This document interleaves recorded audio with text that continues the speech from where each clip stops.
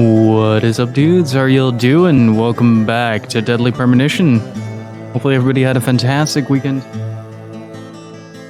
Pretty excited to get back into this. It's been quite a quirky and fun ride so far, so... Good to see you, Loin, Batali. You guys are up early. How are things?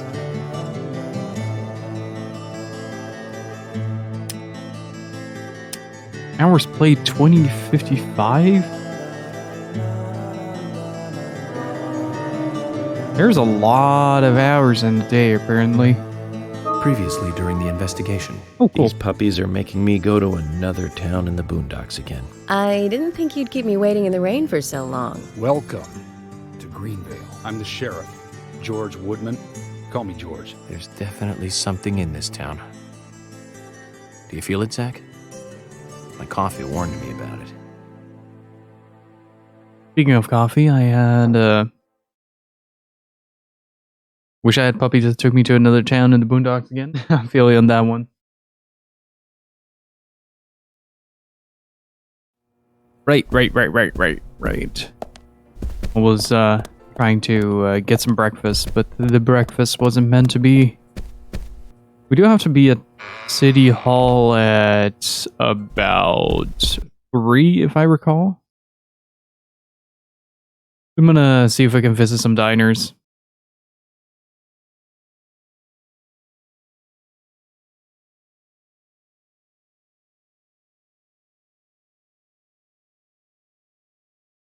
See a little bit more of the town. Oh, it's still raining though on that. Wait.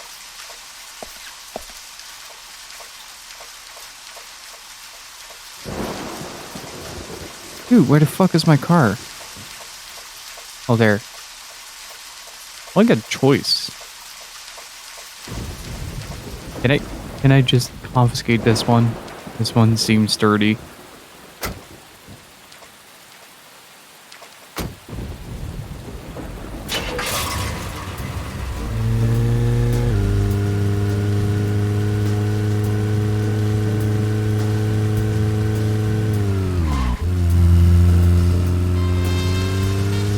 Nice and slow. Oops.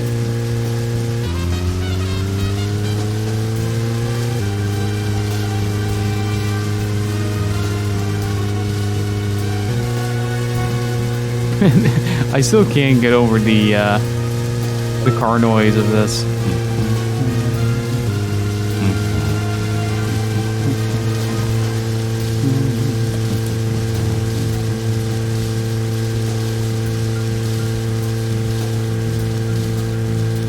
How's the sound for you guys, by the way? Good?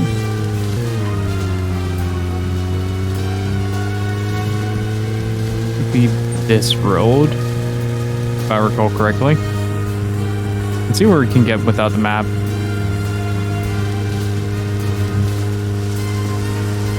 Sounds fine.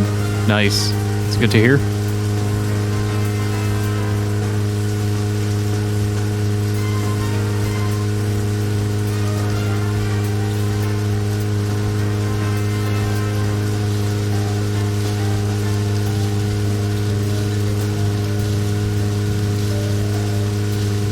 See, the diner should be on the next block. Hydroplaning is serious business, I know. We just had an exam about that. I don't fuck around when it comes to hydroplaning. Or aquaplaning. It's called here. I want some dang breakfast. Give me some breakfast.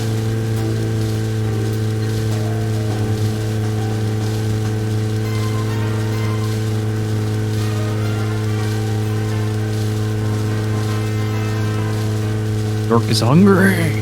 Well, not really. We ate a bunch of crackers earlier.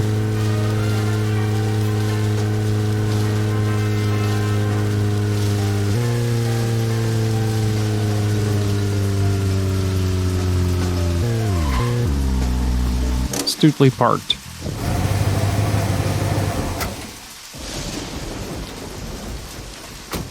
Zach, is there something here that you want to check out? We need to be at the community center by 1500 today. Yes, and it's 7:30 in the morning. Talking in front of all those people. What do you think, Zach? It's going to get fun. What do you mean 10:30?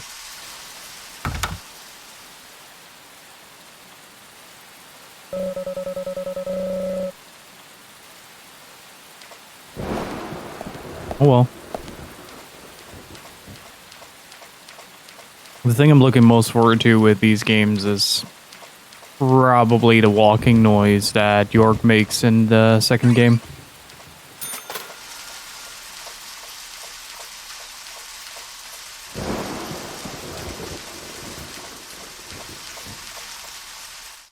Lily Ingram. Oh, hey, we've seen her in the opening.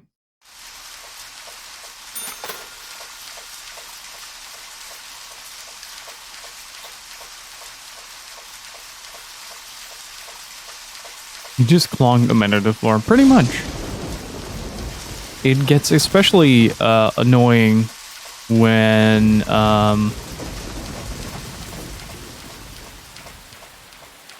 you're on the skateboard, which is the main mode of transportation in that game. Like, I'm not even joking. That sound is so delightfully loud.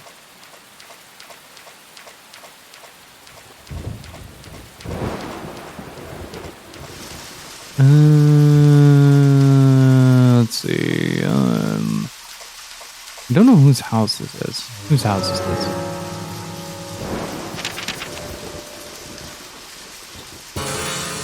Who is Nick?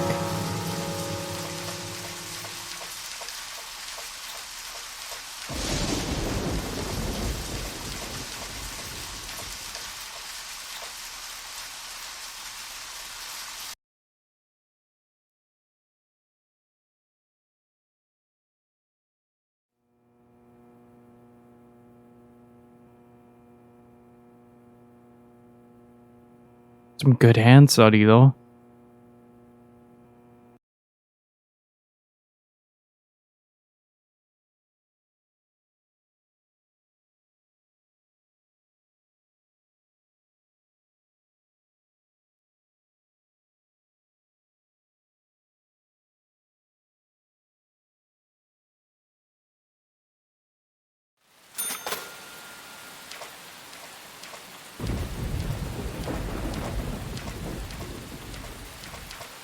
Oh, cool.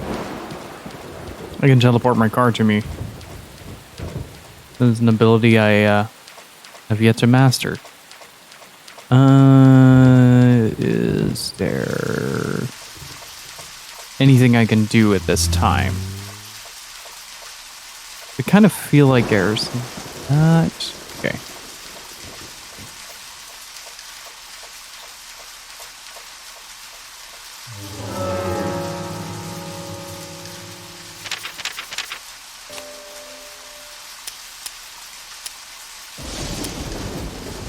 Okay, so we have done 3 of these. Trading cards, no. Okay.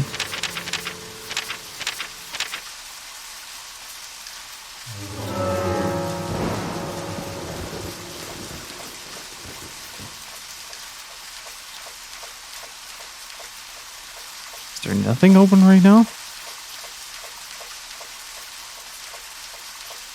You think this might be one of those early bird towns, right?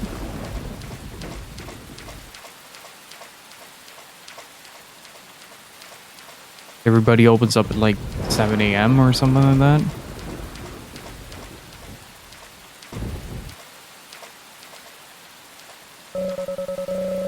Probably shouldn't try to get in here.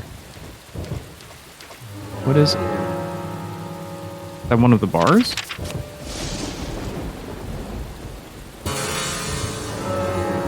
There is something, right?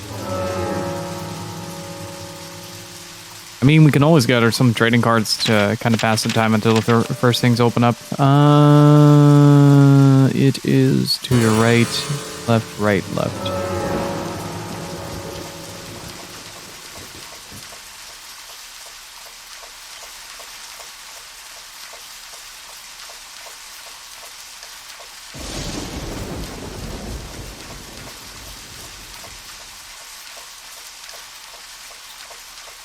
Mm.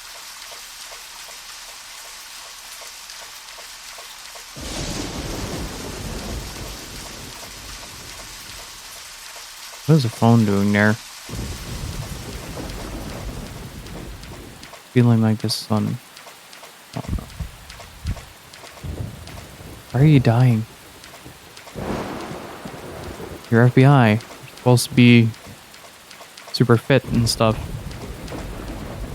Speaking of FBI, I found out that the X-Files is on Amazon Prime. So I've been kind of indulging myself in that.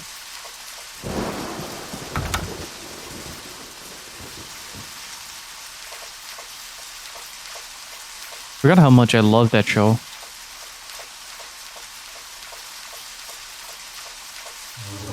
Okay, where can we go? There's also a trading card over here, so let's go there. And farm.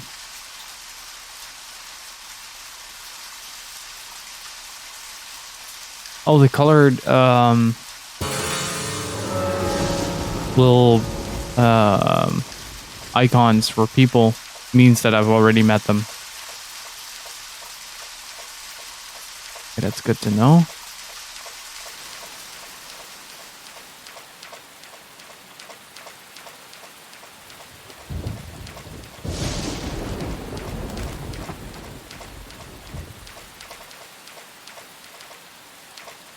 Galaxy of Terror, one of the most unfortunate bar names I have ever seen.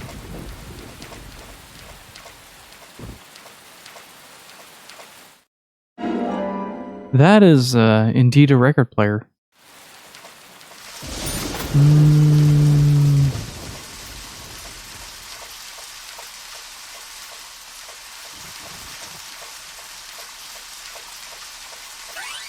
Well, nice. I'm gonna summon my car. No less unfortunate than this game's voice acting. This game's voice acting is absolute 10 out of 10. Even the box art says so. Kawaii Timberwolf. How are you doing? Actually, is nobody here.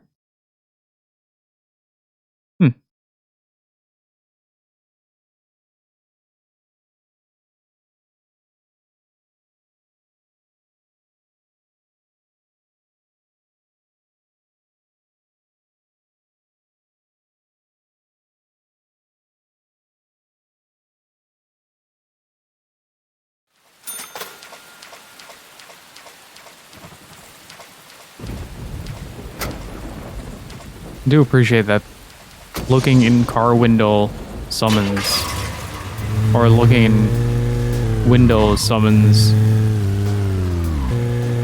car. Very handy. Let's check out where we actually have to go.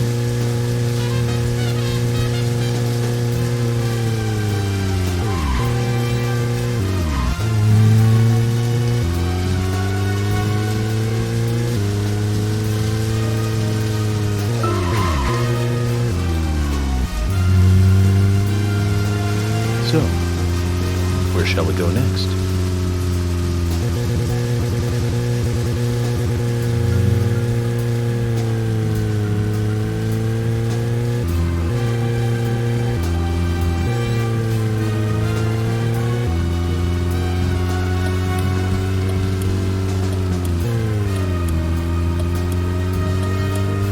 The driving in this game is so good. Exceptionally powerful. You ain't lived until you've seen the power of this game. Wait, why is the town center away from town?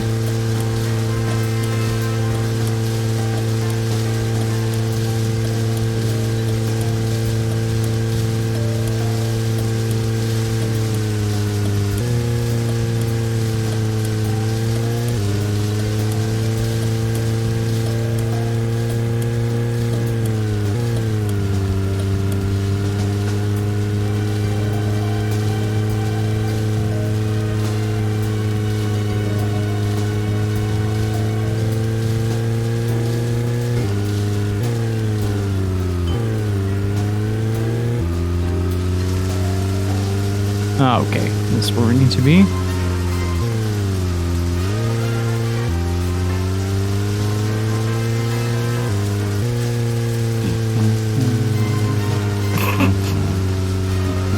Oh, the timing on this dialogue line is impeccable. So good. And somehow 2 makes it even better.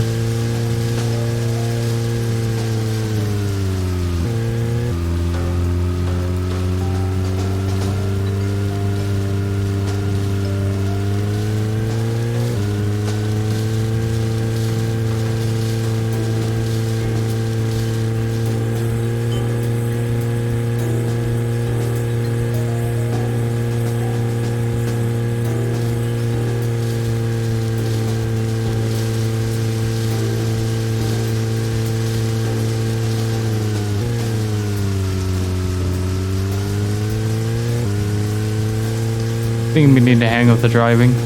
You really gotta let go of the gas. In order to even make the smallest of turns. We can do that and we're golden.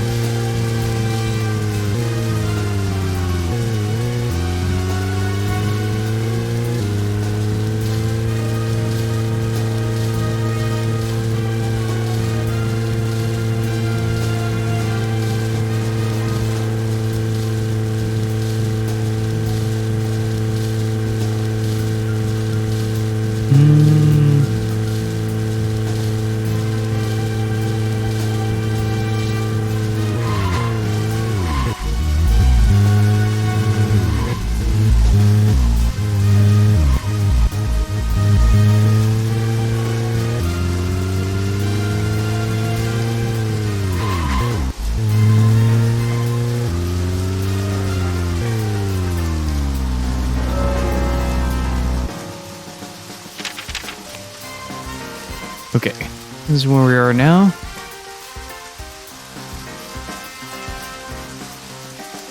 That leads to outside of town.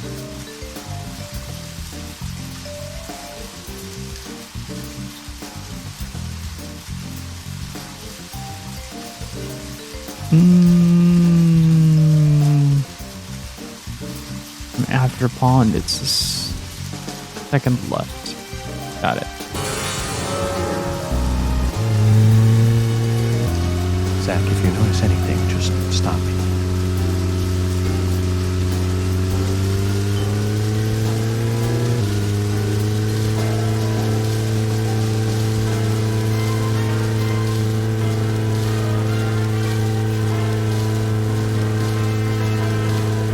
I think the town's about to wake up.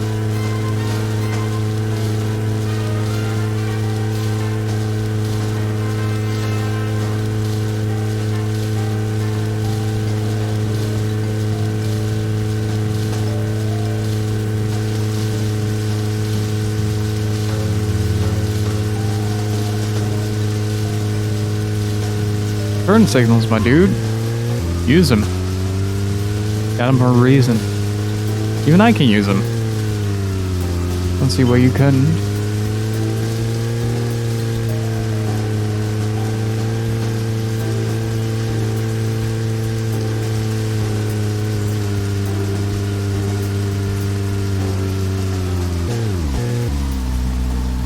All right, let's grab it.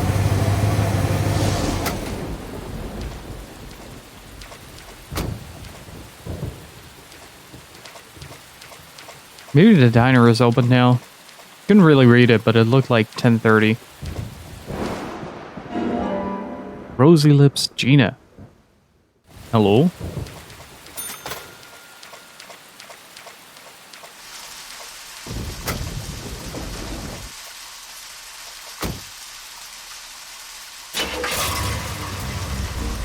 Gotta take a sip of my coffee.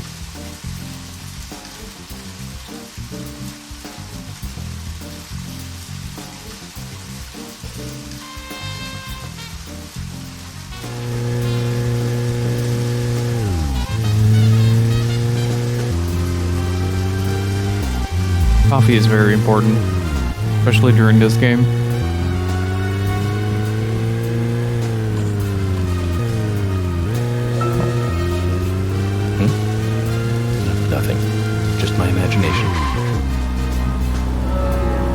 think I need to go right here to go to the diner. Yep.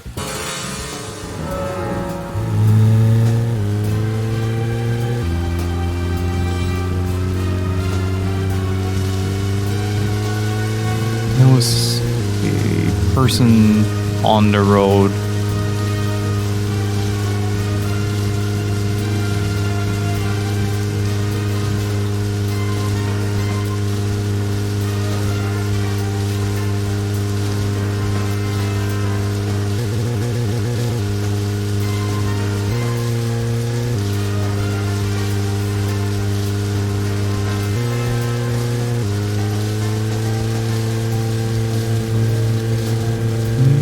Didn't see anyone.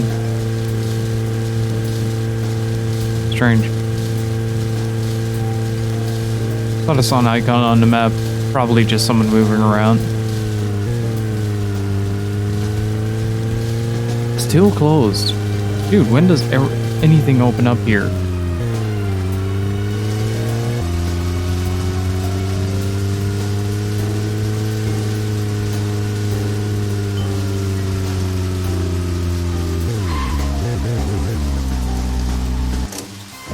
At least the people are arriving at the police station. It's really cool to see them actually arrive at the police station rather than just run in. Or just appear there. Can I talk to people while they're out and about?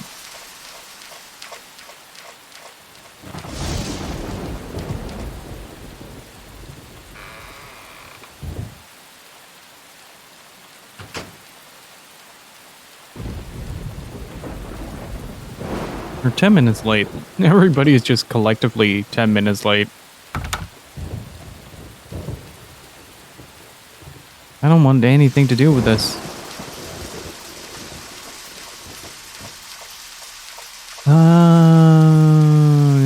Maybe we can visit some houses now.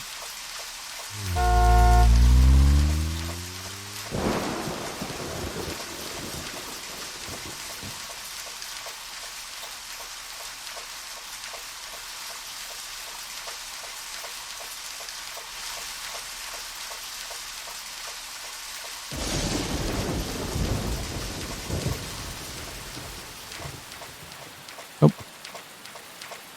I did see one of those medals. Yeah, there we go.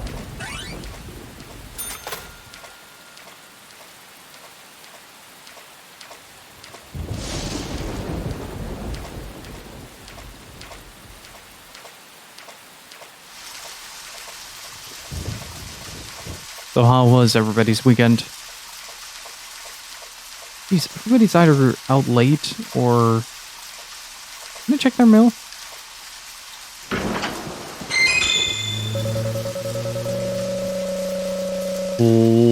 Why are there 10mm bullets in that mailbox?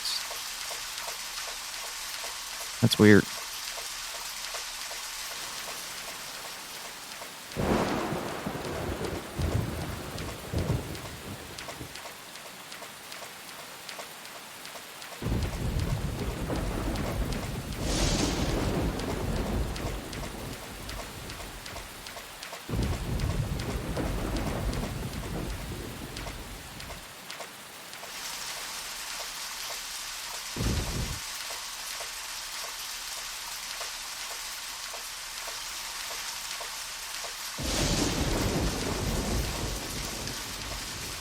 It still feels weird to me to do tank controls on a analog instead of on the D-pad.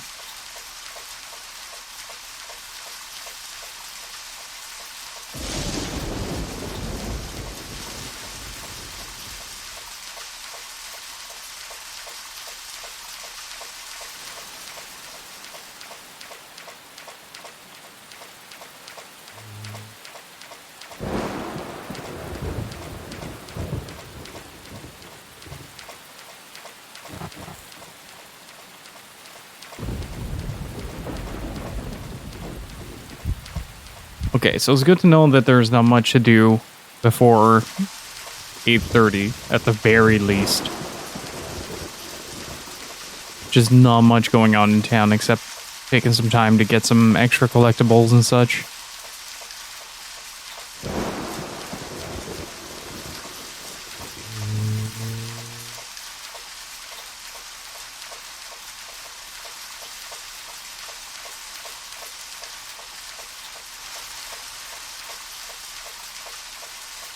Well, that's good to know for future reference. Take it a little bit easier. One of the better parts of this game is that the time actually runs pretty slow. I'm usually not that big a fan of games with a time limit. So I always feel like they kind of limit your actions because the time goes by so fast. Moon was a great example of how time limits are done well. Same with Majora's Mask and this game as well. The game just lets you take it slow and easy to kind of find your way around, kind of do what you want at the start.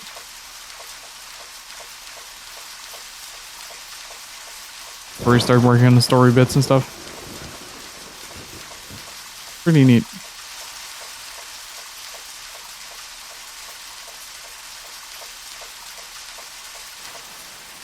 I'm trying to find a way to get to that card. The Shenmue 1 is relatively fast in that regard. And Shenmue is also a great example. I'll probably have to wait until the high school actually opens. But they don't open on rainy days, so I'm out of luck.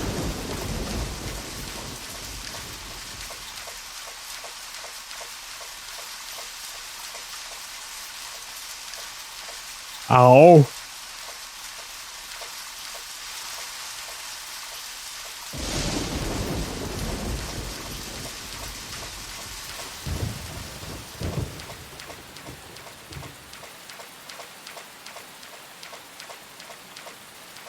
Wait, can I peek on them?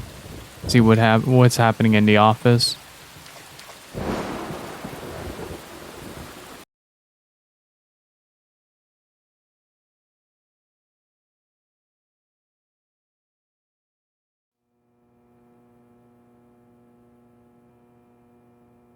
Okay, this is the storage.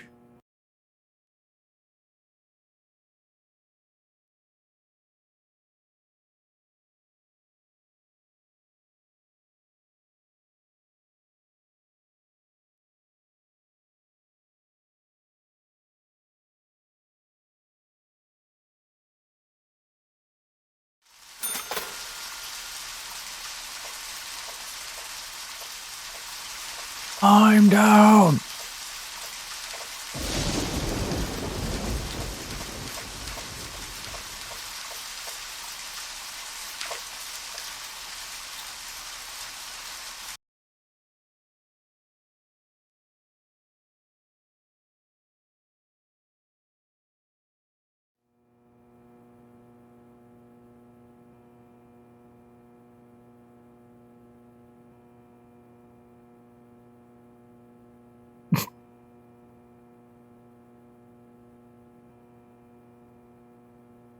That sitting down animation is the most PS2 I think this game will ever get.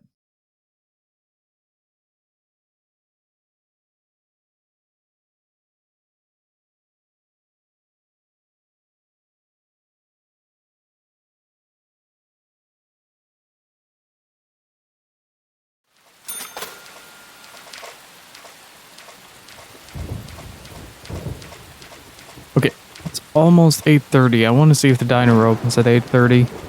I'm gonna run there. Man, that's a bummer. I mean, it's a good time to kind of get a feel for the lay of the land, I guess.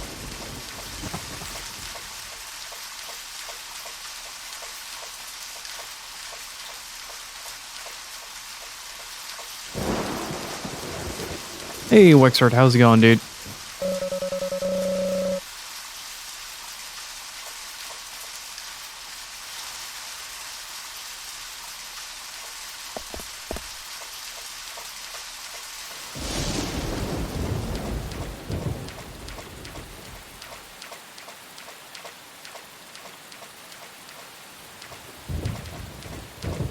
I'm doing alright. Having a very Monday day so far.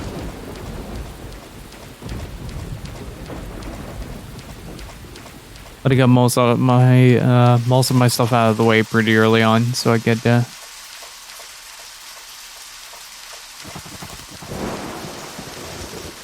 like a stream.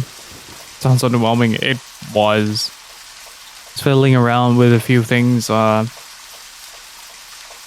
behind the PC, and I got hit in the head with a soldering iron. So that's about the extent of how my Monday is going so far.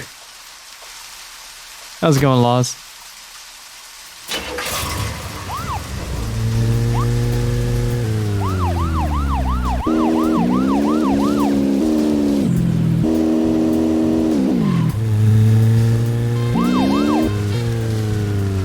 Oh, we got Nitro. Let's go. Hey, Steve, how's it going?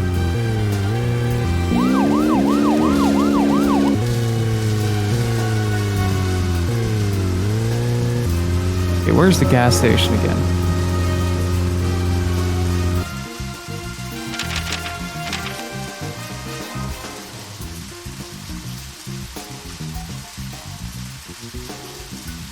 The electrical supply. Panda Bear. Oak Barn. Emily's house. This is way out of town, dude. Purchase house. Lysander's Junkyard.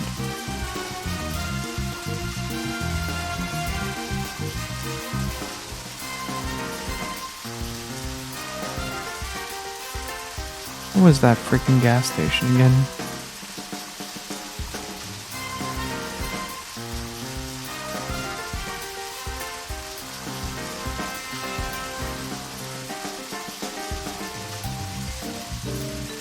No, it was here somewhere.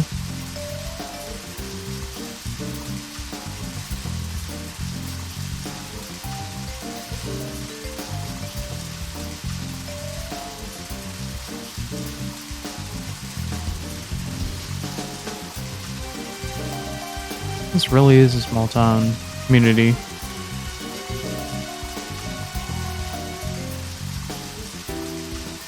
Okay, somewhere here you get to the lumber mill.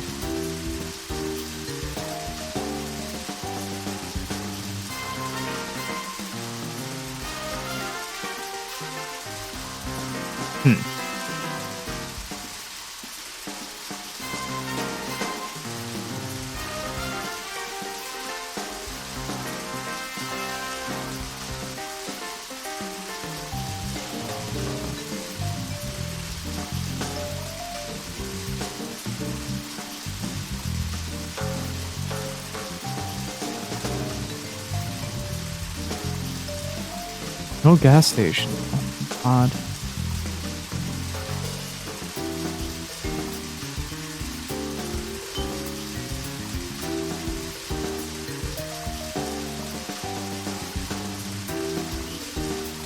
At least it was a soldering iron, not a tire iron.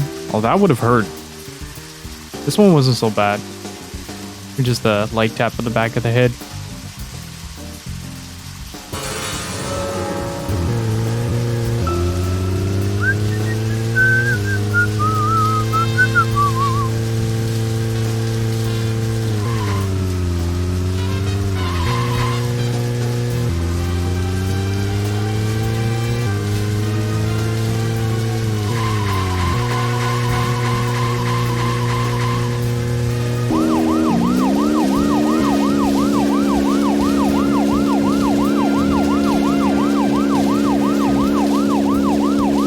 They actually get out of the way.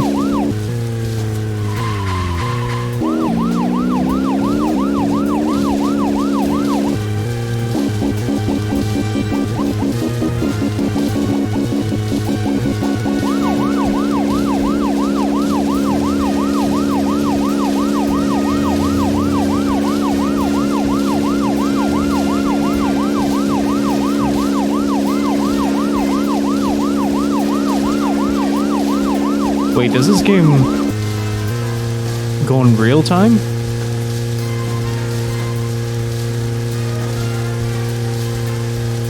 I mean, it's pretty cool, but that's gonna take a while.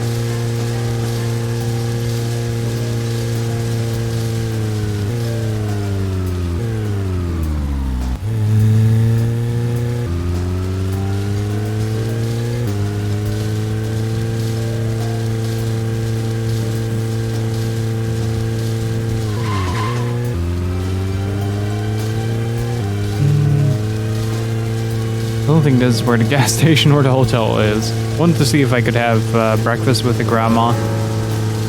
Yeah, let's first check the map. Where the hell are we going?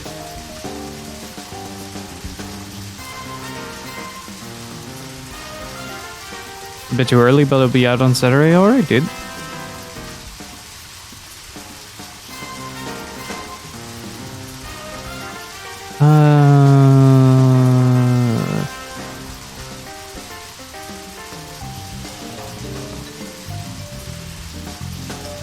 Your birthday?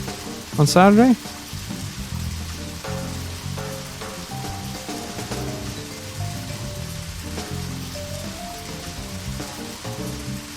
On 20th.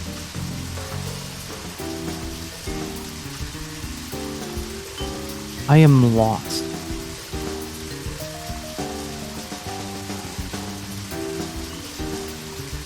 Oh, wait, that's why I can't find a gas station. The map turns around with you. Got it.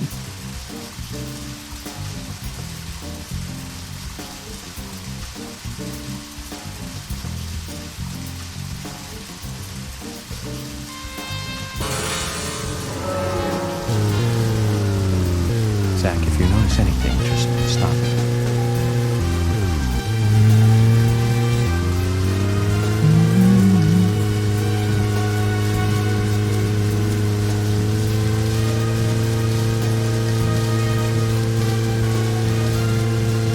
Well, Merry Womb Eviction Anniversary and Advance Loss.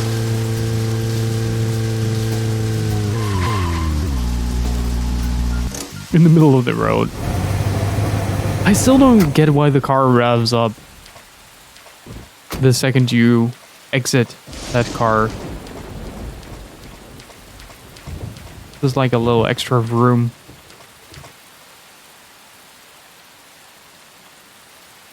This flower. There's something very mesmerizing about it. I wonder what it's called. I'll take one with me and ask someone later.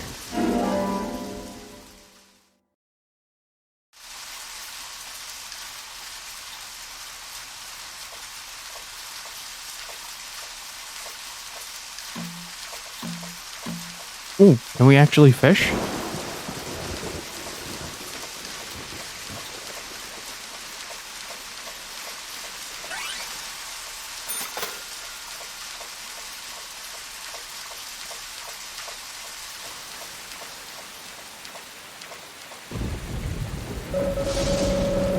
No good fishing spot when I see one. Trust my special agent instinct. Why is that arrow pointing there?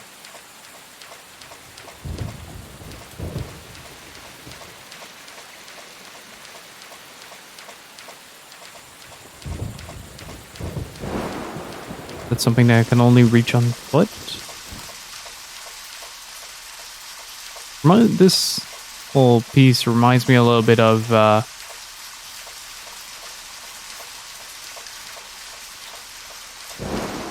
what? Where's that pointing? Can I see that on the map?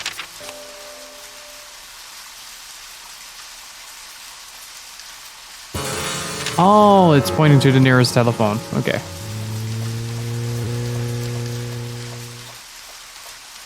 Good.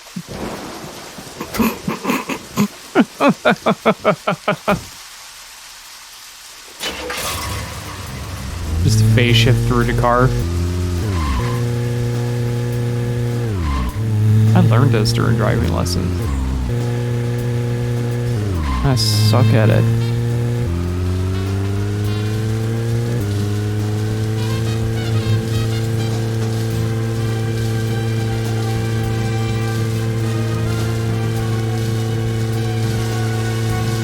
How the lessons going? So far, so good. Next couple of lessons are in like a week and a half.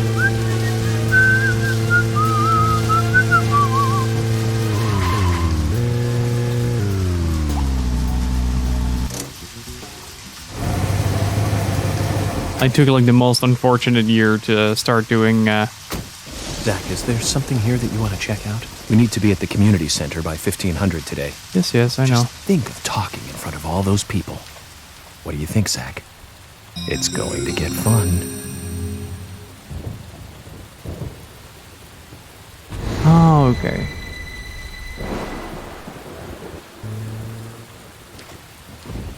If you're bored or you think you missed something, got my license at the start of last year. Yeah, it's been a nightmare to get it this year. There is an off chance that I might hear later today that everything is canceled again. But as long as the benefit is that as long as the lockdown lasts, we're gonna have a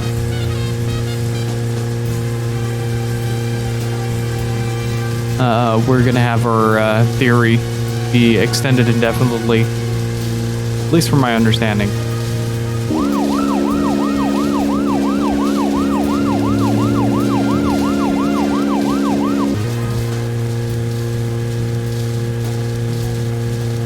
So that's really good.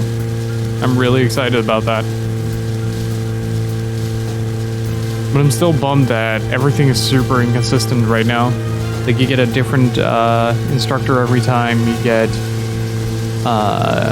people not showing up at the last minute. So it's kind of hard to plan these things. Zach, we can take a rest if you're tired. And that's kind of a bummer.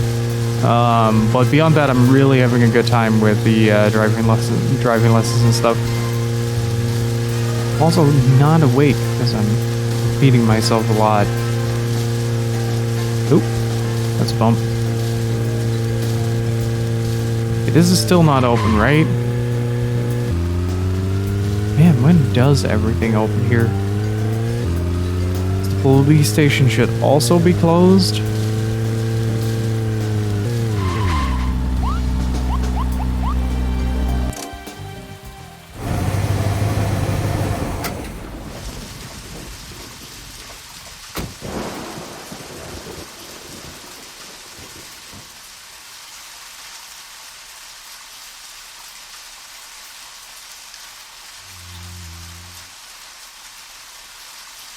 All right.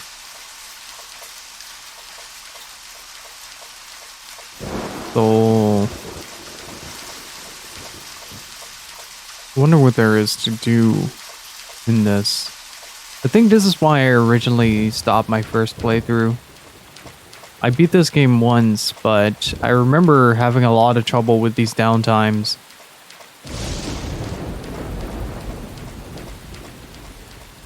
People aren't really going out as well because it's raining. Makes me really curious about the attendance later. If it's still raining, it should be fairly empty. Very few people as well.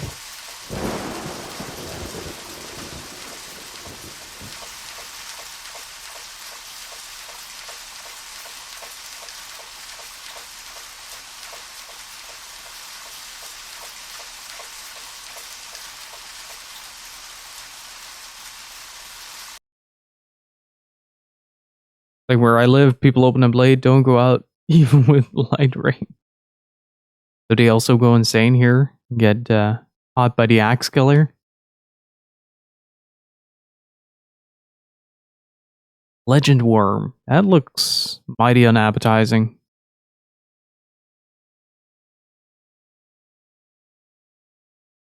Already insane, kind of.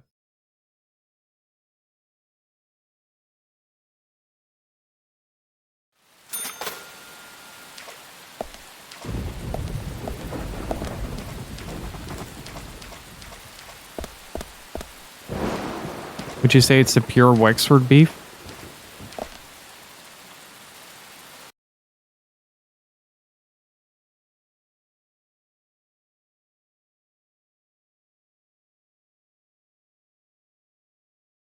Ooh.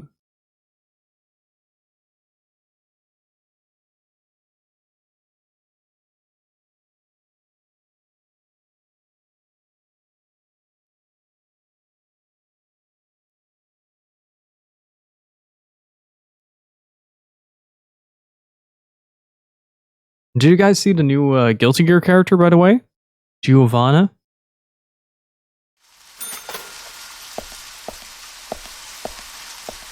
Looks really good. Yeah, the wolf girl.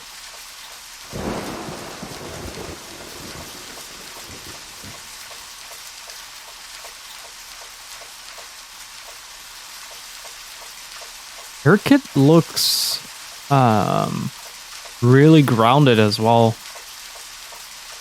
Like I kind of figured originally when I saw the design, I kind of figured that you would use the wolf a lot more, but she seems more like hand-to-hand combat oriented rather than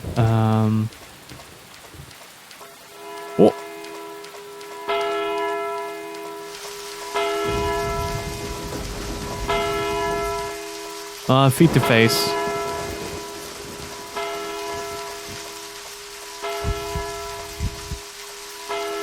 These kids outside would stop fucking screaming. That would be absolutely splendid.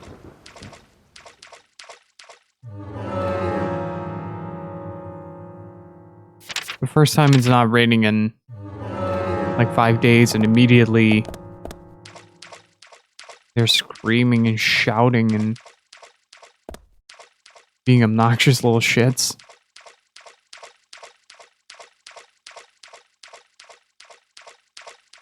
Oh, hey, it's no longer raining. Sweet.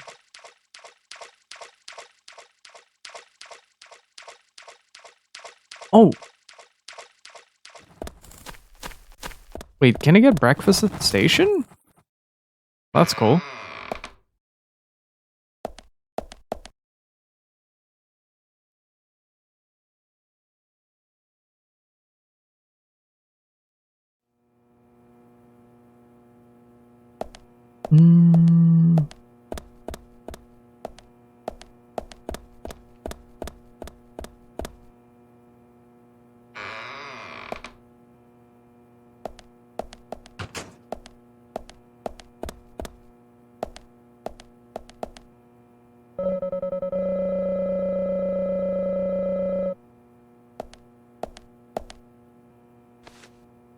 Hello? Agent York, do you want lunch today? I can throw something together. I'll have it ready for you in a jiffy. So, what exactly do you want to talk to everyone about? This case goes deeper than you think. The townfolk may have heard about the murder, but they don't understand it. It's a very dangerous situation, and I need to warn them properly. I hope most of them are decent enough to come. No problem there. Emily has made all the arrangements. I've told everyone to gather around between 1500 and 1700. Great. It reminds me of a film I saw recently. A town is under attack by aliens, and so the mayor calls all citizens to the town hall to warn them. However, seeing this, the aliens attack the hall and wipe them It's all Mars out. attacks. Is that relevant, Agent York? Novum works, how are you doing? It's fantastic. They used a combination of balloons and meat socks for exploding heads. Those aliens start firing their death rays and heads start Yeah. popping. Mars attacks. Flat. Really quite something. Agent York, some of us are trying to eat here. I know, Emily. I'm one of them. Well, anyway, your cooking is the best, Thomas. Thank you. Nope, no problem. Yeah, that has to be Mars attacks.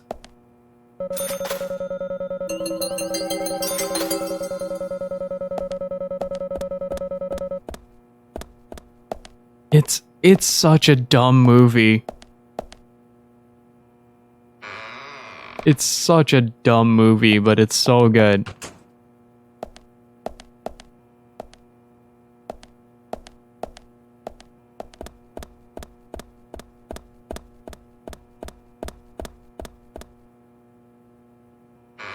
If there is ever a excuse for senseless violence, that movie would be it.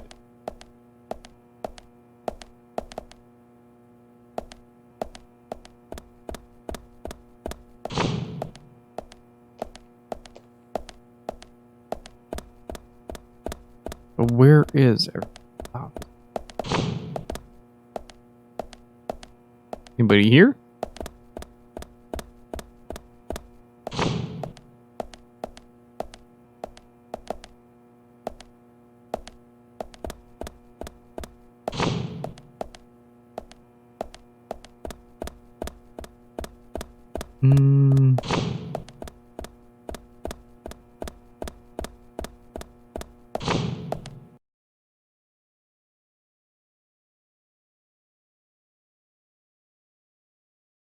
Wonder if it's still raining outside.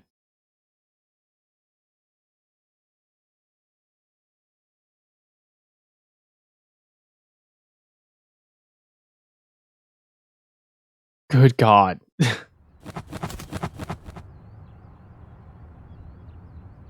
Good God, these children are so fucking loud. Wait, how did...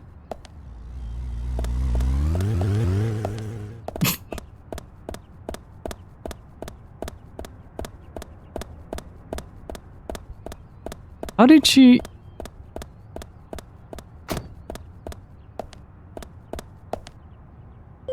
Hi. Town residents are gathering between 1500 and 1700. Do try not to scare them too much.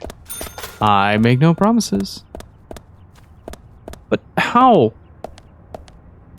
He was literally in the room with me 2 seconds ago.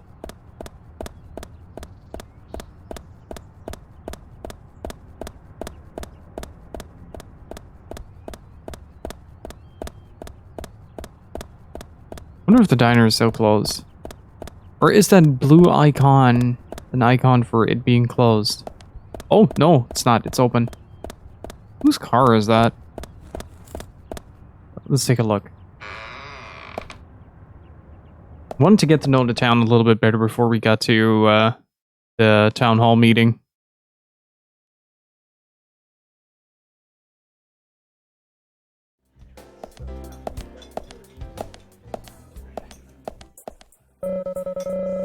Place is lively, unlike the hotel's dining room. Not as noisy as the city, though.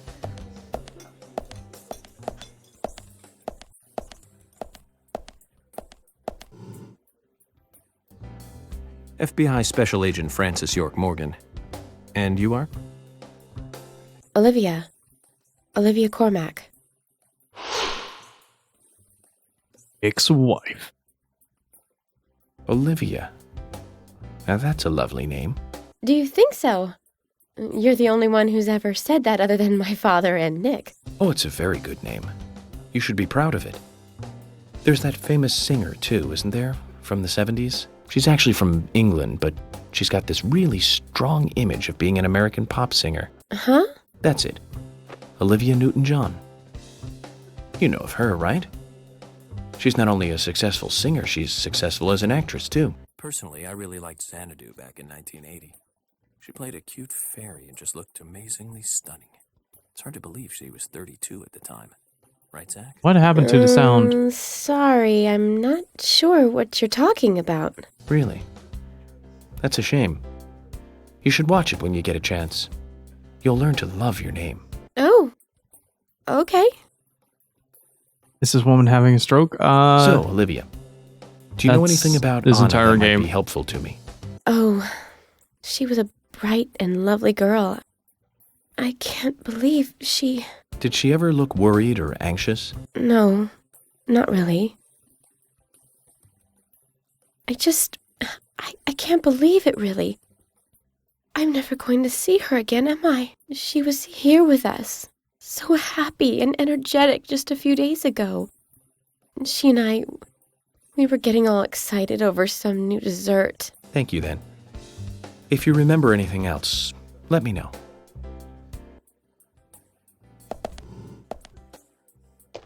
Yes? Mr. Francis York Morgan. We're here to buy something here. We shall meet again, that's clear. Yeah, so much is clear, yeah. Now I know whose car that is outside. They are taking notes from Twin Peaks. Hey, I'm working here. You can't just stroll into a chef's kitchen. Then perhaps you would give me your permission to enter. No, get the hell out of here. Zach, everyone has their own sanctuary. Let's leave him in his. Okay, so we have to talk to him outside of the kitchen. Gotta appreciate a good old no. Hey, Retro, how you doing? You got coffee. Dude, I wish I did. Just finish mine. I'm sad. It's the saddest moment of your every day. Realizing that the coffee is finite.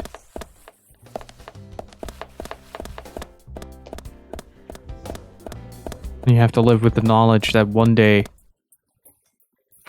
that coffee that you drink is gonna be gone.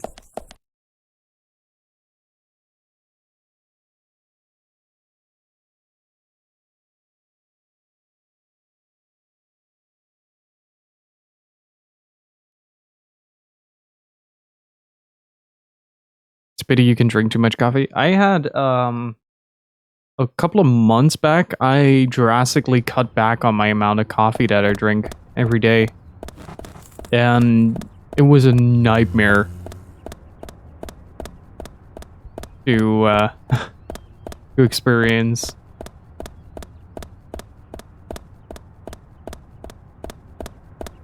Coffee withdrawal is such a nasty little thing to have happen. Oh wow, time flew by. That conversation.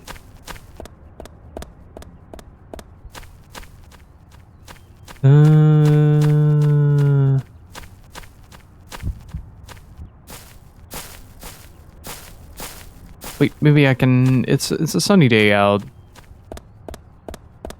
Great, that's great to hear.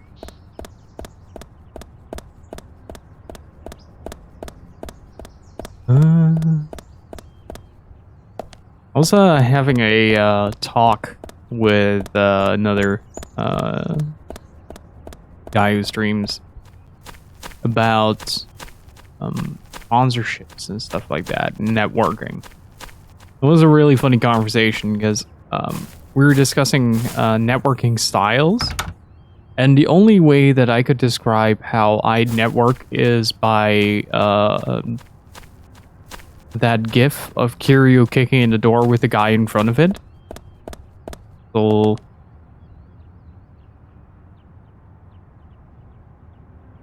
hang on.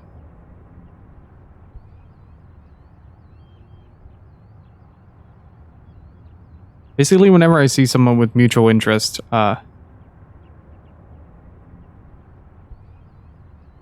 this is me.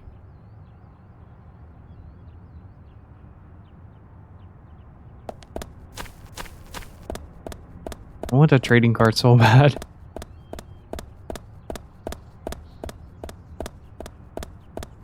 This joint is probably still closed.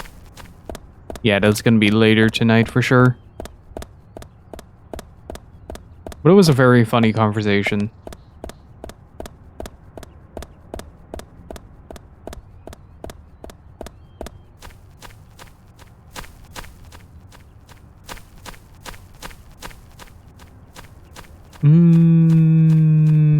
I want to see if I can sort of fast forward to the event by just straight up going there. If that helps. I don't know if we can. Oh, having a heart attack. Too much coffee.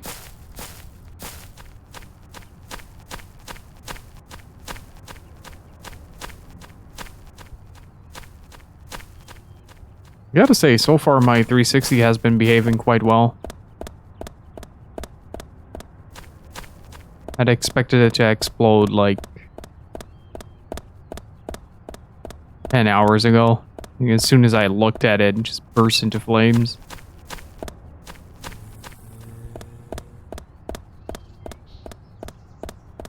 Don't jinx it, I already did this morning. I got a free pass.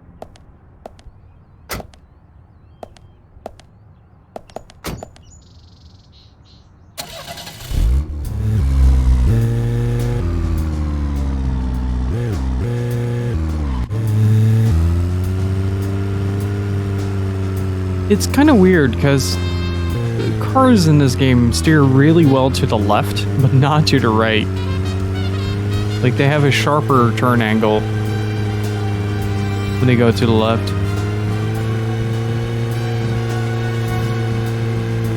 Where half the streamers in horror games.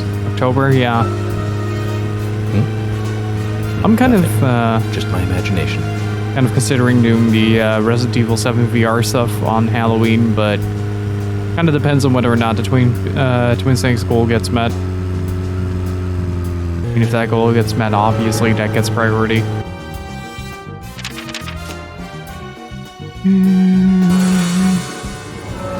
Okay, it was the next turn, not this turn. Wondering about that. Okay, let's go, boys. To the hills.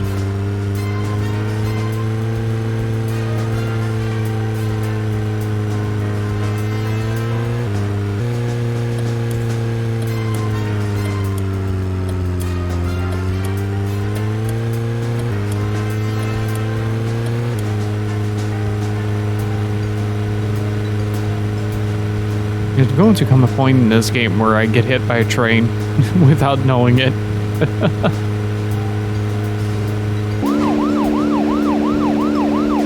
Push it to the limit. Oh.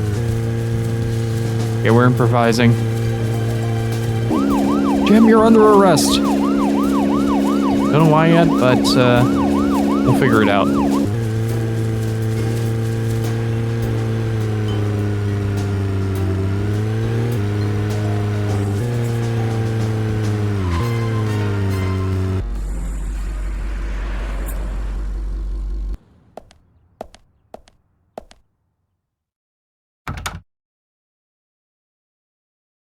Zach, Emily arranged for people to come between 1500 and 1700. We can't do anything here right now. Let's come back at the right time. Okay.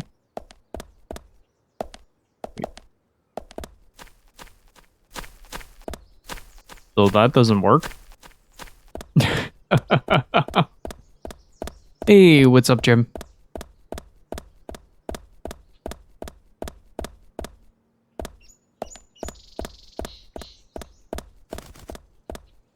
Are you snorting the ground?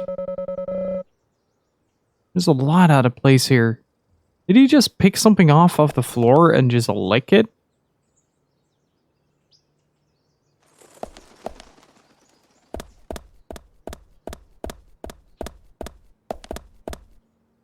Looking for clues.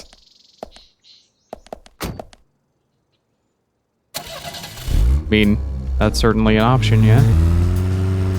Just grab some gravel and just give it a good old lick to see if somebody has walked over it. So I happened to find one bit with like that some person with shit-stained shoes walked over. Suddenly we have a Sunday. Oh, shortcut.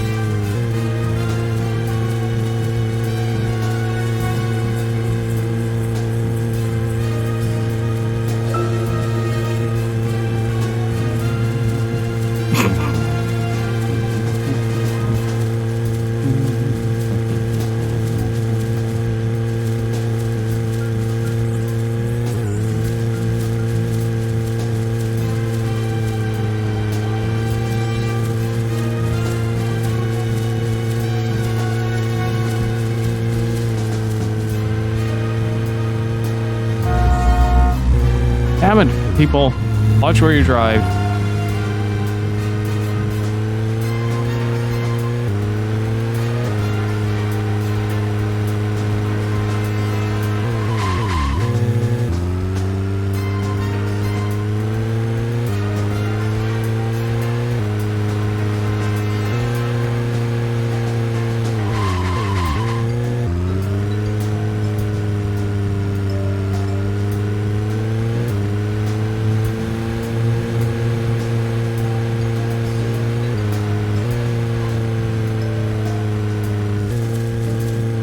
No such thing as failure. Wexford.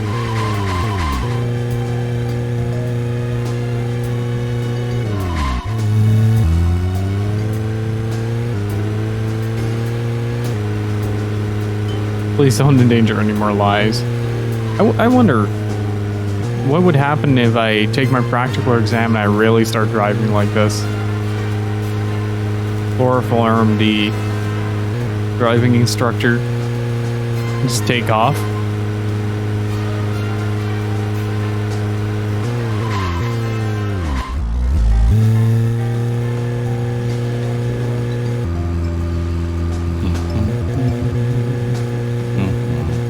I have Power of Sound and Forever Young queued up for my next driving lesson. Last time I was blasting the Transformers theme on repeat. It's pretty good.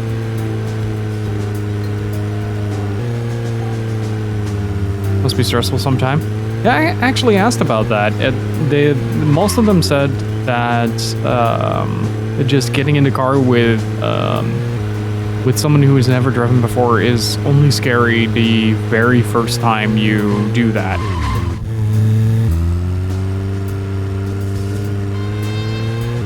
After that, you sort of get used to the feeling of not having complete control over the vehicle, but at the same time, you also know that you have the gas pedal, you have the brakes available, you have the clutch available.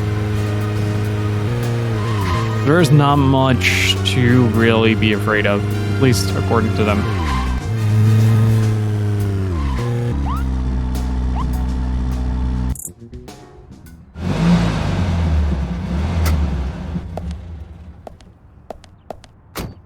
Zach, is there something here that you want to check out? How did I We end need up to be there? at the community center by 1500 today. Yes, I know. Just think of talking in front of all those people. What do you think, Zach? It's going to get fun. Gates covered with barbed wire. No way through here. Highly suspicious. Wait, can I actually go? Can I pet the dog?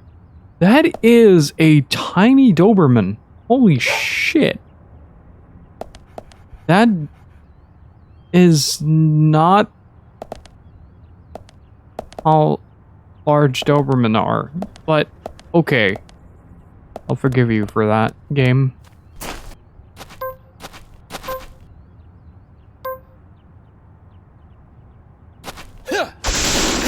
Hey, Duran, how's it going?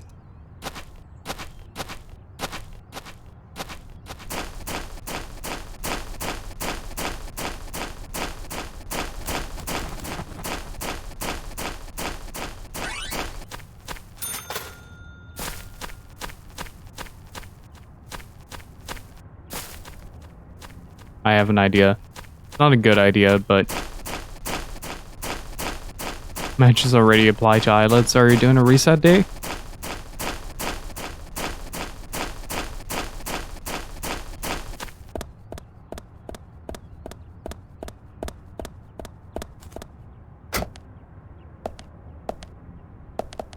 Oh, those are rough. Very strategic to not have the, Why did I get money for that? Why is that sign attached to my bumper?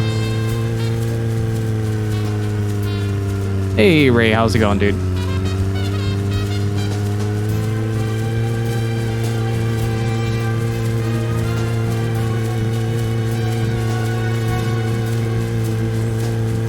The power of sound.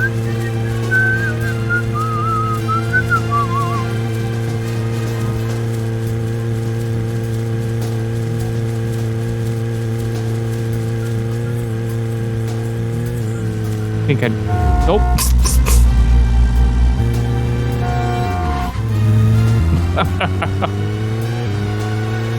About to say, I think I just discovered a shortcut.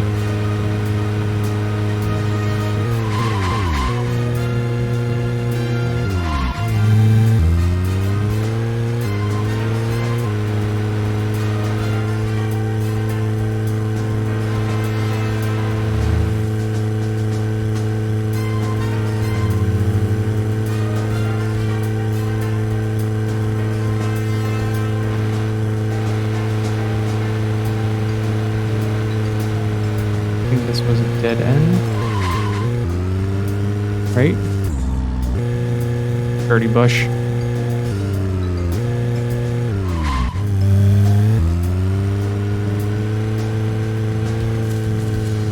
I reckon George is already very much regretting lending us his car.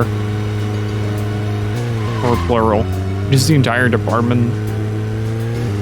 This can't help the neighborhood anymore. They have to ride bikes. now they're always late to crime scenes and stuff.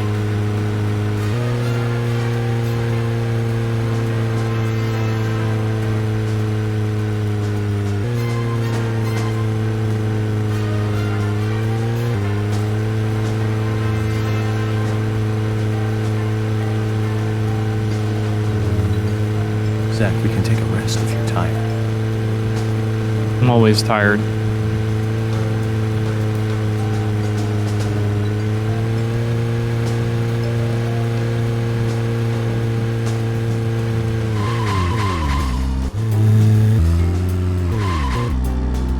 Okay, let's see.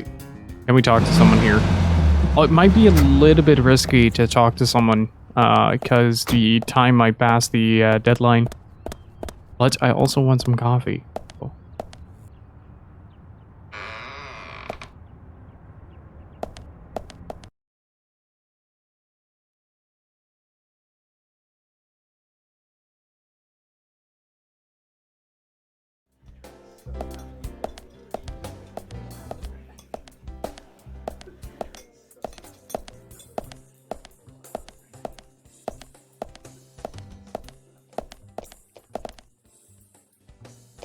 Hi there.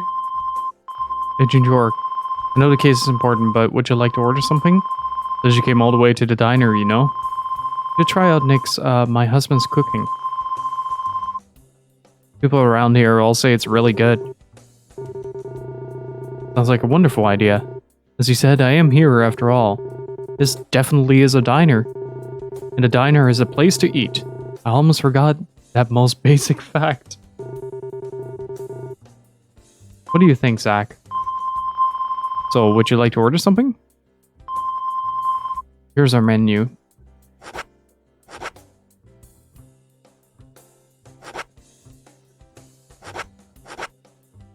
Macaroni salad, cornbread. I'm gonna go with a clam chowder.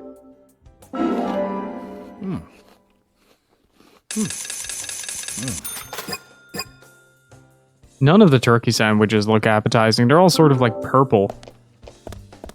Really weird.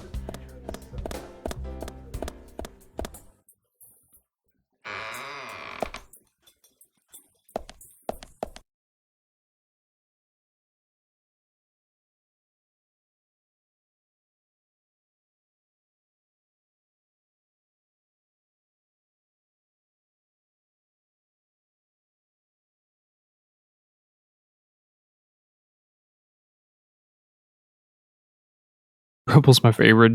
Well, you can have all the turkey sandwiches you want, buddy. I'll steer clear with white berth.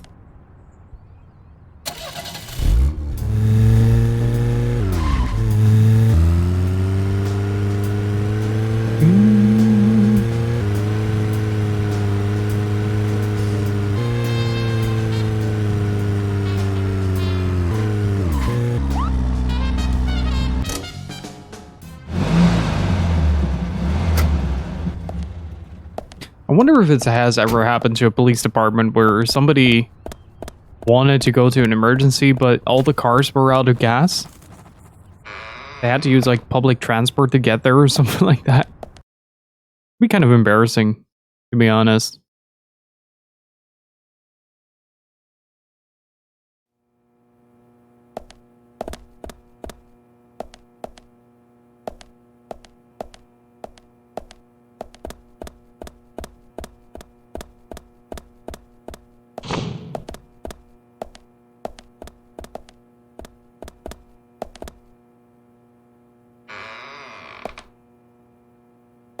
Wait, can I take a nap here? I think I can take a nap in the basement.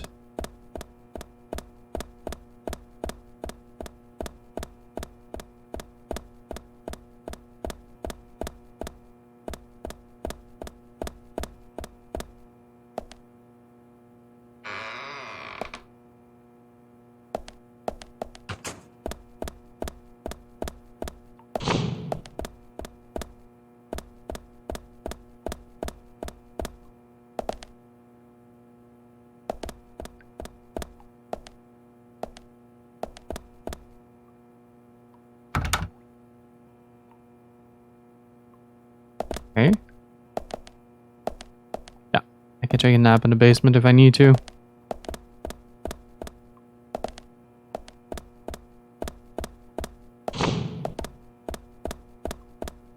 And this is to the shooting range.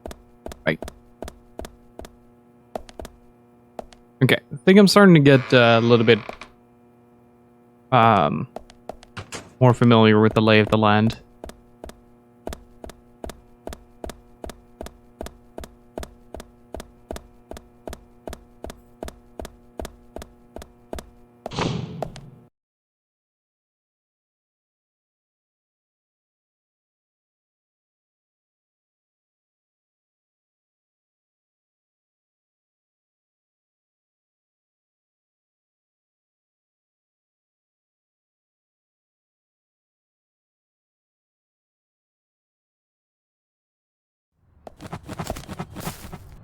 It's 1 more hour. What do we do in an hour, chat?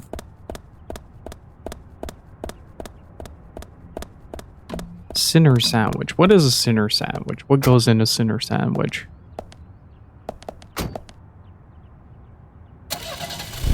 Drink coffee. Just leave the game open. This is a coffee stream now.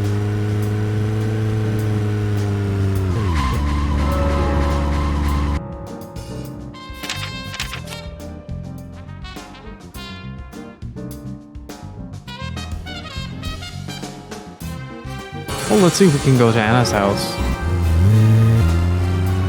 Smoked turkey, strawberry jam, cereal. Cereal?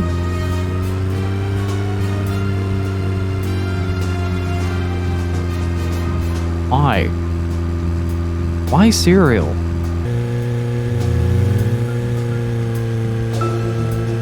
So, where shall we go next?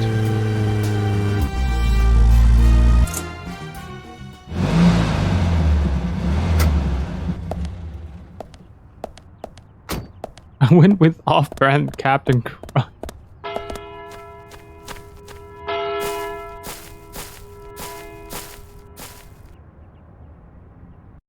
Well, that certainly is something.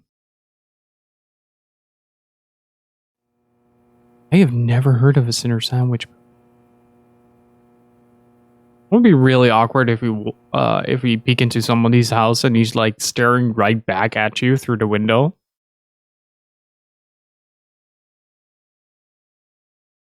Bread, smoked turkey, strawberry jam, and cereal.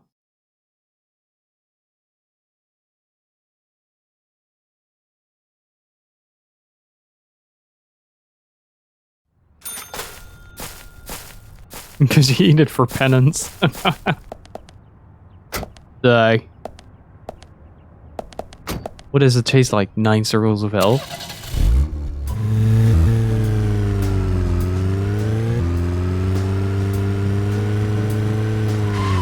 Oh, it's fine.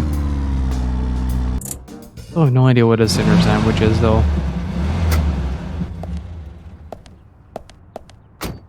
Zach, is there something here that you want to check out? We need to be at the community center by 1500 today. For some reason, Just think of talking in front of all those people. the What do you think, Zach? It's going. the sound quality is like all over the fucking place.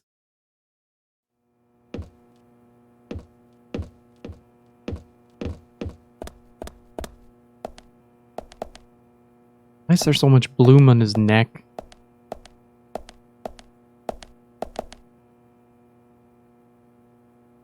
Anna, where are you going? Don't leave me. The Novum works. Thank you for the host earlier. You there. Do you know where Anna is? Anna. My dear Anna. Zach, let's do this later. I don't think we'll get anything out of her like this. Sometimes it sounds like it's recorded in a paper cup. There are multiple moments where the game just kind of goes like, oh yeah, surround sound. I have the console set to output to stereo, but it sort of ignores that and still does the proximity audio. So if somebody's talking from behind you, you actually hear them from behind you, but the impractical part is that you never hear what they say. It's really funny.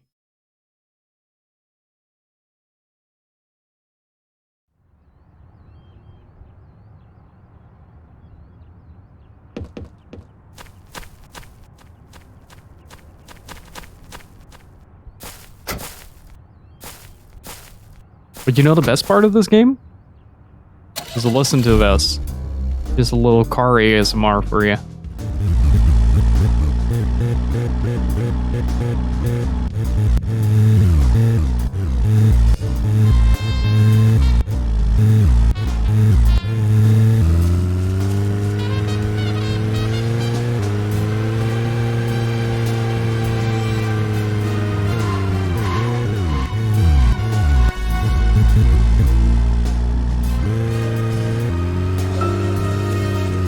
So, where shall we go next? I want to go to the community center, but you keep telling me that I'm not allowed to.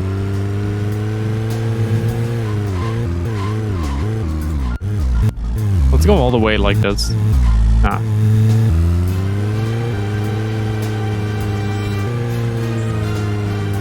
So I started, usually on the Sunday,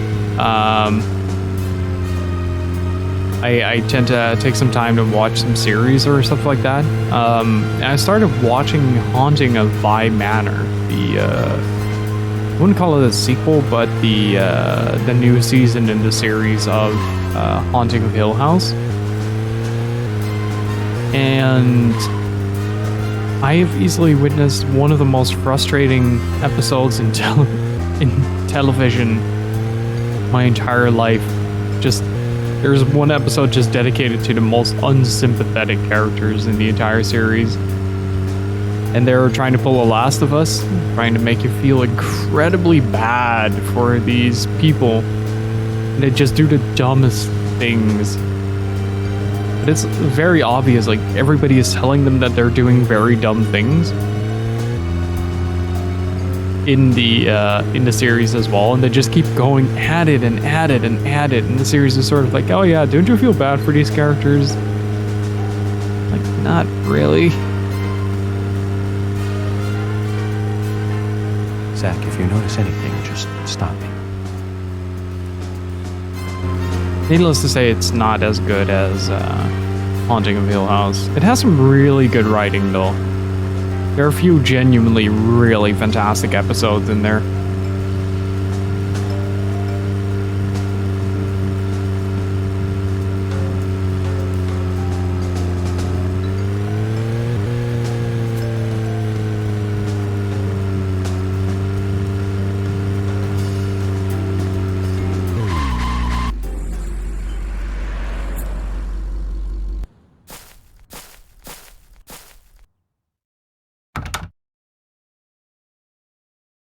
Zach, Emily arranged for people to come between 1500 and 1700. We can't do anything here right now. Let's come back at the right time.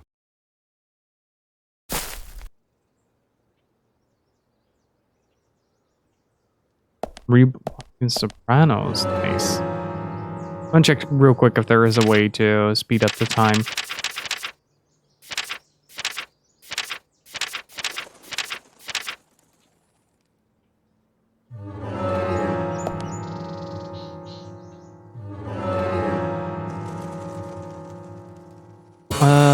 Yeah, sure.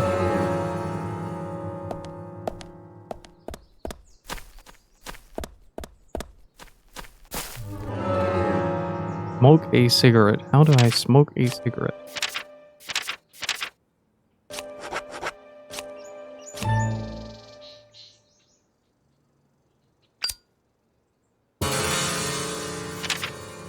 Thank you.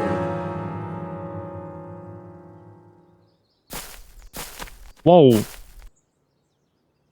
Suddenly we're invasion of the body snatchers over here.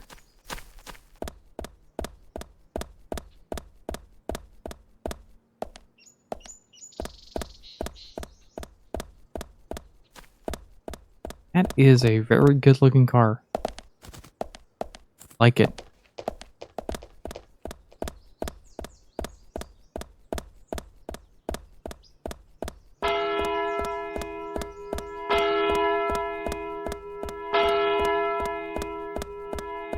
That would be really funny. The speech is only like him smoking in front of a crowd. That's the entire thing.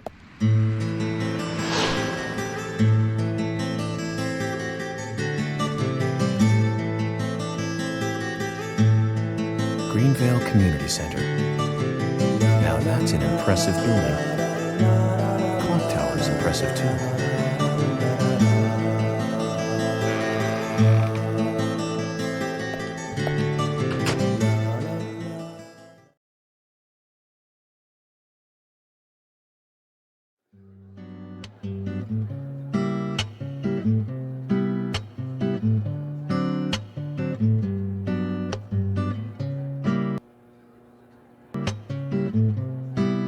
It just suddenly stops.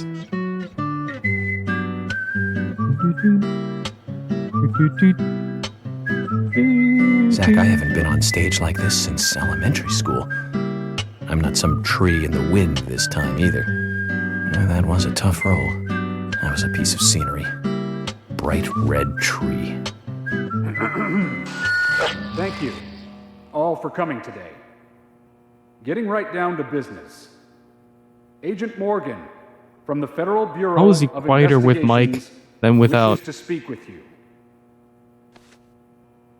Good afternoon. I'm Special Agent Francis York Morgan. Some of you are already aware by now of the tragic murder of Anna Graham. Truly a heinous, terrible crime.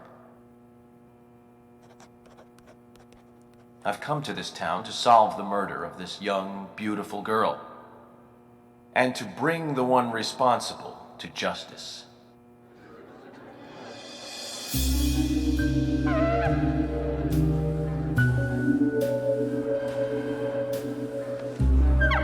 Unfortunately, incidents like these have a tendency to happen again.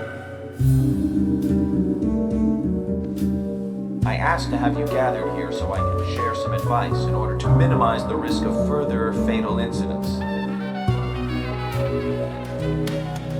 Firstly, please stay away from any dark, dangerous, isolated places. Those of you with children, especially of Anna's age, please.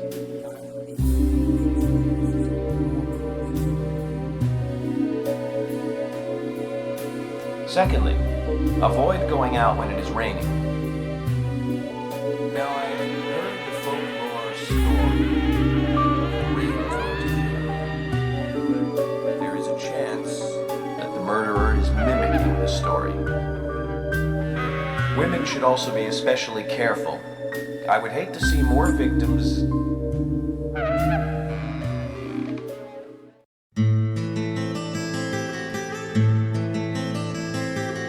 You gotta appreciate as well that it's the same 3 songs looped over and over again.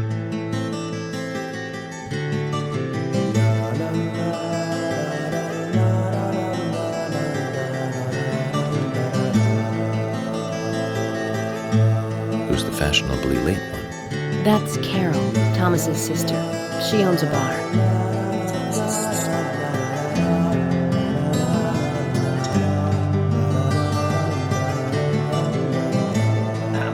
Excuse me. So, as I have said, avoid going outside when it is raining. Young women should be especially careful. Report anything or anyone suspicious immediately. The murderer will be caught and brought to justice. But you must all remain on guard until we do so. That's all I have to say. Thank you.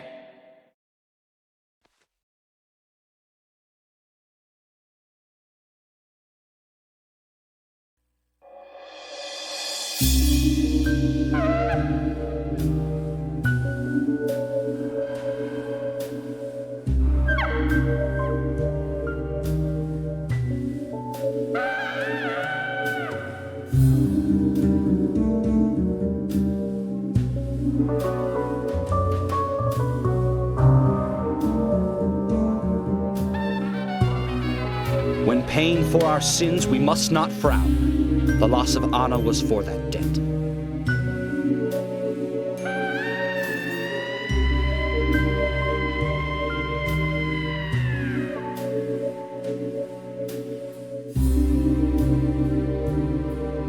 When purple fog covers our town, we'll all wander in hell, I fret. So says Mr. Stewart.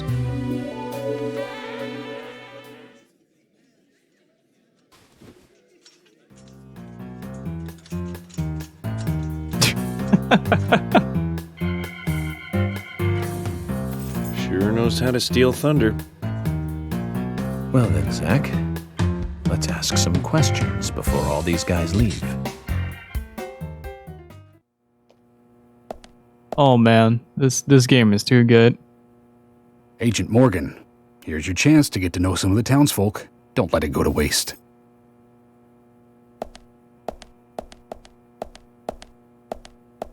Eh. Eh. Hey. Probably somebody else's coffee, but I'm taking it. This is my coffee now. Quite a performance. Mysterious and very poetic. But I don't think many of your audience appreciated it.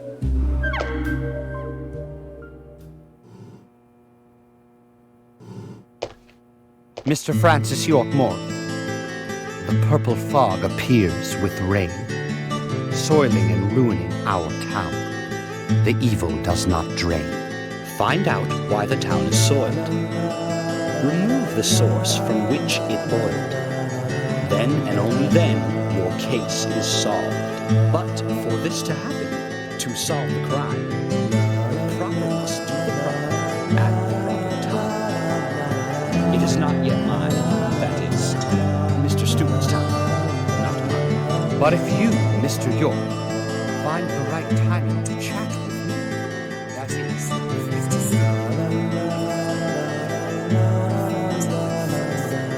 see, so says Mr. Stewart. So, It's Harry, actually done on purpose. you know something. But there's some reason why you can't tell me yet. Is that what you're trying to say? Cut the poetic rubbish, Harry, and tell us what you know. We can force you to talk, you know.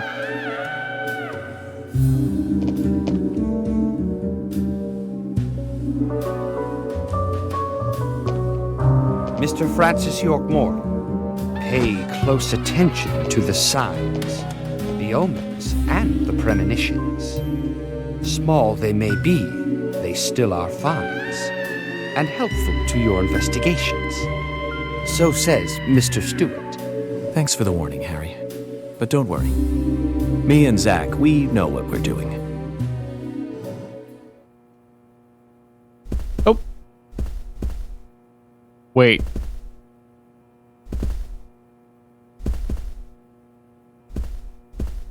How did he leave? Oh, wait, the exit is ground floor.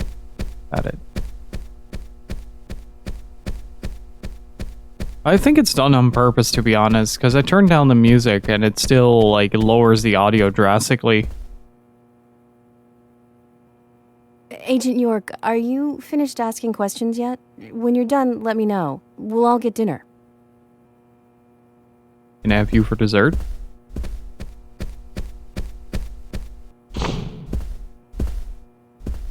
Just really appreciate the idea of... That is a very pale man. Good evening, Agent. Of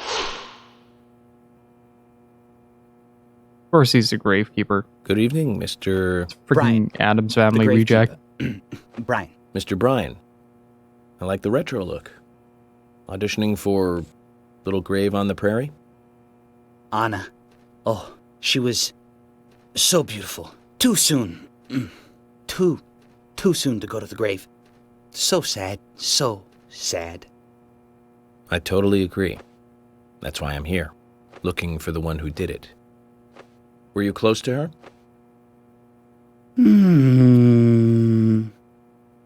Anna. Her smile. So warm. Looked like he shat himself and had cleaned it up for 2 weeks. Blonde hair. Just decided this is my life now. There's a graveyard somewhere in town, Zach. I'm not excited about the idea, but maybe we should at least check it out. Gravekeeping is a tough job, but you should take death serious.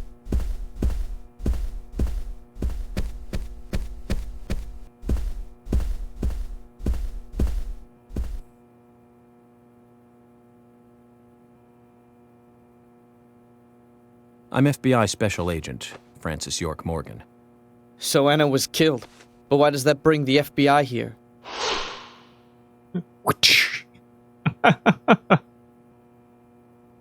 I have an interest in murder cases involving young women. Well, you know, man, this might just be another case to you. But it means the death of a friend to me. I don't want you taking this lightly like it's just another case. I never take anything of this nature lightly, I assure you. I'm here to apprehend the perpetrator who did this. Yeah, because local enforcement can't shine their own boots, right? Good point. You can't always count on the police now, can you? But that doesn't mean you're going to capture the perpetrator yourself, Quint. How do you know my name? I memorized the name of every citizen before arriving in town. I also know about you and your significant other. You mean Becky? Don't underestimate the FBI. We know and see everything. I'm sorry if I was a little harsh. I want to help, I do. Okay? Okay, Zach, I'll tell you how I knew his name. He's got a small Q on his hat. That was the only name beginning with Q that I could think of. He was even kind enough to tell us his girlfriend's name. I can read him like a book, Zach. Can you get any closer to the microphone?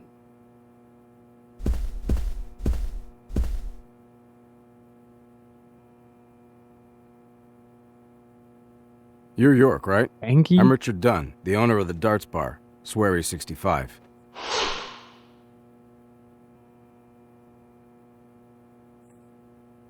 How'd you Richard like Dunn the is town? such a Oh, it's great. dude wearing a Aside from cowboy the hat murder name. that happened here. Yep. Murder just doesn't fit with a small town like ours. Well, Richard, I'll have to correct you on that. Crimes don't care about size. Big town, small town, just isn't a factor. I guess you're right. So, how did you know Anna? I've known her since she was a child. She was the same age as my son. You know, she always stood out, being pretty and all, just like her mother, Sally. What do you know about Sally? Well, I went all through school with her right here in town. I never thought our children would be the same age. I don't see her here today. Ah, well, see, she lost her husband, and this time it's her daughter. She's at home right now, trying to make peace with it all. You seem to know a lot. How long have you been in love with her? Hey, don't go there. That scar of yours tells me you got your hands full too, right? Let's not dive into personal matters. It'll be better for you and me. You're right, Richard. Collecting gossip won't help with the matter at hand. That was such an underhand throw to Twin Peaks, though. That was such an underhand throw. Beautifully done.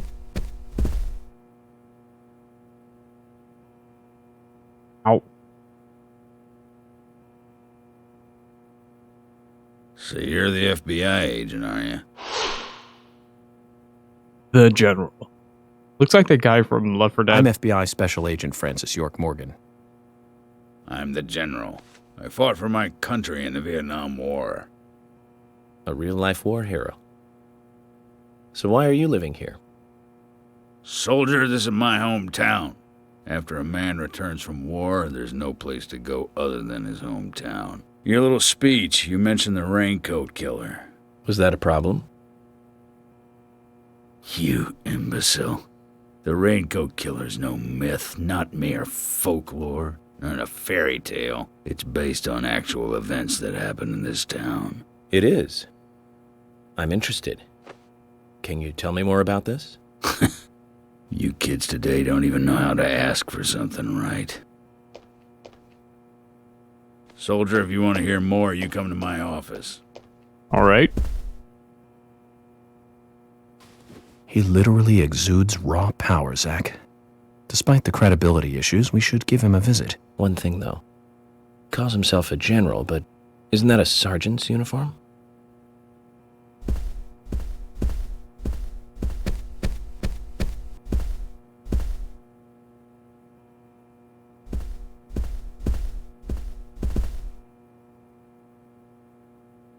Are you getting closer to catching the murderer? Hello again, Fiona. Good to see you here. Well, Dr. Johnson told me to be here.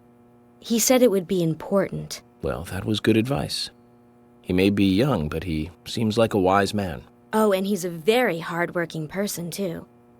Everyone thinks he's some kind of weirdo, but I don't think so at all. People don't understand why he's in the autopsy room all day, but I do. He's doing research to make the world a better place in the future. You know, he already made a fortune in LA with his career.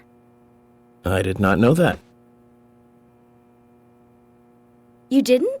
Oh, the doctor is a very rich man. He has a really big house over by the lake. I might have to check that. Amazing, Zach. He must be loaded. Rich and young. A perfect combination. But you don't get that feeling from him at all, do you? He doesn't show it.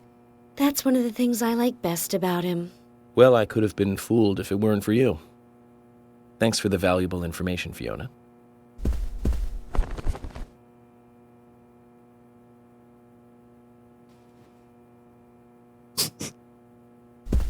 Oh, these characters are so good. Agent York, you make any progress?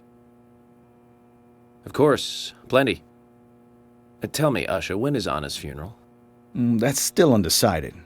Sally isn't really in any condition to do it right now. Her mother? I don't see her here. Anna was her sole reason for living after her husband was deceased. Well, she's probably huddled up at home. And I should probably take some time to pay her a visit. Well, yes, you should. And I'd appreciate it if you could, too. But don't go too hard on her, okay? Make no promises.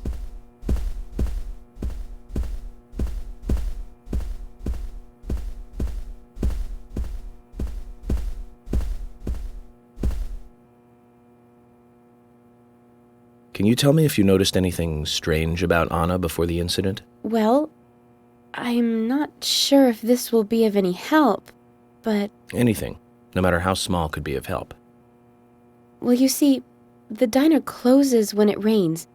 Many shops do that around here, as you might have heard. Anyway, Anna always seemed unfocused the day after it rained, and came in late, too. It was almost as if she used up all her energy the day before. Come to think of it, that was really strange. Did that legendary monster really kill her? It wasn't a monster. Just a criminal. Criminal I'm going to catch and bring to justice. That smirk. Man knows what's up.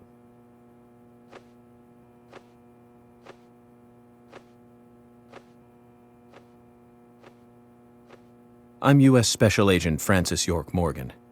I presume you are the owner of the diner that Anna worked at? That's right. He's the one who booted us I'd like out to of ask his you a few kitchen. questions about Anna Graham. Did you notice anything strange about her prior to the incident? Nick, are you hiding something? No, nothing. You sure? I'm sorry, but I don't like repeating myself.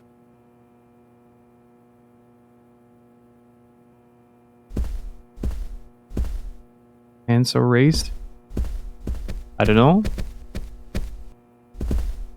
Well, this man knows what's up.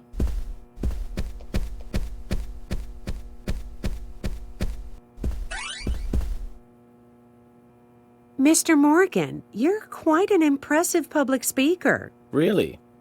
Thank you, Polly. You reminded me a little of a play I saw when I was younger. There was a tree in it. I'm talking about back when this place was still called the Mercury Theater. When I was young, I used to come here often with my husband. God rest his soul. We'd come on the weekend to This see the music is latest too play. good. He'd always pretend to be uninterested, but I could tell he was excited inside. He was just one of those kind of guys, really, thinking about it now. Really, Polly? So what's your favorite play? Oh, well, I like so many. There was one in particular, but I can't recall the name anymore. Oh, it was a very famous one, too. Something by Shakespeare? Oh,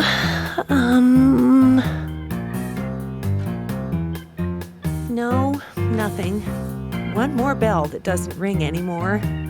I've always been forgetful about the plays we used to see anyway.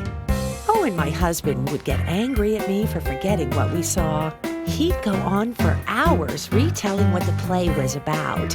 His eyes were so sparkling, like a happy young boy. I see.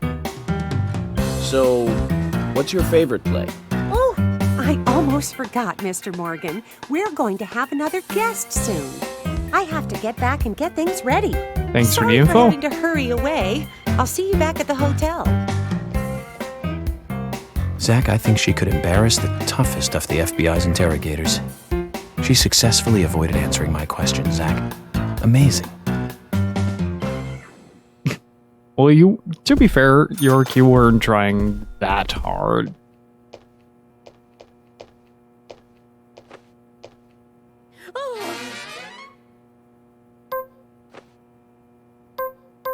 Oops.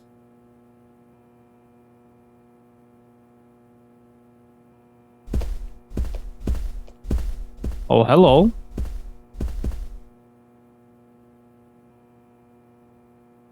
Nice.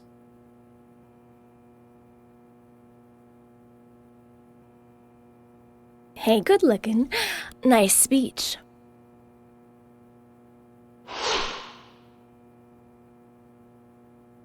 Jack's wife. Damn, Jack. And you are? Nice. Oh, I'm Gina. I'm married to Jack. He runs the gas station.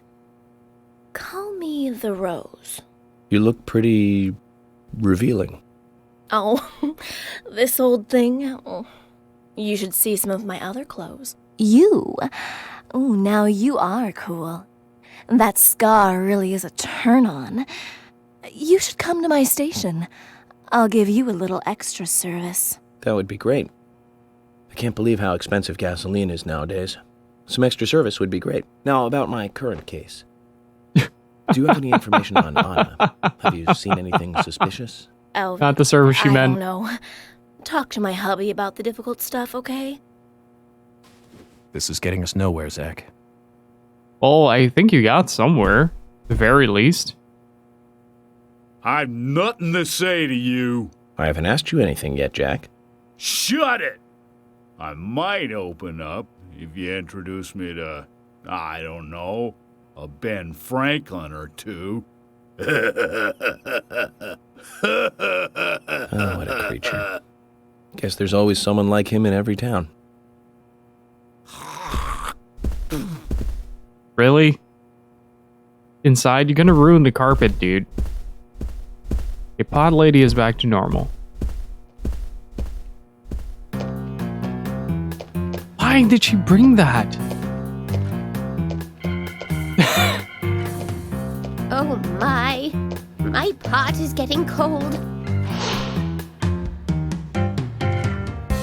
The pod lady. Okay, so this is the log lady of Mister, this game. my pot is getting cold. You are... who? What are you saying? I'm Sigourney. Sigourney. Sigourney. Okay. Now, what is the matter? Can you explain? No time for chatting. I need to hurry. My pot is getting colder. Oh, you're useless. Zach, we've met all sorts today, but really, she takes the cake. Amazing.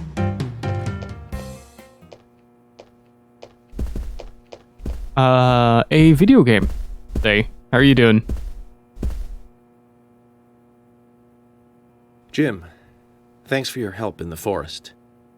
How are Isaac and Isaiah? They're fine. They really seem to love their grandpa. Well, I guess they do, son. I want to keep them away from the filth of the material world as much as I can. Their mother agrees, which is why she lets me take care of them so often. And that's why I want you to solve this case quickly and go home. Those rumors about that scar of yours do more damage than good around here. I guess I reek of the material world, don't I? I have to in order to do my job. But I understand what you mean. I'd think the same if I was born in a place like this, Zach.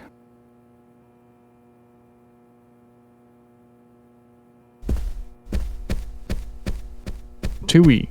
Darn nation.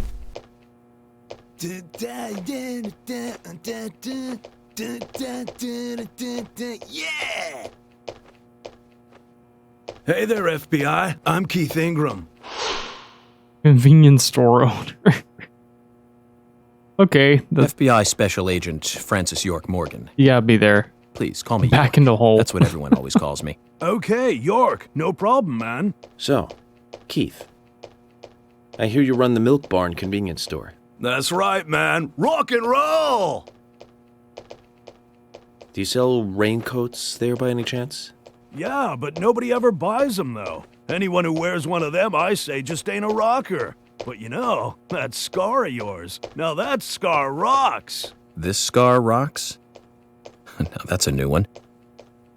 I'll drop by your store soon and let's talk then. Yeah, cool, man. Rock on, FBI! This guy's just really excited to be in this game, I guess.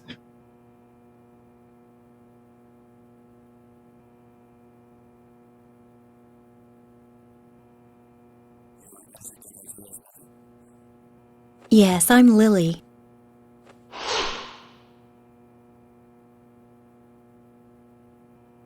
Like a Tony Hawk character that ended up in I'm Greenvale for some FBI reason. Special Agent. Agent York, right? You are good. The handsome special agent from the big city. The facial scar trademark. The way you introduce yourself. Everyone's talking about you. Well, I can't say much about the scar. But the way I introduce myself, Zach and I consider it a kind of ritual of sorts. Everyone has their own rituals. It's like always leaving the house left foot first. It's one of those things. You certainly are a funny one. So, have you noticed anything strange or out of place recently? Well, Becky's been taking a couple of days off from work, but aside from that, I heard she was in shock after the murder. But, You think there's something else? well, I took the boys along to see her today. She's always so kind to them, and they love seeing her too. But she took in the boys and told me to wait outside. Something about a special secret between just the three of them. I just couldn't understand it. That's cause for concern. Thank you, Lily. Perhaps we should give Becky a visit tomorrow, Zach. Hey, Omaru, how are you doing?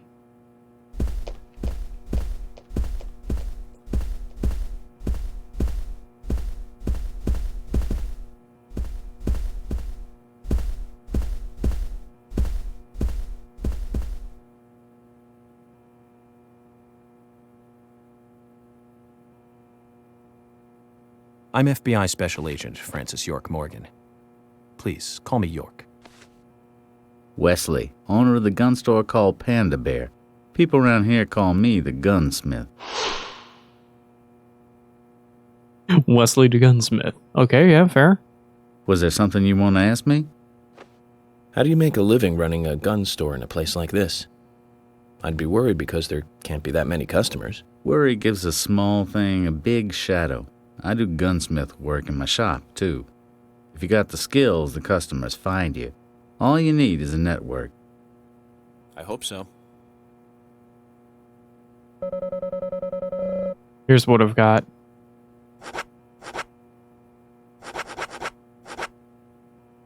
I already have one. How do you have an official FBI submachine gun? You've got quite a selection here. No wonder people come from all around. Even today, a customer paid me to go to Seattle for some help. I just got back. I see. Well, I'll be sure to visit your store sometime. I'd like for you to take a look at my gun. Understood. Look forward to it. Is that the shop will be open is that again a euphemism? tomorrow. It's usually open from 2000 to 0600. See you then. Is that a euphemism, York? You're trying to tell us something?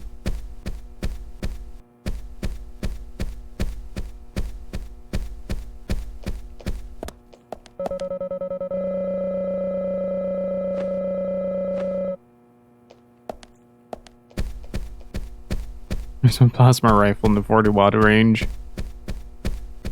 It's gone already. Stay. I ate it.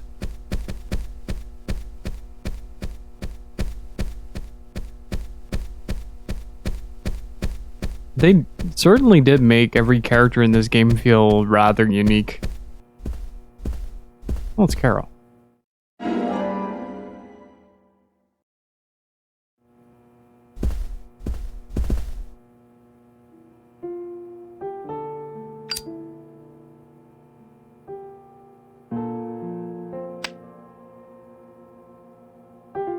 Anna was an airhead. What do you mean? Are you saying she was killed because she was an airhead? Or are you saying that she was an airhead for being killed? I'm sure she's still an airhead, even in heaven. She changed her hair every day. If she lost a pound, she'd be ecstatic. Gain one, and she'd almost be in tears. She broke many, many plates every day at the diner, and she'd always have a smile on her face. Always having fun. Everyone looked at her and knew she was a cute, adorable, loving airhead. But they would be smiling right along with her. I wouldn't be surprised if the angels smiled with her too.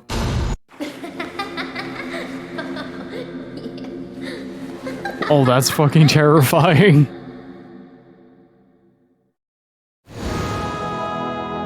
Isaac and Isaiah said that Anna was a fairy of the forest, a goddess. Oh, okay.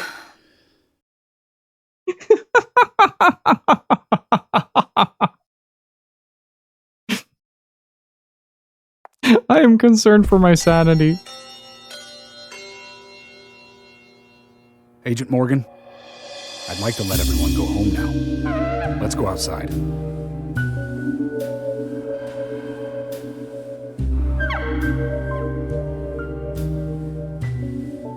A bit late for that, isn't it? Yeah, fair.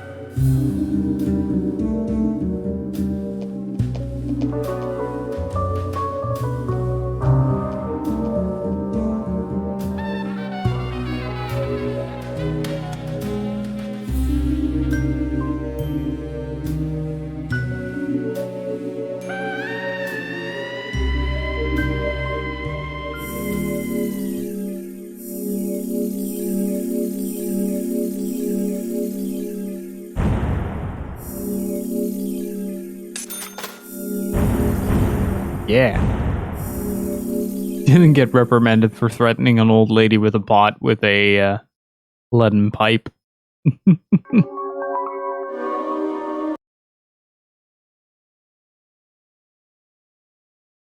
I'd say that's a win for everyone.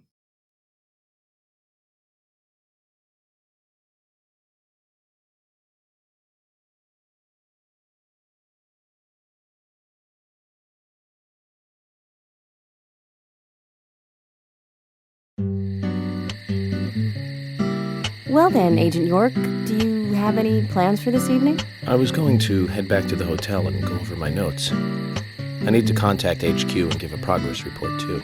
Okay, and let's call it a day here. Sounds good. Contact my office when you finish your report. We'll pick you up tomorrow morning. Diane, the owner of the art gallery, should be back soon. All right then, let's do that. Hold on, Agent York. We're going out to eat at Nick's Diner. Would you like to come with us? The diner? That might be nice.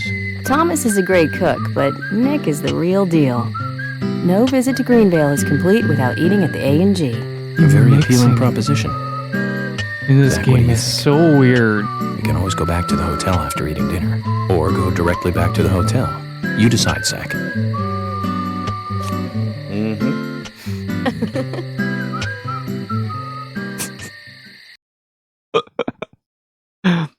So from my understanding, the second game is even better in this regard, in how unhinged it is. But it has so much charm to it as well.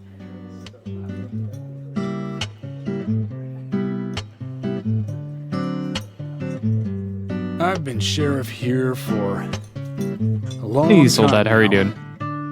and this is the worst murder I've ever seen. Our town is a little odd in some ways, but it's usually a peaceful place. We had our fair share of cases, but just the regular stuff.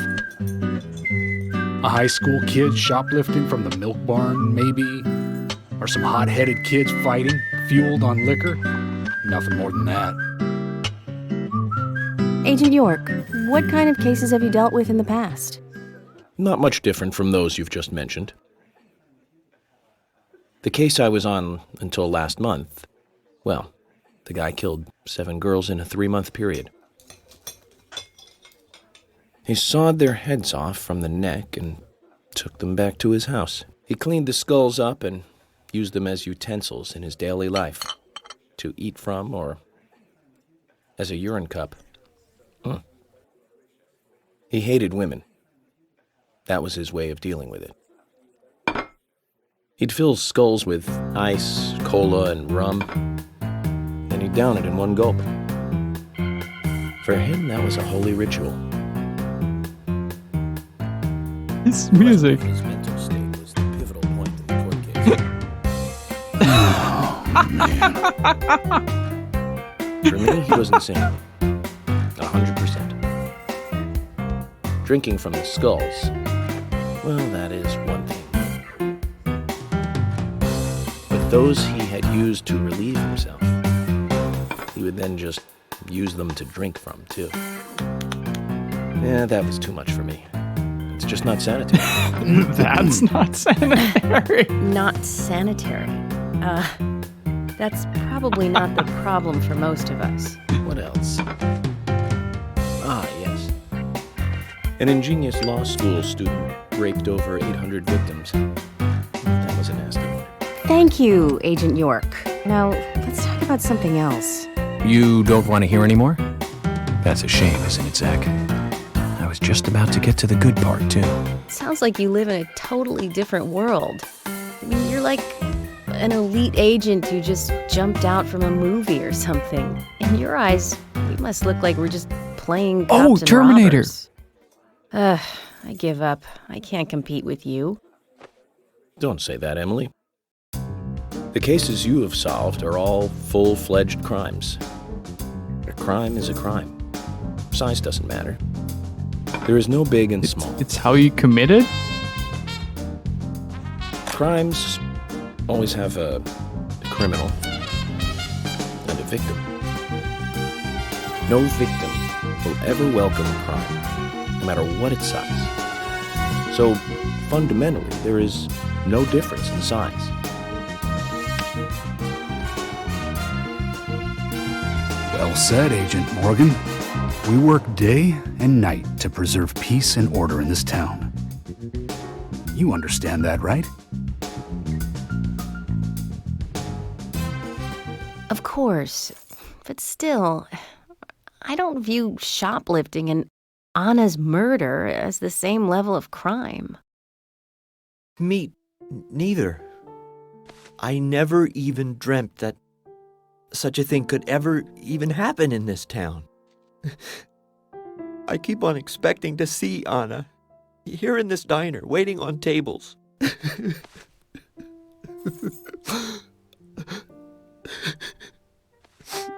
Excuse us, Agent Morgan. We should have made dinner a more uplifting experience. Let's call it a night. Okay. Good night, then. I reckon for him, this is the most he's talked to people in ages. Dude got some huge Otacon vibes. Look up Andy from Twin Peaks. It's literally the same character. It's great. This game is one huge homage to Twin Peaks, and it's so good.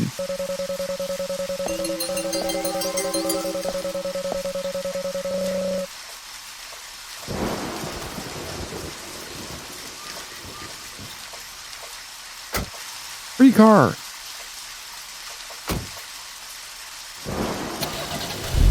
But what I find so fascinating about this game is that it has some really detailed design choices to it, and for some reason there is like, it's such a huge juxtaposition to the overall quality of the game.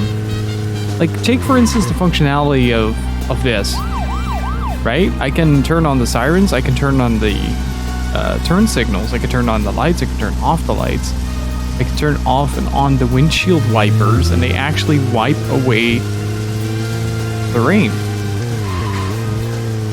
It's such an odd little thing to see something so detailed yet so delightfully unpolished. But at the same time oozing with a lot of charm. It's a really great combination of things. It's one of those games that's really fun to laugh at, but also really really charismatic in its own category, right? He smash fences. No. Zach, we can take a rest if you're tired.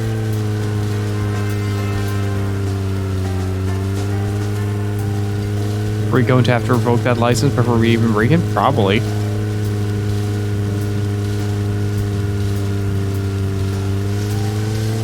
It's not a homage to any movie. It's in particular, it's an homage to Twin Peaks, the series, which is really good.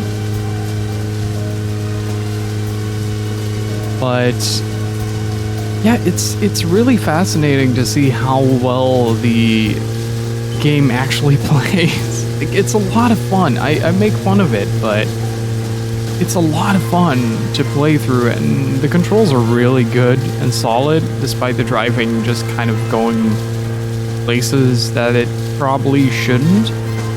The next game fixes that by putting York on a skateboard, which is even funnier. Especially because it sounds like he just kind of slaps the ground with a flip-flop every time he hits his foot. Seems like they work on polish with polish, almost like it's intentional. I think the dialogue is intentional. You notice it sometimes when they talk, they purposefully crank the music up and the dialogue down. I don't know if that was like an intentional thing, but it happens a lot in the game.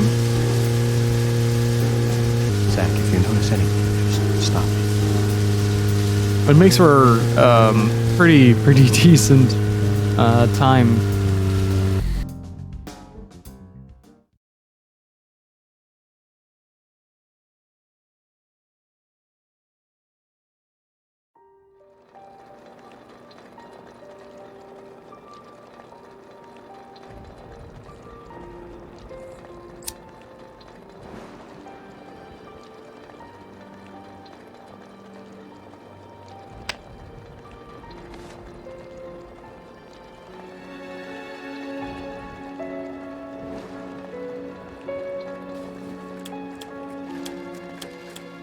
Okay then, Zach. Let's go back over our progress. First, the victim, Anna's death. She was found hanging from a tree in the forest. She was cut open with a knife from her chest down to her stomach. That was the direct cause of death. The strangulation marks and skull fracture were caused after death. Her tongue was also bit off, and I found something inside her mouth. Do you remember what that was, Zach?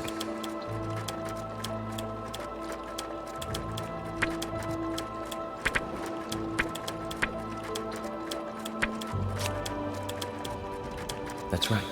We found the same red seed in her mouth. Okay. According to Emily, it was raining when Anna was killed, but traces of tears were still evident on her face. Which means the perpetrator killed Anna under a roof in the lumber room, and then carried her body into the woods after it stopped raining. We found numerous important pieces of evidence at the site of the crime. A total of 4 things. Knee prints in the grass, a wood chip with metal dust, a photo of a man with a tattoo on his back, and one other thing. The broken heel of a high heel.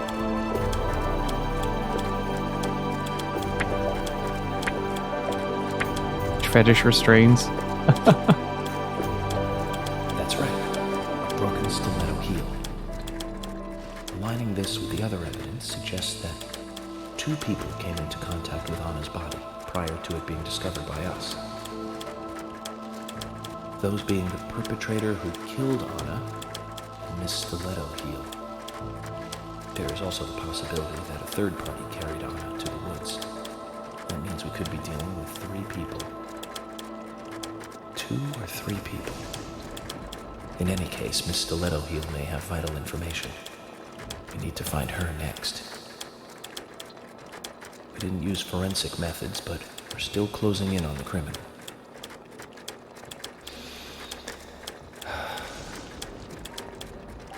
Have I forgotten anything?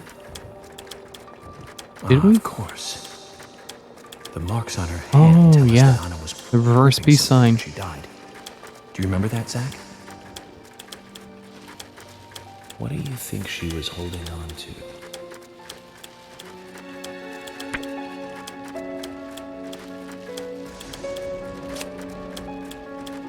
That's right. A round object. She had a imprint of a reverse peace sign. Suggested a peace mark. The man in the photo found in the woods had a tattoo of an upside-down peace mark on his back. These two could well be related. But we don't know for sure. Next, the townfolk. Well, there is certainly some form of cultism going on here. Carol McLean. Some form of worship. She's Thomas's sister. Then there's Nick Cormack, the owner of the diner. Both of them seem to be hiding something. There's Diane, the owner of the art gallery, who was out of town. Then we have problematic, old, rich, and eccentric Harry. Both will be tough to crack. Now we just have to go one by one. I've been thinking, one of the biggest rewards here is the fantastic food. Enjoying food is cultural, and yet it's also a bit uncivilized. It's interesting how good food motivates me to work harder during investigations. Oh, and on Emily's back, it was strange to me. Hey, don't take that the wrong way, Zach. I wasn't getting all excited or anything. But it did make me feel strange, nostalgic, and sad almost. It's starting to rain. I think this case may take a while. Hey, Felix, how's it going, dude?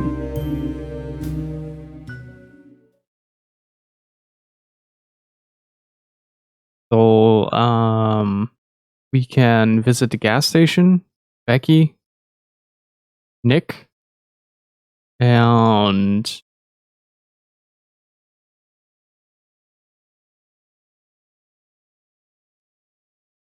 Oh, I think she was called or something like that.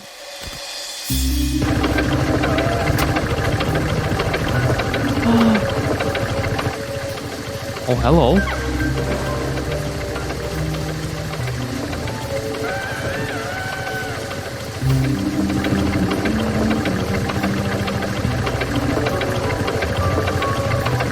Don't find still at work? Nice. Hope you had a good day at work so far.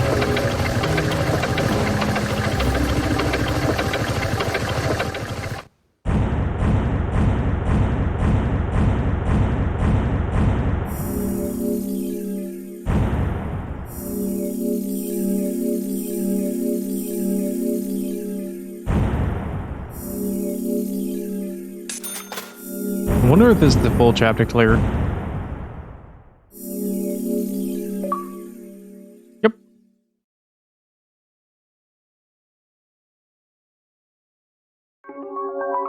Is the one famous for being jank? Yep. Yes, it is.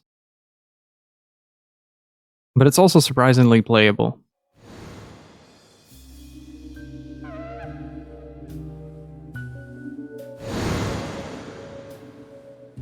Are you thirsty? Always. You must be very thirsty. Always. I'm perpetually You will dehydrated. take milk with your coffee? Coffee with milk. That's all.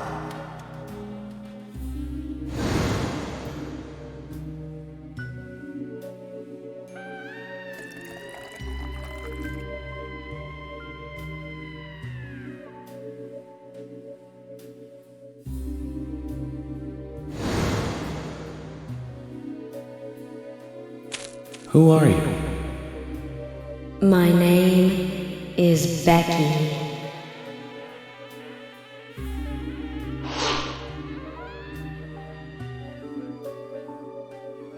What are you doing here? My name is Becky. Anna's friend?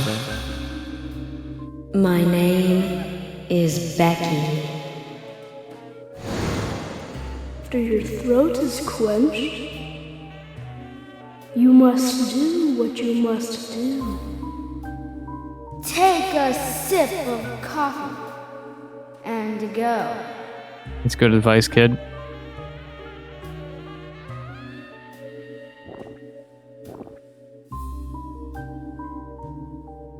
Huh?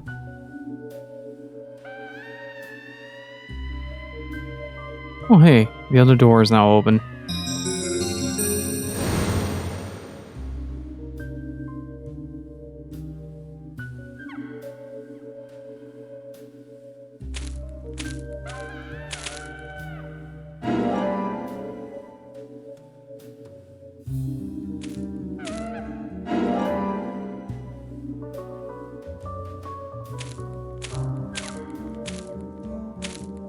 Alright, I'm gonna take a short break, heat up my food, I'll be right back.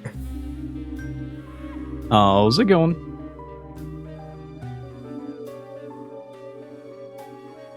Lols Locks.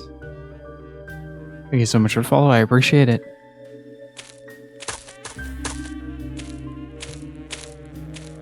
Okay, nothing we can interact with here. Lockstha is turning backwards a little slower. Cool. Red leaves fluttering in the air. A chandelier hanging above. Can this riddle be solved, Zach? The only riddle I'm trying to solve is where my prompt goes. There we go. Just spam the A button.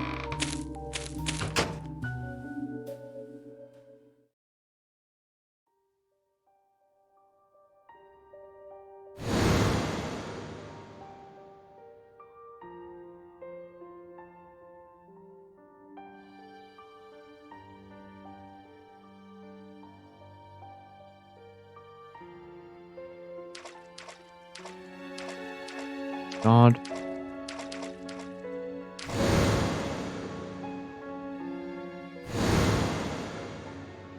That's me.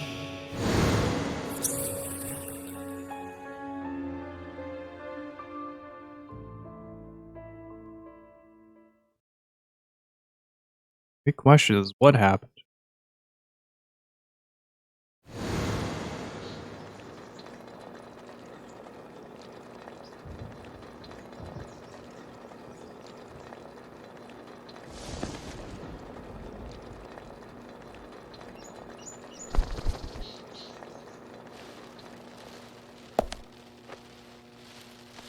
Zach, this case looks like it's directly related to us. I do not know how yet, but I do know I need some coffee. That is a very good first. George said he'd have someone pick us up in the parking lot. Let's get some breakfast with Polly first. Okay. What time is it? Also, I wanted to change suits.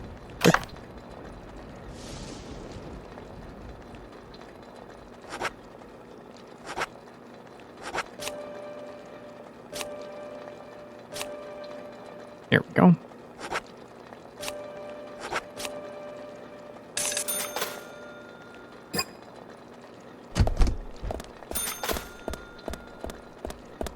I got more money back for changing clothes. This is certainly a video game. Whoa there! Did you need something? No, I was just passing by. I didn't think anybody else was here other than Polly. The door opening like That man just, looks like it a surprised thumb. me, that's all. Forrest Kaysen, dappling salesman. Who's the best boy? I'm Kaysen, Forrest Kaysen. Nice to meet you.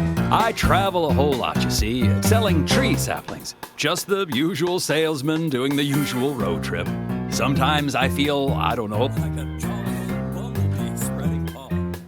FBI Special Agent Francis York Morgan. I get it. You're the special agent Scarface that everyone's... Special Agent Scarface? I'd need a bigger scar to live up to that name. Call me York. That's what everyone calls me. What? You got it. York. Is this your first visit here, then? No, sir. Actually, I've been coming here once or twice a year for, a while now. I don't get much business here, but it sure does make a fine vacation. I mean, it's a gorgeous hotel at a bargain price. It's so relaxing in these parts, too. Oh, I just love all the nature. I feel so relaxed here. Who's the good boy? Who was recorded in a bathroom? Say hi to Willie. Oh, don't worry, he's a good boy. Do you That like he is. dogs? Hey, Willie. How you doing?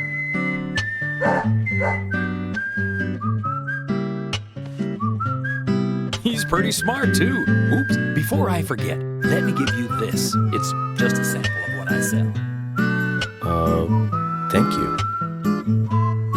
How kind of you. Hey, Thomas, how's it going? So, what Where did that brings one the come old from? FBI out here?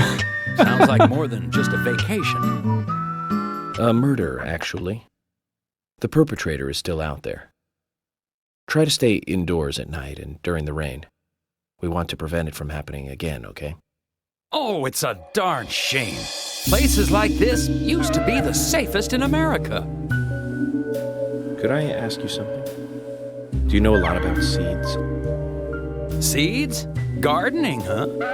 You don't look like a green thumb, but let me tell you, though. I'm pretty much the only one who can make those saplings sprout. And there's a trick to it that can't really be passed.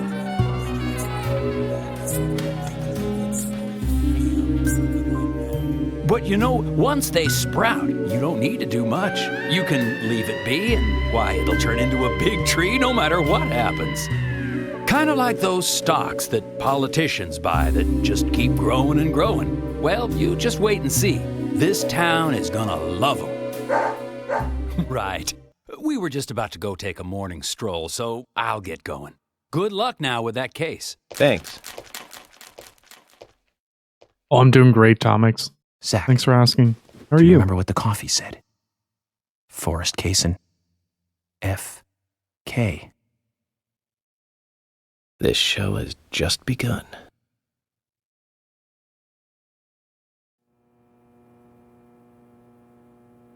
FK into coffee, Zach. K into coffee.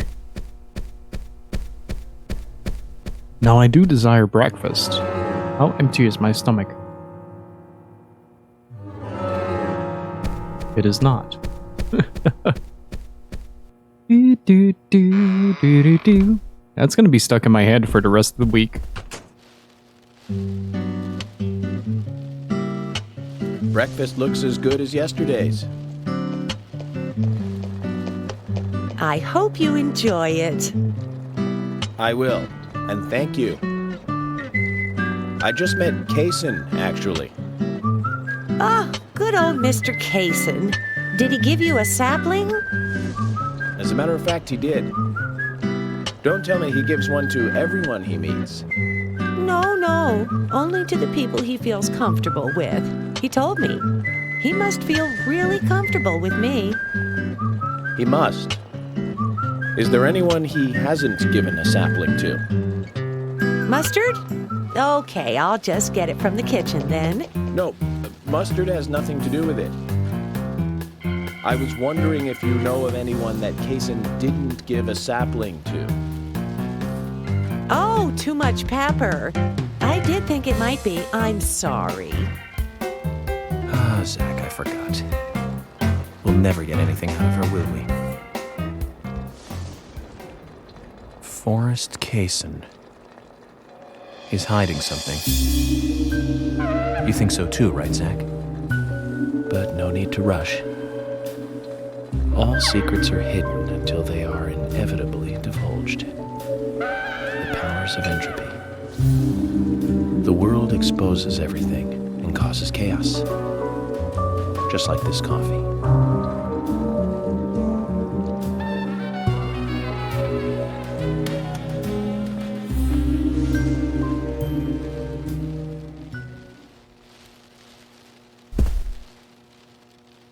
All right.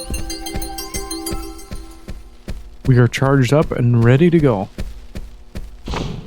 Looks like she's meant an hour to run. Who says she isn't? Quick second. Quick second.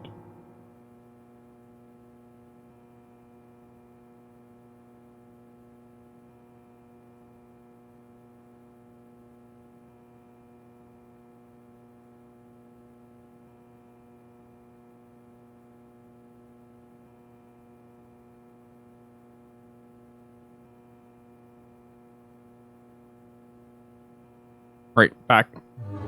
Sorry about that. So I did a little bit of testing with the Switch hardware as well, and we should be good to do back-to-back Deadly Premonition 1 and 2. So hopefully you guys are excited for that.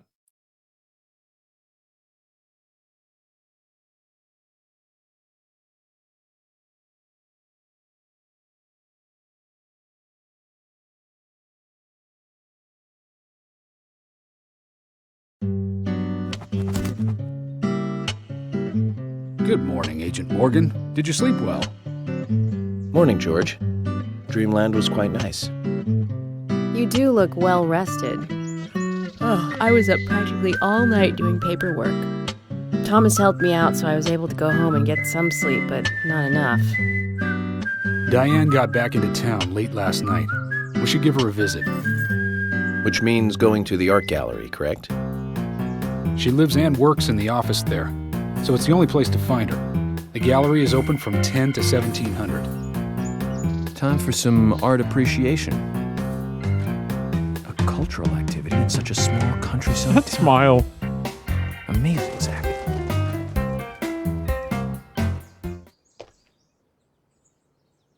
Okay, it's already open, but I'm seeing some extra points here. Agent Morgan, why do you want to go back in there? If you don't intend to come with us, then we'll go on ahead. No, it's nothing. He just does a menacing step. Yes, boss. The gallery is called Muses Gallery. The Muses were the 9 daughters of the goddess of memory in Greek mythology. Hey, Gypsy, how are you doing? Just like Diane to name it that way. Is she that intelligent a woman? Maybe. You'll see for yourself soon enough. Did you see how Emily reacted, Zach? I sense that this Diane is not popular among other women. I can't wait to meet her. The gallery is on the north side of town. Take the road along the lake and go north. Hi, Carell. Thank you so much for the host, dude. How are you doing? I'm doing great. We just beat chapter 1 of this game, so having a great time with it. Okay, let's see. How do we get there?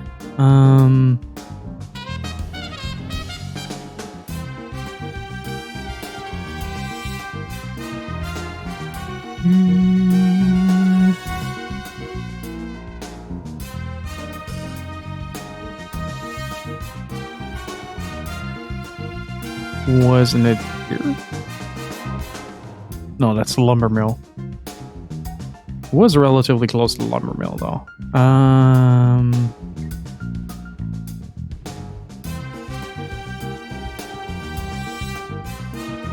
Just starving. How are you? I'm doing great. Let's see. And we are...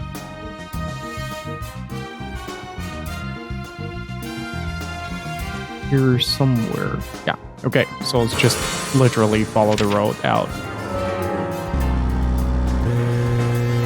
We are going to visit the museum. We just had the town council meeting. And this car might give way halfway. I'm first going to find out where the hell the gas station was again.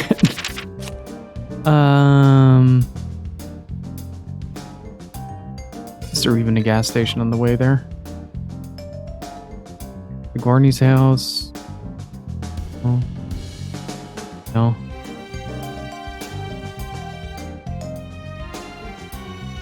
I mean, that is the right spot. But Richard's house, Quinn's house, Milk Barn,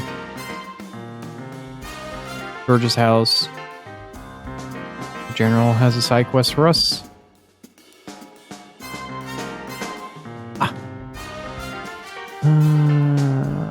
Fastest way there.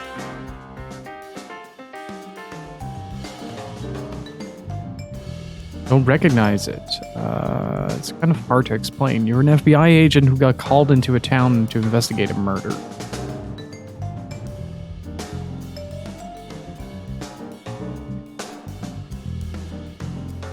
And when you get there, the town sort of seems a little bit stranger than what you anticipated.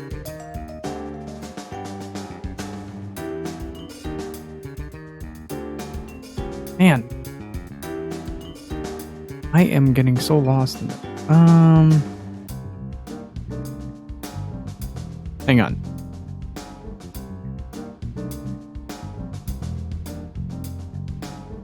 But for a minute, such a waste. See, that is a waste.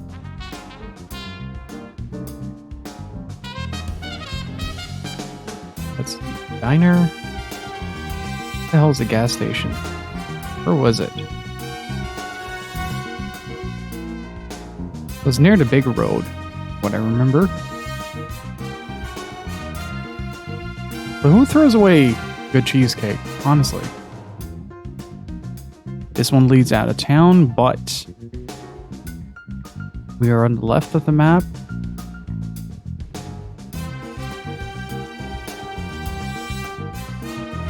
That one leads out of town.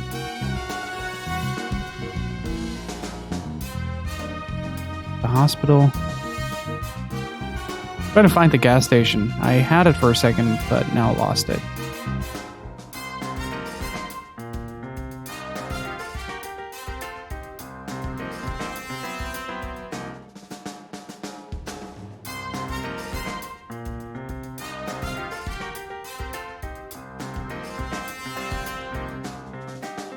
Okay.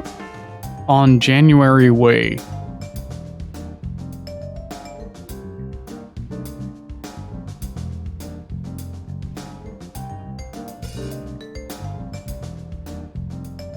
Which means that we just have to head into town, right?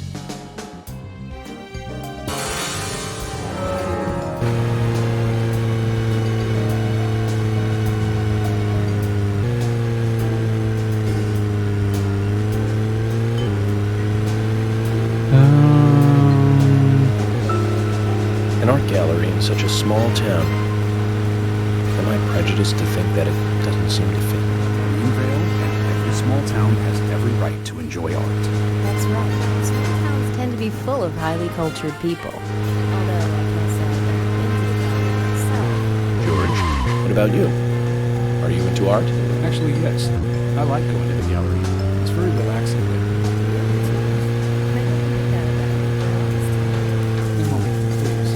I'm just as cultured as everyone else. Some people use signs to...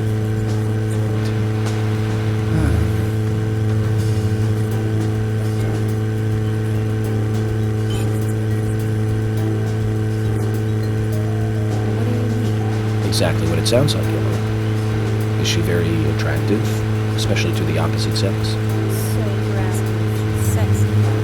Well, she does always wear high heels. Yeah, definitely. It's hard to explain. But that doesn't make me biased, okay? She just seems to look down on people. She always has. I just don't like people. That must be because sex appeal has no effect on you. Now that's out of line. I'm sorry, Emily, I didn't mean to poke fun at you. You just reacted so strongly to Diane's name. I did not. It's like you're suggesting I'm the total opposite of her. Is that it? That's not what anyone's suggesting. Let's just drop this conversation, okay? Okay, finally. Now I can check the map. If you click away from a conversation, yeah, I'm going the wrong. No, I'm going the right way. Then the conversation just stops happening altogether. So I'm trying to be a little bit careful when that happens.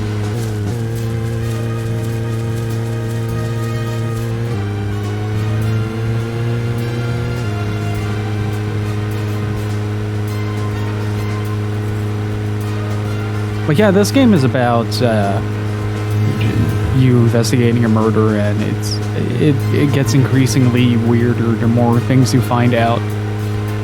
It's very Twin Peaksy in its execution, and even borrows a lot of characters from Twin Peaks. It's very janky. It's kind of known for being one of the most janky games out there, but at the same time, it's also really good. The story is delightfully strange. The execution is just kind of fittingly weird. And there are just a lot of design choices that I really appreciate. And also, welcome on in, everybody who was watching Tiger stream. Legally distinct. Pretty much.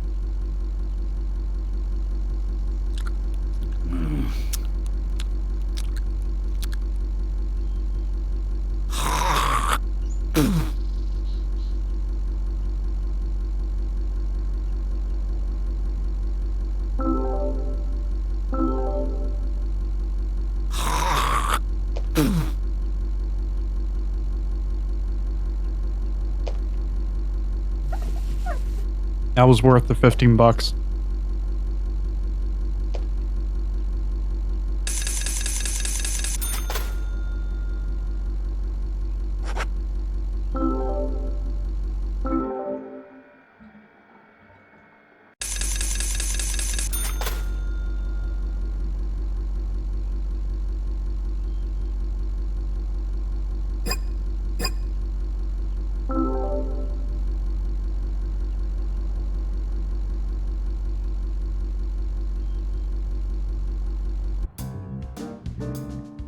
Okay.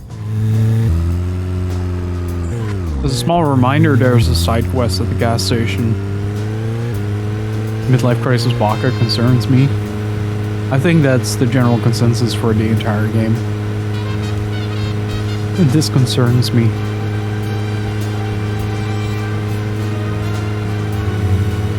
But hey, my car is clean, so I ain't complaining.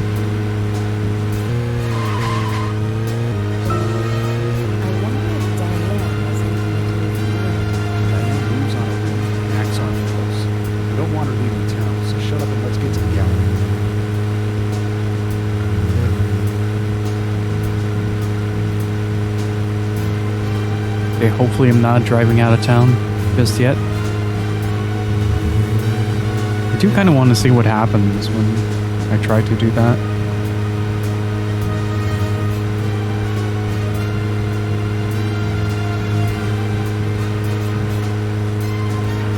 That's George for you. How are you doing, manatees?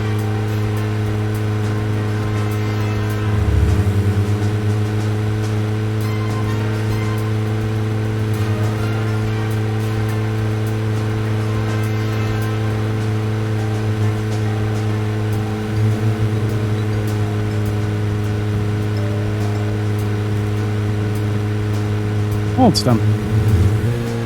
Oh, okay, we're driving to his mansion. Okay, got it.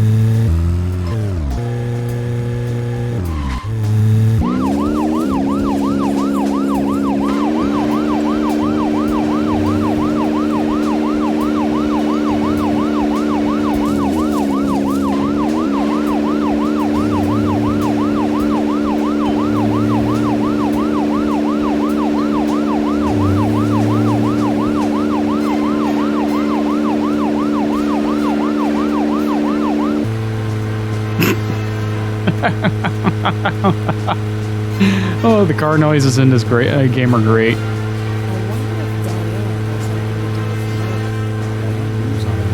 Acts on impulse. You don't want to leave the town, so shut up and let's get to the gallery.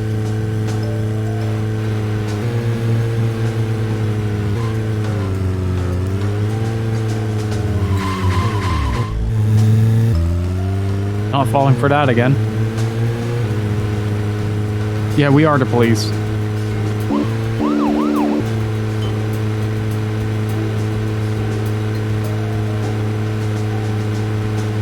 Everybody's so bloody slow. Let's see how fast do the cars drive in this game.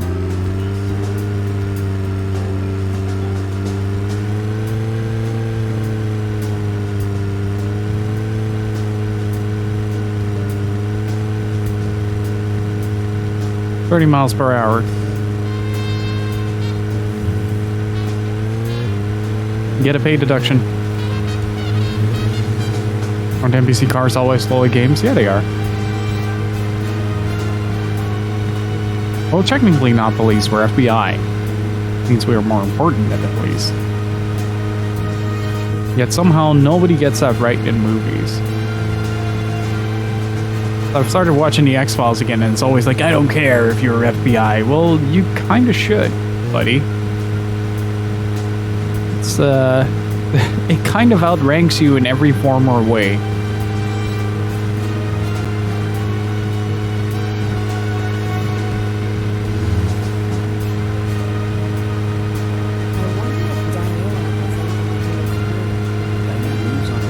Acts on impulse.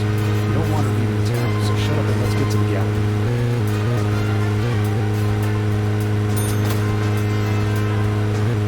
I'm getting paid to drive in this game. It's great.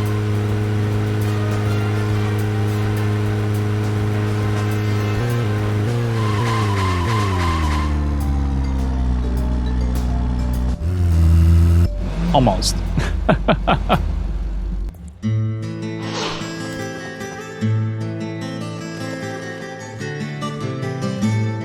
Looks more like an old mansion than an art gallery. Diane liked the building so much she turned it into an art gallery.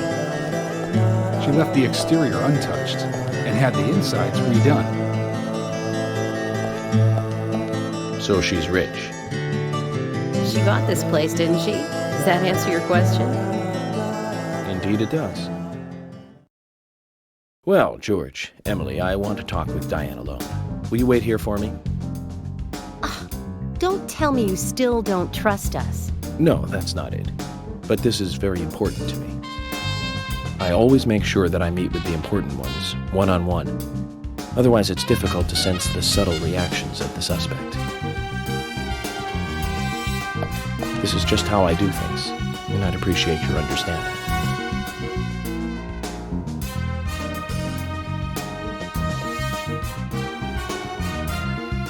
But go on then. You're not going to listen to us anyway, are you? Well then, Zach, let's go and meet Lady Diane.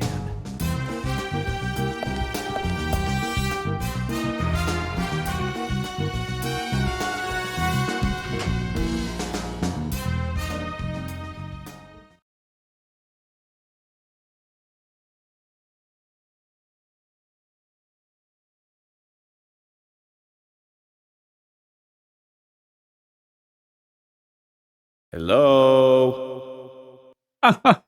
Good investigation work, York.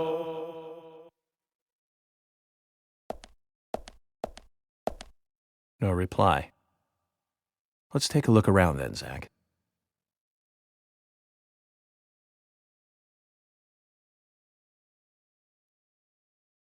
FBI, open up! Okay, we've seen this before, though. And it kind of looks like the tree that Anna was suspended from, so... let's see.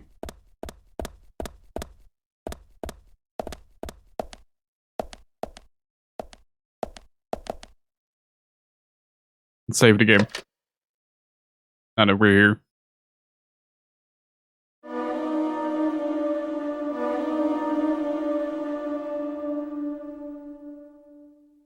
I swear she's 800 years old. Oh.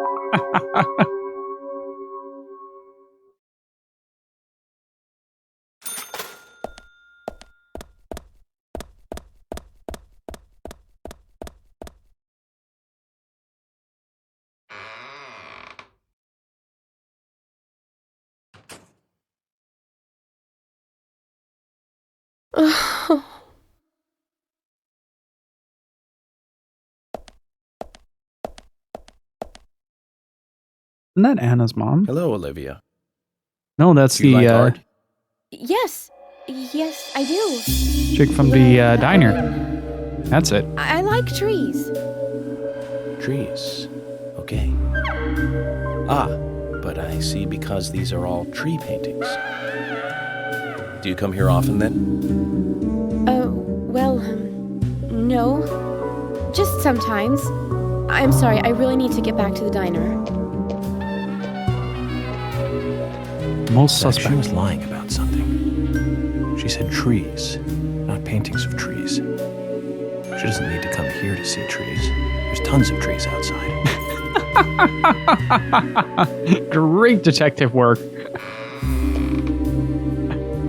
Oh, that was precious.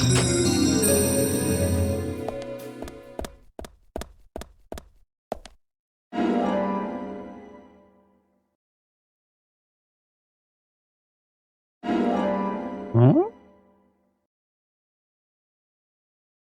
We got a key.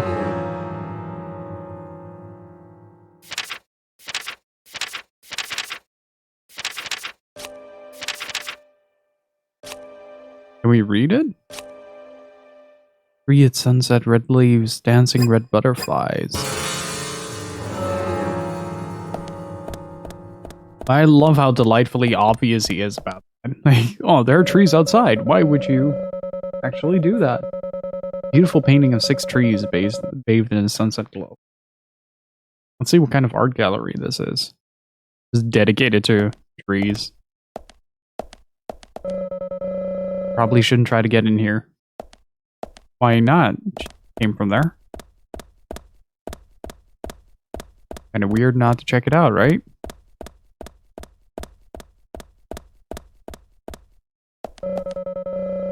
Painting of a forest, delicately drawn, soothes the mind. Good stuff, wouldn't you say? I think these are pretty good paintings. Are there...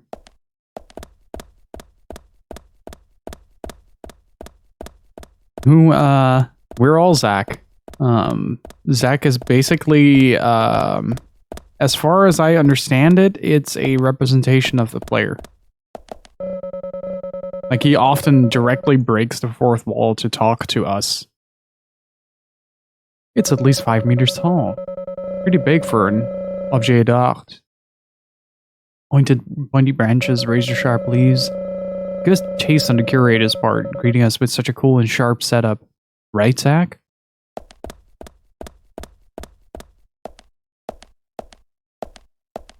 So, from my guess, it's probably a little nudge and a jab to the player every time he talks to Zach. Just a little wink, wink, nudge, nudge.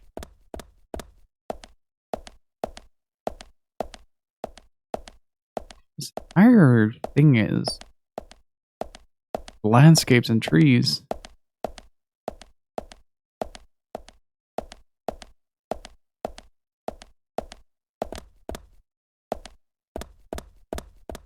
And a clock.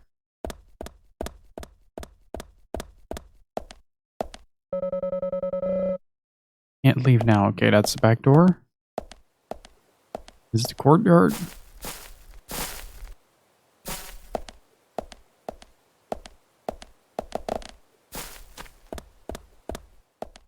Which makes me really curious about part 2.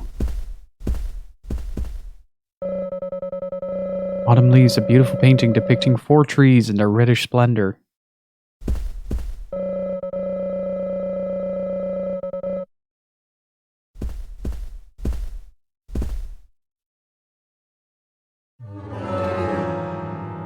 We're supposed to go according to the memo? Create sunset, red leaves, dancing butterflies. There's a 2, never saw that one. We're playing it right after this one.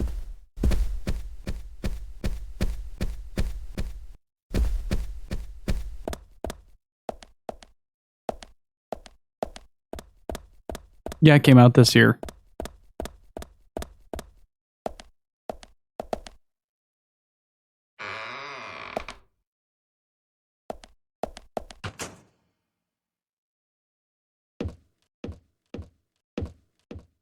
This year is a confused mess to everyone. Lost. Oh, Gypsy, keep me posted on the press conference. Let me know how that goes. What happens if I turn this on? Okay, we don't have the code. Zach, something is still missing. We need more clues. Yes, we do. 3 digits to be exact. Okay, so my lesson that I've learned from the chess puzzle is that the most obvious answer is usually right. Because he'll brag about how simple it is, and then I'll overthink it and not get the answer for 10 minutes straight.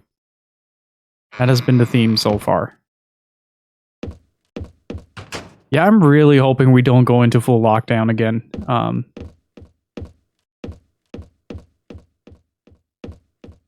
mean, I'd be happy to give you guys some more entertainment, but...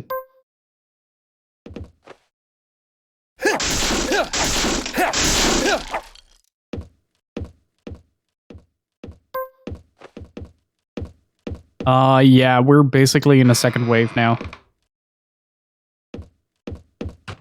And especially in the area that we, live in.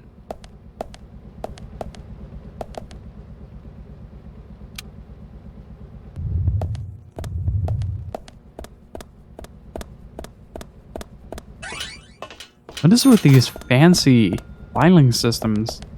I guess it's some sort of vault idea? Ah, there it is.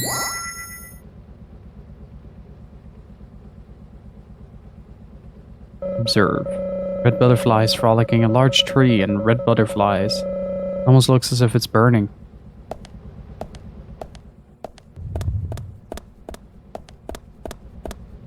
Wait a second, wait a second. 4 trees?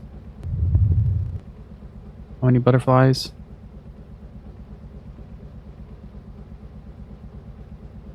On. Fuck. Okay, it's either 5 or 3. So 4, 3. Or something 3.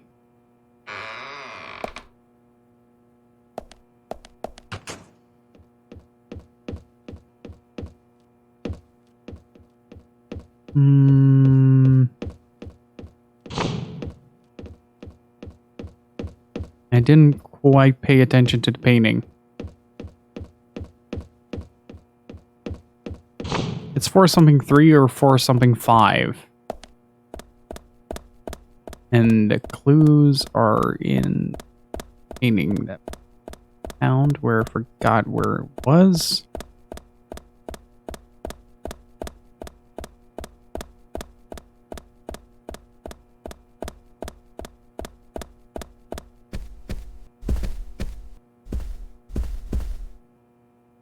Four, 3.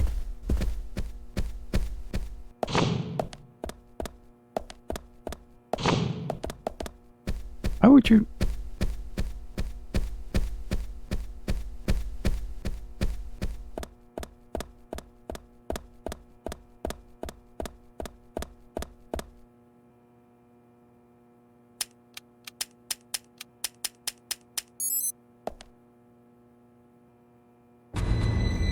Zach, something is still missing. We need more clues. A 443 is...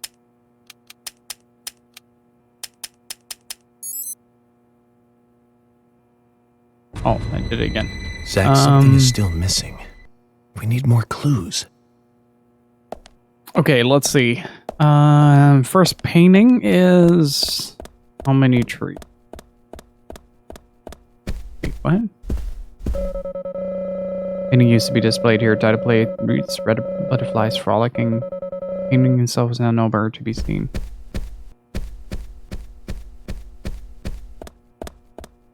Okay, so it's 4 keys on that one. I don't know the way out. This is me in an actual museum. I always get lost.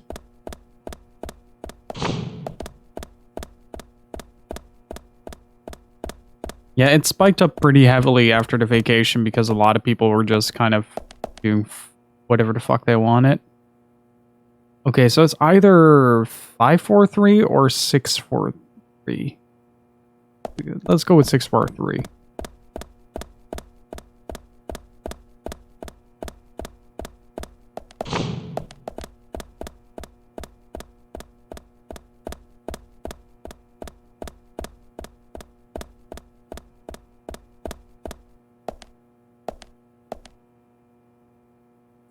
So 6, 4, 3. No? Zach, something is still missing. We need more clues. Maybe it's the order that's wrong. Hang on. Olivia's memo.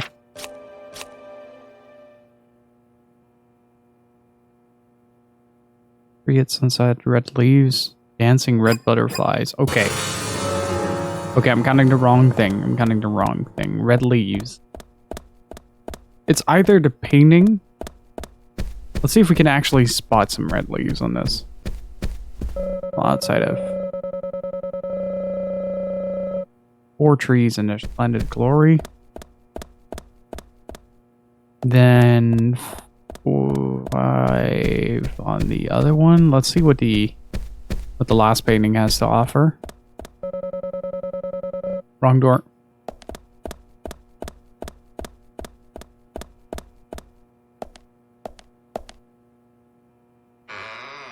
Yeah, Australia and New Zealand are doing a fantastic job in keeping the virus at bay. To be honest, like they're really doing a bang up job of that.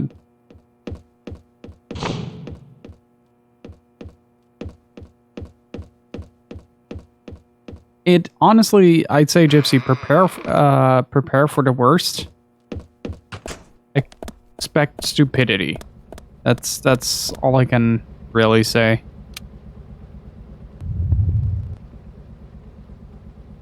Does it say in the descriptor how many butterflies? Large tree, red butterflies. It looks almost burning. How many though? How many would you guys say?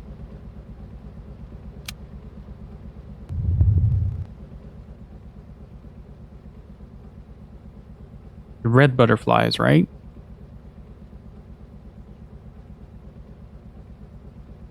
So 2? 2 or 3?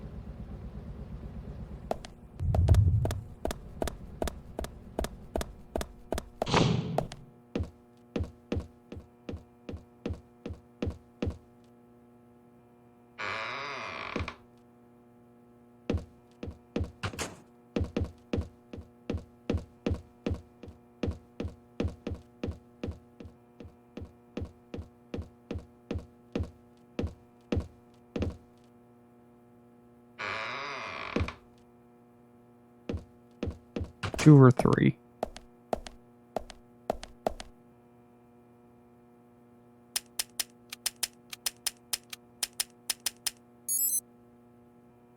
No. Zach, something is still missing. We need more clues. Don't know how many butterflies I'm supposed to count on that. 5 for 3?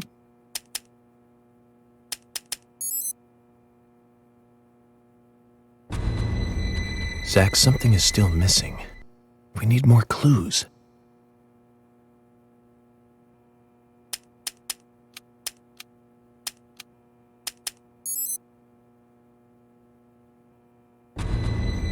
Zach, something is still missing. We need more clues. Oh, that one was definitely wrong. Let's go 644.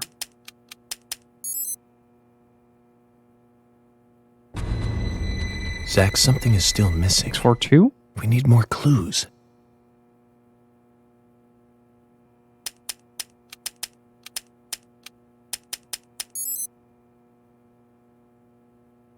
Their brains don't work properly Zach, anyway. something Well, is we're still a country missing. that has a We need more clues.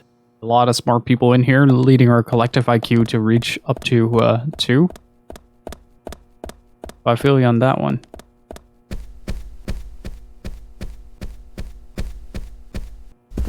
Okay, this is 4 trees, right? It says trees.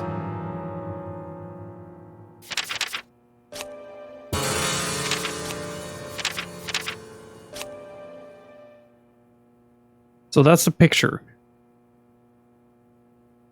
Hmm.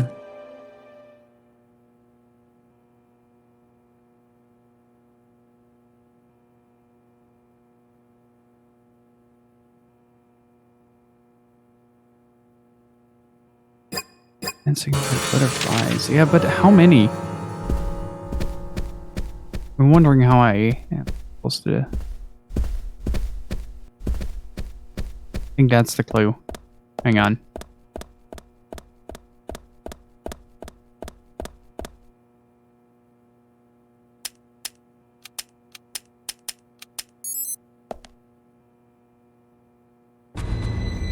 Zach, something is still missing. We need more clues.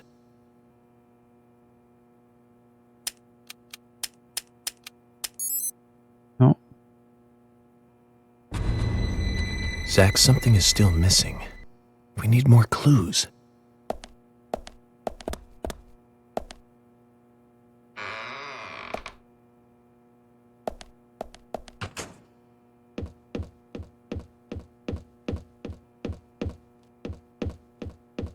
Hmm.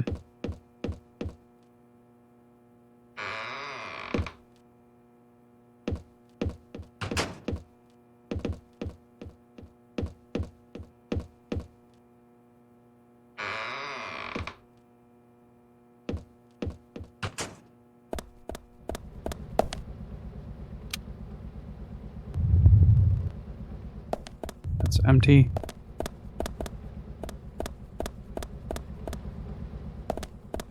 Can we check it from the other side? No. I feel like I'm wrong on the first one.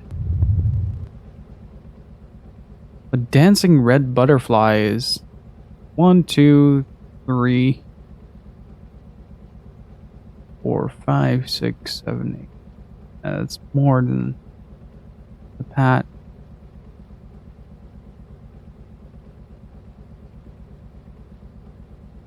Let's go with 9.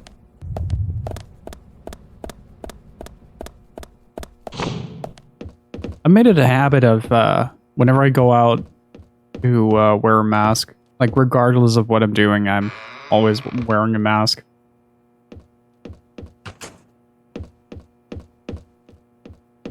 It's become such a habit now to do that.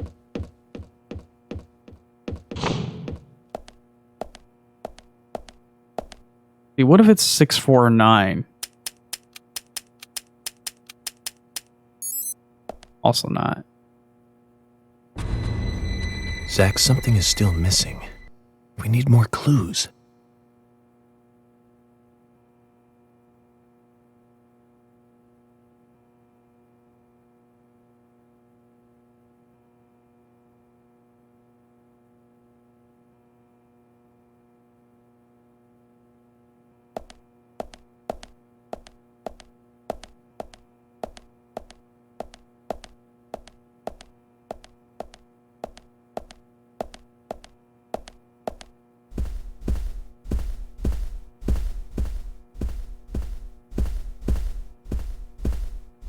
Hmm.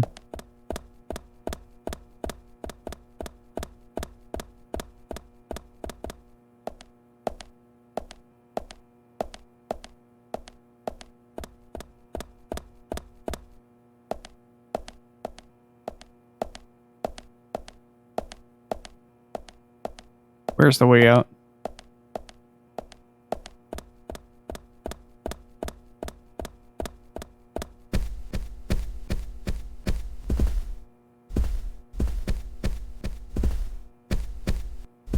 Wait a second. I think I know. I don't think we're supposed to count the butterflies. Hang on. We're messing the butterflies up. Guaranteed that. But I'm double checking something. Because it's very specific about red trees on the second one.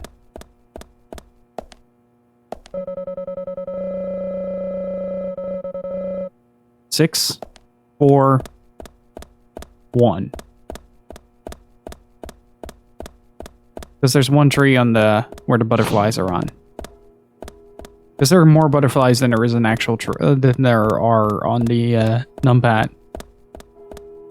We'll see if that works.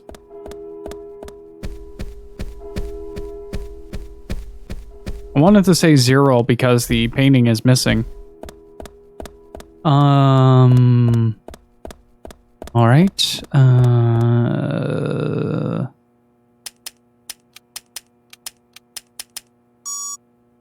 I am a genius. Intellect unsurpassed.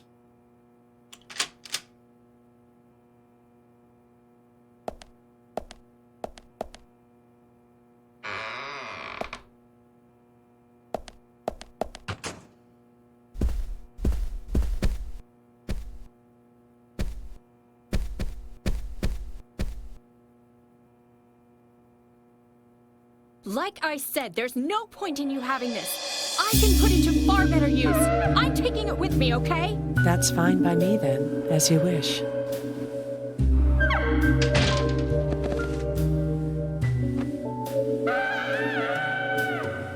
The FBI agent, right?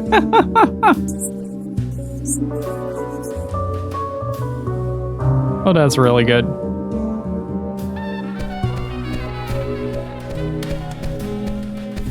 So there's no way you could have been at the scene of the crime. That's right. I was drinking at the bar with Nick until early morning. I'm sure if you ask him about it, he'll say the same.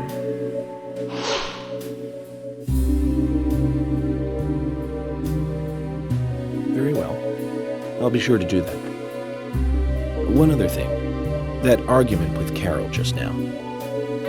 She's always like that. She thinks of me as an enemy. Always bickering at what I say. Is there any reason for that? Perhaps because someone she liked ended up with me in my bed? That would explain it, yes. If I may be so bold, who was the lucky man? Oh, I sleep with anyone I wish. Anyone I prefer to sleep with. I guess she had her eye on one of them, but I don't know who it was exactly. I could sleep with you, if you like.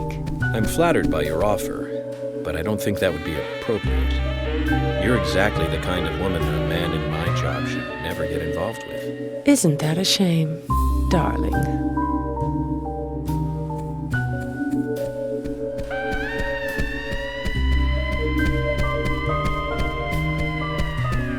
I'll be frank. Right now, you are not a suspect. But both Zach and I are certainly feeling shaky about you. If you want to remain in the clear, just watch yourself from now on. Oh, you don't know, do you? Artists and art lovers, we love a good thrill. Thank you for your help. I have nothing further to ask you at the moment. Goodbye. It's like, yeah, no. Look at that good boy.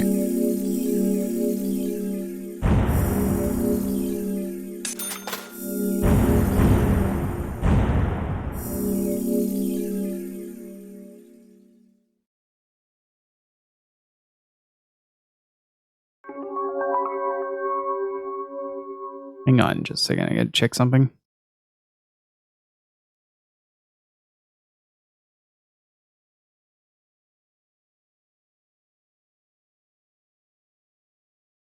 Yeah, they're still at it.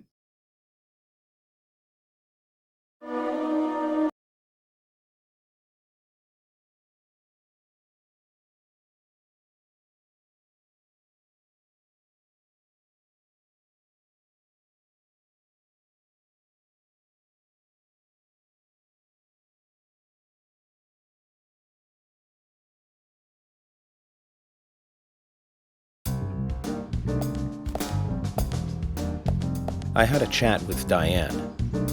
She said she was at the bar drinking with Nick at the time of the murder. We need to confirm her story. Let's talk to Nick at the diner. Very well, Agent Morgan. I have to head back to the department and clear up some paperwork. Go with Emily to the A&G diner. Oh, yeah. I'll show you the way. The diner's open from 9 to 2100. Just as we suspected, Zach. Diane is the key to this case. I have a feeling she will lead us right to the criminal. Can somebody look up if Diane is a reference to Twin Peaks as Diane as well? What is he doing there?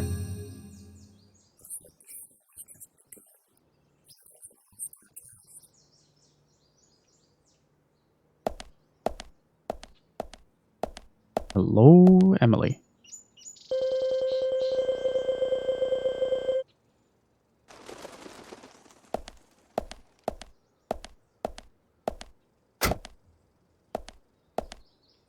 Hello, Nugget. How are you doing, dude? Emily, do you know a man named Forrest Kaysen? Kaysen? Yes, I know him. The sapling salesman, right? He always uses strange comparisons when he talks. I'd like to know more about him. What does he do when he comes to town? He's a salesman, so I guess he sells things? Maybe he comes on vacation. We haven't seen many tourists recently, but he comes pretty often. Is that all? Well, now that you mention it, he seems quite friendly with the Ingrams, with Isaac and Isaiah. Maybe you should ask them about Kaysen. Okay, I will.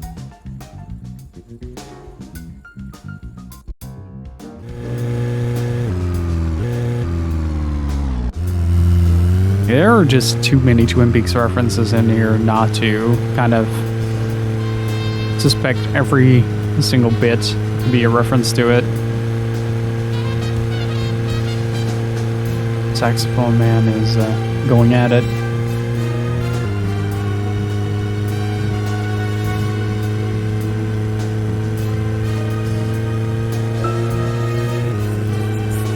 Suffocating to be around George so much. Well, we aren't always together.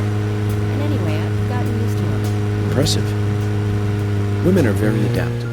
No, it's not like that, actually. George is hard-headed, sure, but he's also a hard-working man. That's why the townsfolk trust him so much. Very epitome. That's right. He isn't some hotshot FBI agent. This place isn't like the city. Everyone knows everyone else. What about you and I? Were you too close? No, not close. I don't seem to have much in common with teenagers nowadays. All they talk about are boys, clothes, and accessories. I don't have much interest in any of those things. There is a gap between a teenager and being in your 20s. Everyone's different, that's all. Me and you too. Zach, I'm not liking the way this conversation is heading. Let's concentrate on driving instead.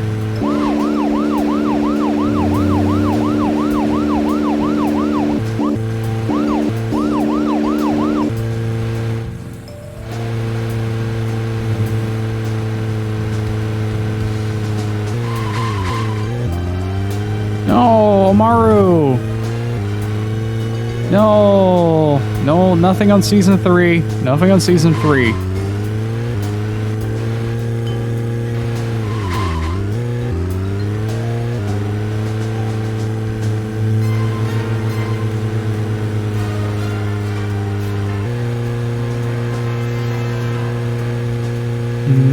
Might be a good idea to stop at the gas station.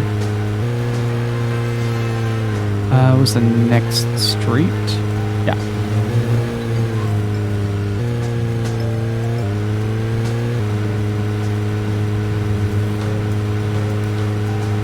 I haven't had the time yet. Or rather, now I know the way. I'm planning to do some side questing once I have one of those moments where... Oh, hello.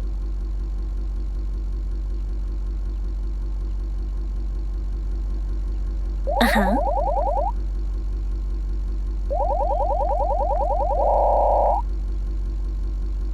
What was that animation?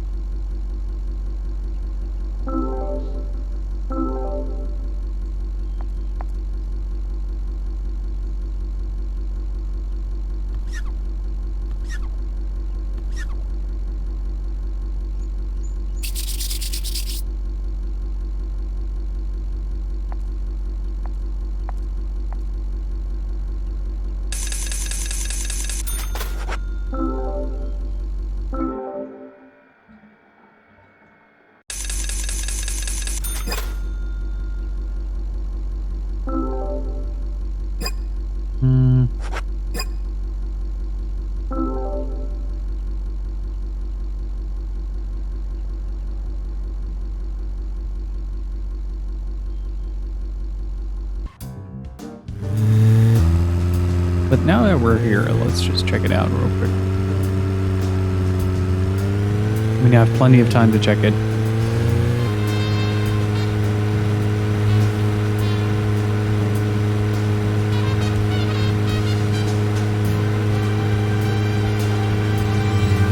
Also, this car eats gas faster than I eat ribs.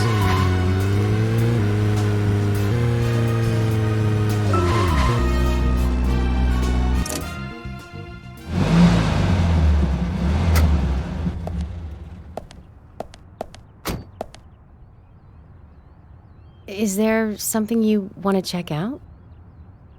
Well, either way, it doesn't matter. I can see you won't be rushed. I'm gonna go ahead, okay? Okay, that would be fine. The diner is open from 9 to 2100. Don't keep me waiting too long, okay? I make no promises.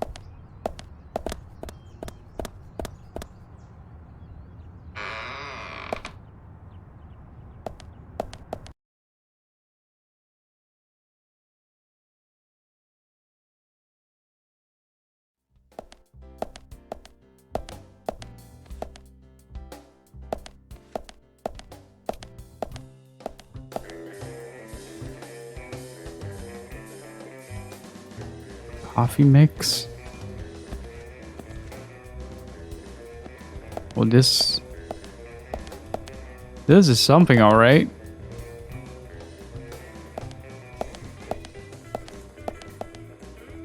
Oh boy.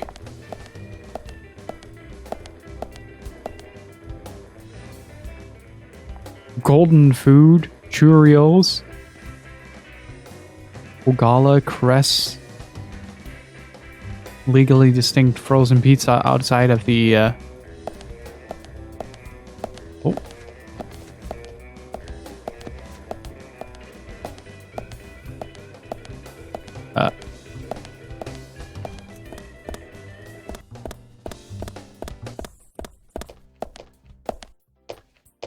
Hi there.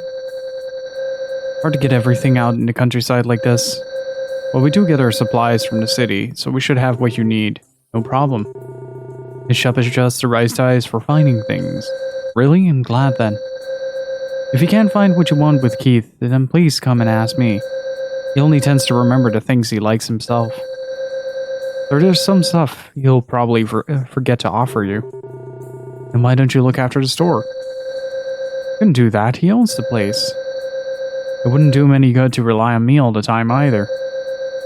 You shouldn't do anything to destroy the confidence of those you love. Right, hon? You're a very understanding woman.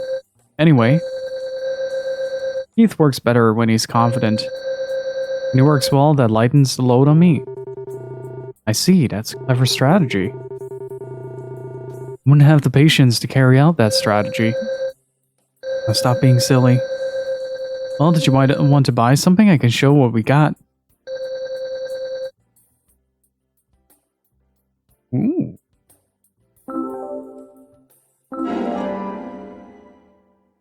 Perfect.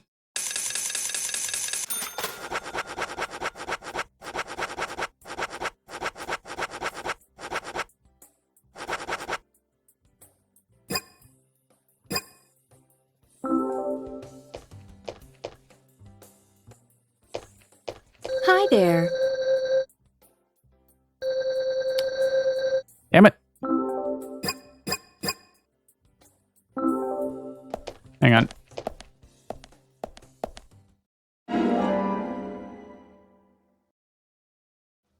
Good guitar. Hi there.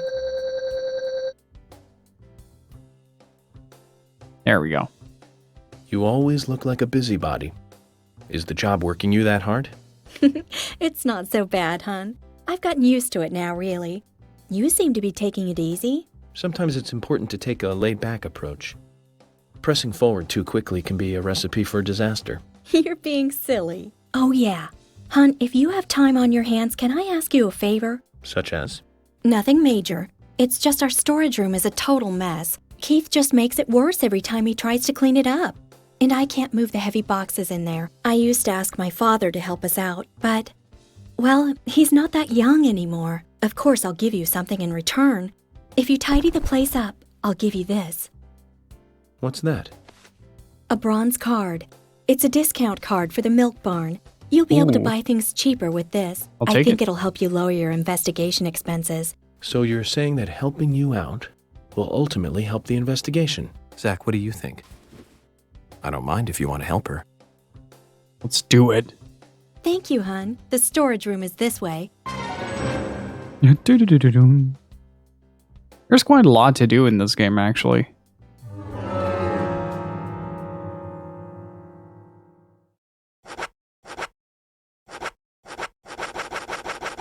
Holy shit. There's a lot to do in this game.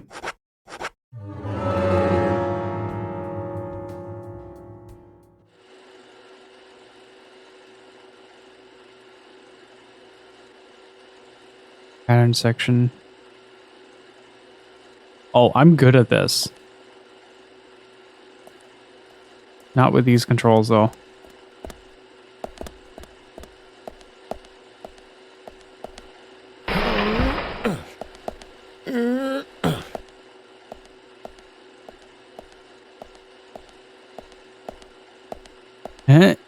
Come on, York. You got this, buddy. We believe in you.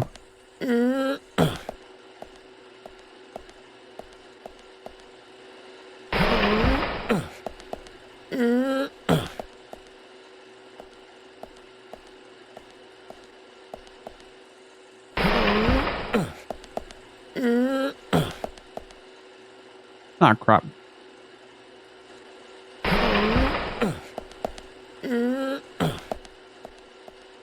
Oops.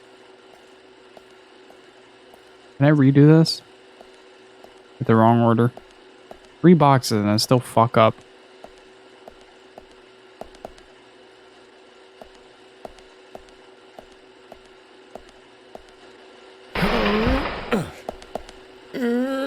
So you were supposed to push this first and then the other one.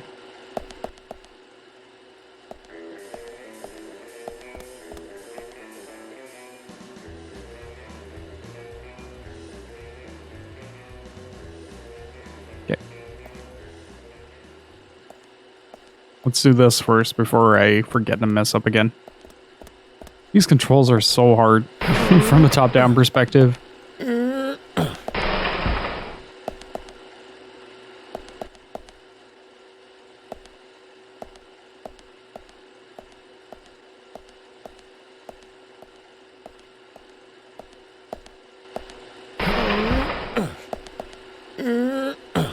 Feels the abyss all over again. 17 hours of box pushing. Haven't I suffered enough?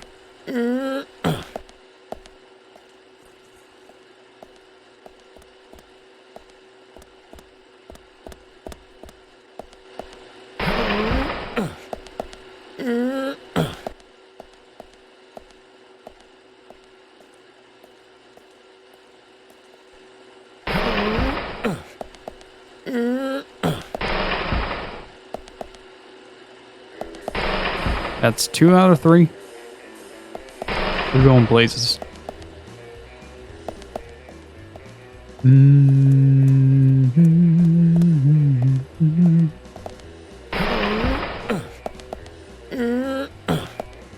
You kind of have to appreciate, though, that the game still does a lot of effort to make like these kind of dumb little in-betweens. Makes it feel really great and kind of wholesome. Like you kind of get that small town vibe of just wanting to help everyone a little bit. Thank you, hun. You've been a big help. You're a real hero. A hero? You just can't leave those who need help alone, can you? I can tell you know, hun. You're that kind of guy. Anyway, here's your reward, hun. You've earned it. We'll give you a discount from your next purchase. Thank you, Lily. We'd better be careful not to get carried away and overspend, Zach. Agent York, you're a good person. My father doesn't seem to appreciate you yet, but I do. And I'm sure Keith and the boys feel the same. Come by anytime, okay? Nice. Everything is first try, unless it's not. Parkland.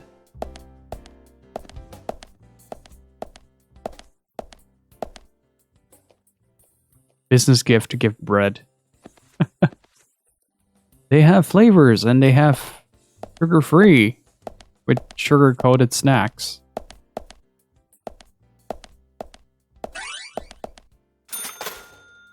Not a cookie, that's a banana.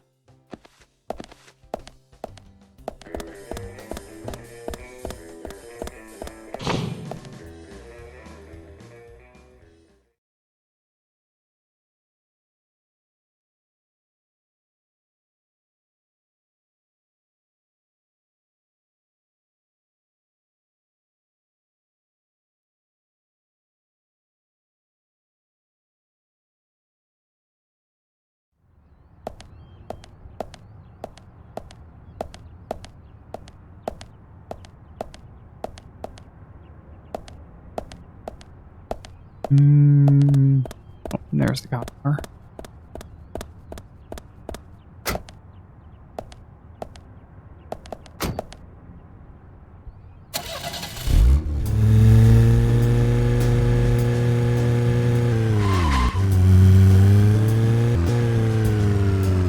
Oh, thank you, by the way, for listing that similarities list.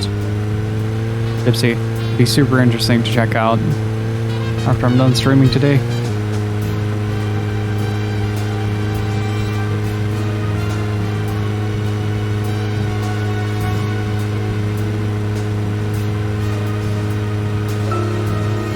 Zach, don't you think there are a lot of good-looking women in this town?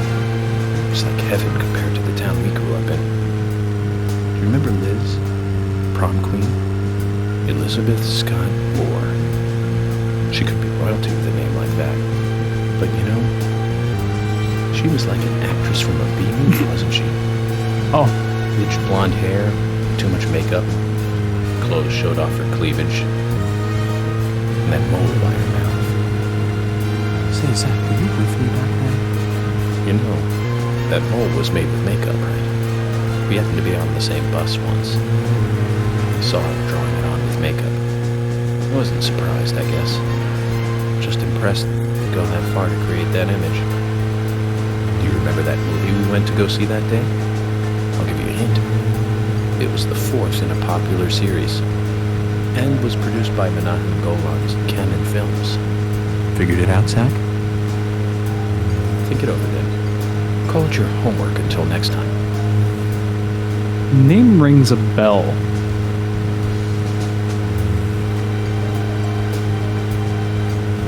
Does anybody in chat know the movie is talking about?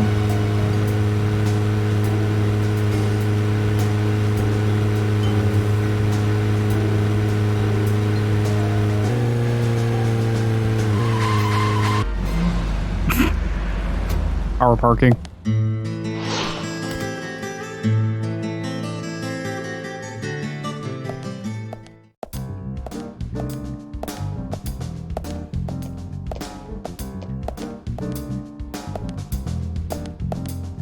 Emily, were you waiting outside for me? Should I have gone inside and started the 20 questions? Well, that would have been fine with me. Shall we get something to eat then? Someone should teach you how to be more considerate. And now you want something to eat? I thought we were going to question Nick.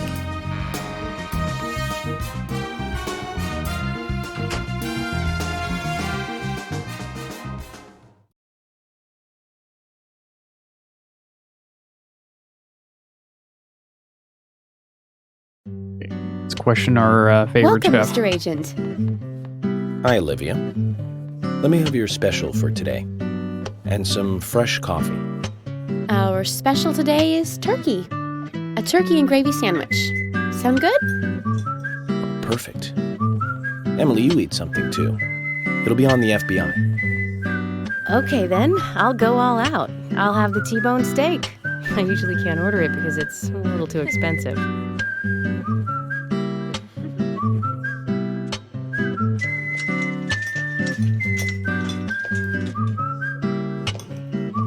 Mrs. Olivia Cormack, I am here for Mr. Stewart's lunch.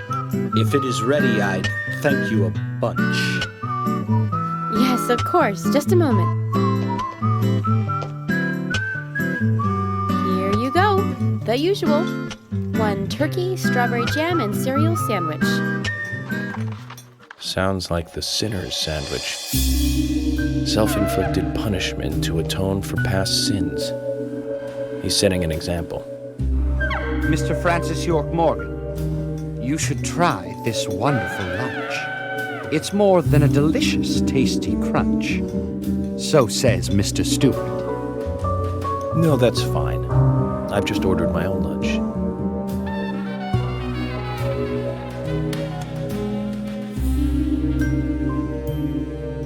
Mr. Francis York Morgan, that is, Mr. Stewart's order is delicious, I should mention. And Mr. Nick Cormack is a genius for creating this perfection. So says Mr. Stewart. Still, I have a hunch I might not like it. You sure that sandwich is that good?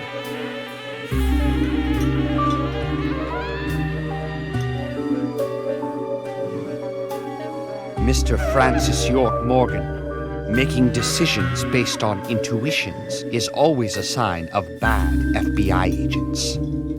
So says Mr. Stewart. Harry, you're right. I'll give it a try.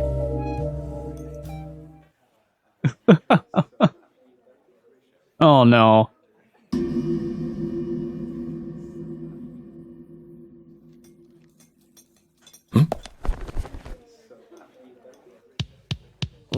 I can't believe it. This is fantastic. It's really good. Olivia, I'm sorry, but can I change my order? I'll have what Harry is having.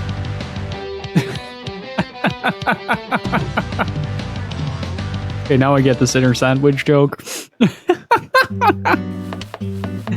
Those faces, though.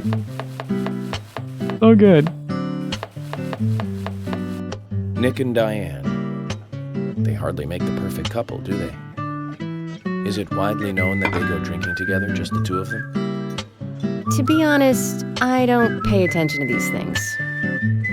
Not into local gossip? Well, when I moved here, I was still in high school, and I kept wearing the same wild clothes from my school in Seattle. I was young back then. And before I knew it, there were rumors all over the school. She'll screw anyone. That's what they said. Totally unfounded, of course.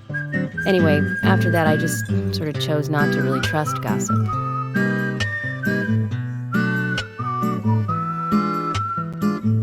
I get where you're coming from. I used to dress like a hardcore punk rocker when I was in high school. You? A punk rocker? Nobody took my side, even when I had good grades. People rejected me just because of what I wore. I was young back then, too. Even still, I just don't see you as a punk rocker. And you laugh? Look at you. No makeup on, dressed in uniform, eating a steak for lunch. Okay, back to work. Let's talk to Nick.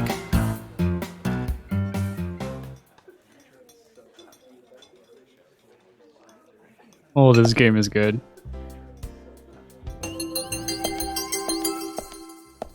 This game is really good.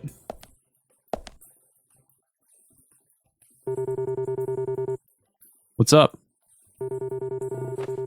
Could you tell us what you were doing the night Anna was killed? I was at the bar with Diane. What did you two talk about, Nick? Rembrandt and Turner. Is that a problem? No, no problem. If you think Diana did it, you're wrong. No, that's not it. Oh, so it's me you're after, isn't it? You're wrong again. So much for the FBI, huh? That isn't the case either, Nick. I think there's something both of you are hiding. You can tell when people are hiding something by their reactions. Eye, tongue, and hand movement. Sweat, dry lips, neck angles, and such. I'm working here. Okay, that didn't give us much.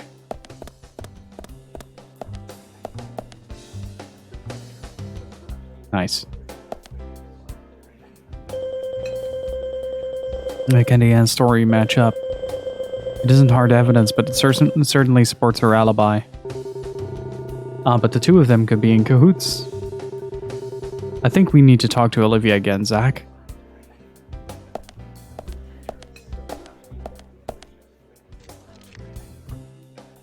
There's something I'd like to confirm with you, Olivia, if that's okay.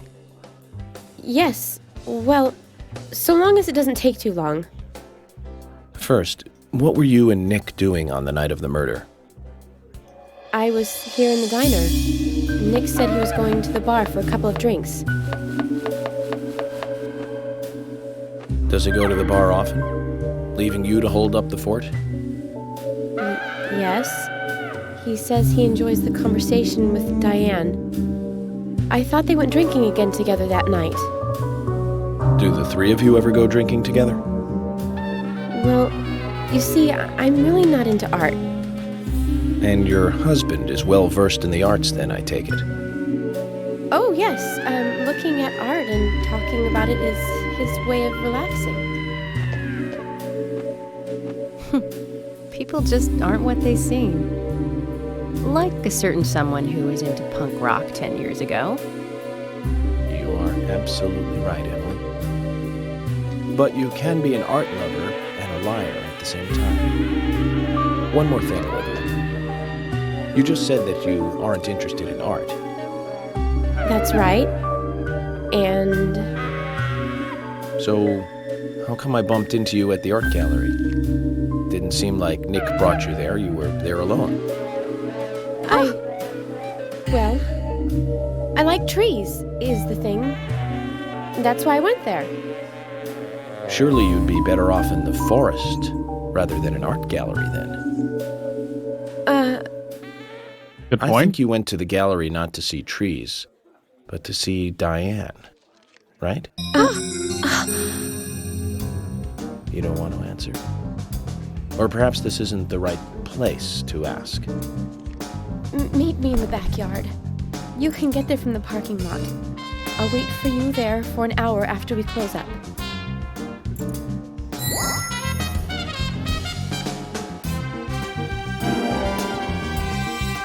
Need a backyard. They close at 2100. Should we get something to drink and wait?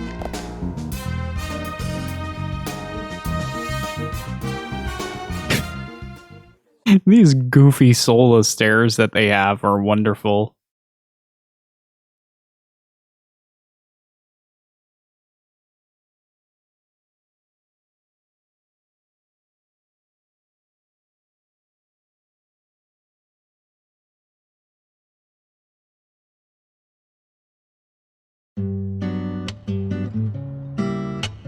Agent York, what do we do now?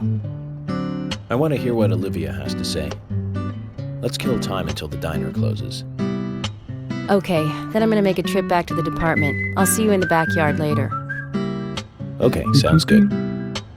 See you later then. Hey, now we have some time to kill. Zach, about Olivia. I presume she wants to tell us something about Nick and Diane. Let's hope it's not just something for the gossip columns. It's probably that they're banging or something like that. Wouldn't be too surprised.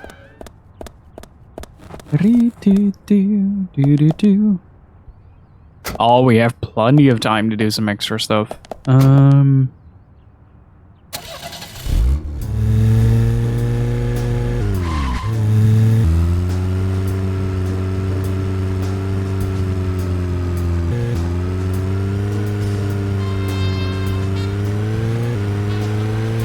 wanted to do the side quest at the gas station because I've been driving past that for a while.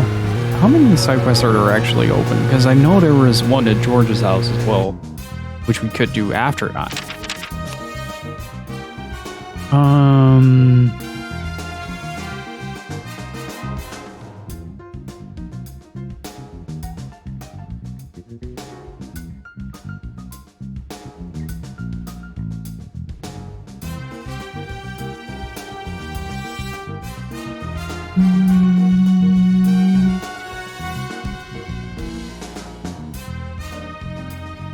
Wait, where was George's house again? It was fairly close by the Anna's house, Brian's house. We also have a thingy with Anna's mom.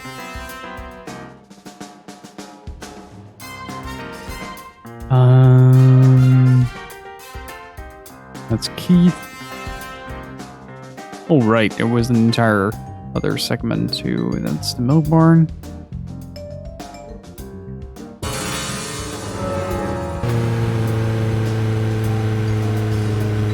Let's start with Emily's extra. To recap, the movie was the fourth sequel in a series that started that's in Superman. 1978. That's right, Zach. Yeah, Superman Quest for Peace. 4, Quest for Peace. Lex Luthor is back. It was played by Gene Hackman. That alone made it a must for all us fans. I don't remember much more about it, though. I'm sure there was more trivia about it. Wasn't that the one where he refers to Roll? Richard Donner directed Or something like that? Now those two were great movies. Christopher Reeve really shined as Superman.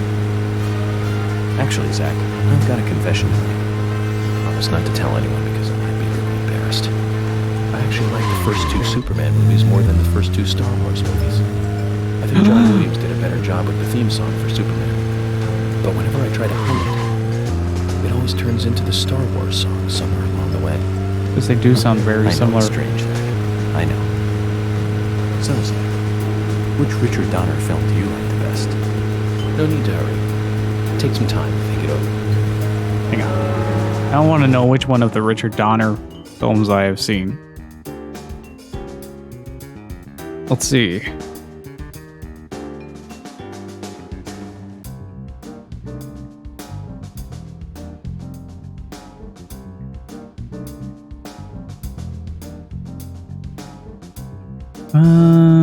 Seeing Lethal Weapon here.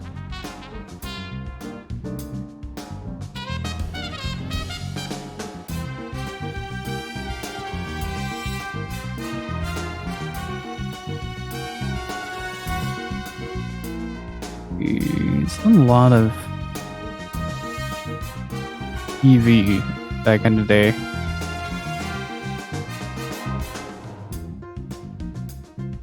He did the original Omen? Oh, that is a good movie.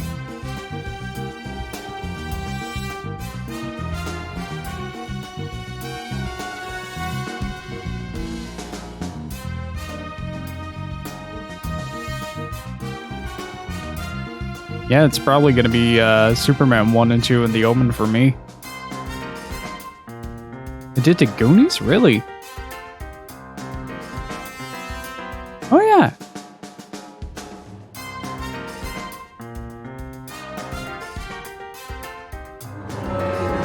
Interesting. It's really cool that this game does a lot of like real life references. Yeah, we can pick that up. View of the X-Men? Wasn't that David Hayter who did the, or was that just the original X-Men trilogy?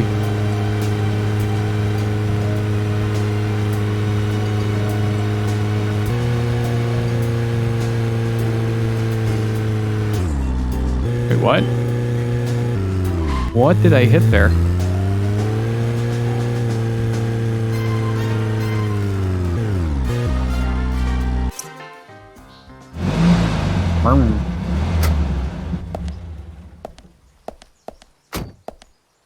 Well, the original Omen is a really good movie.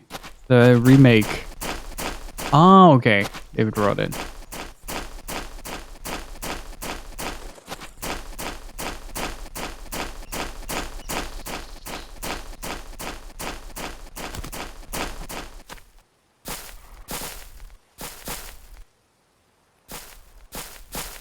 Yeah, it's probably in one of these barrels. Hang on.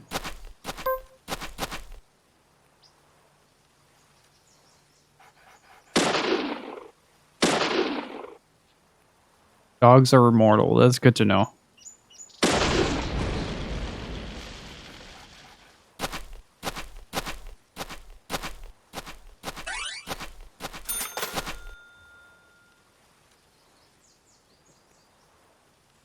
Oh, it's in a well.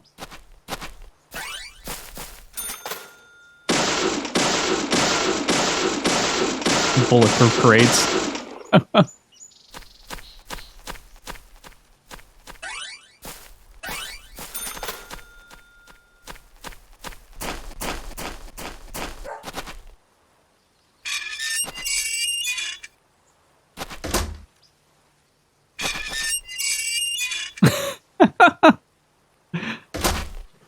Oh, I messed up my jacket.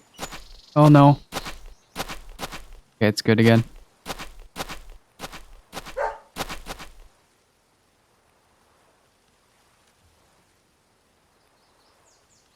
Okay, I'll probably need to get back here when it's raining or something like that. Because then the water would be higher.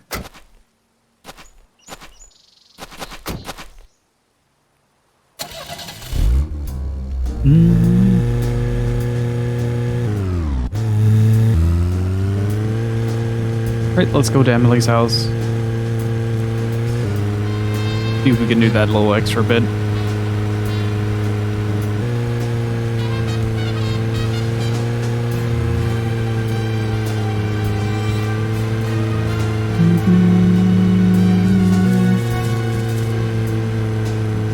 taking the shortcut. I went to see every Richard Donner movie on the day they premiered. Every single one. Goonies. Oh, there they are. The Lethal Weapon series. But my favorite has to be Lady Hawk. That was back in 1985. The same year as Goonies. Both Rutger Hauer and Michelle Pfeiffer really shine in that one. But more than anything, it's the story setting that was really good. A love story about a cursed knight that changes into a wolf at night, and a cursed maiden that changes into a hawk during the day. Very romantic. Don't you think so, Zach? They can only be together at dusk, right between day and night. Together as humans for only a brief moment. Perfect setting for a fantasy movie. I just had a thought, Zach. I really like those movies that have women changing into animals. Can you tell which movie I just remembered? That's right, Zach. With Nastasia Kinski in the lead role. Now, that was a fantastic movie. But I better concentrate on driving. We'll finish this later. Okay, York is a fucking furry. That's good to know.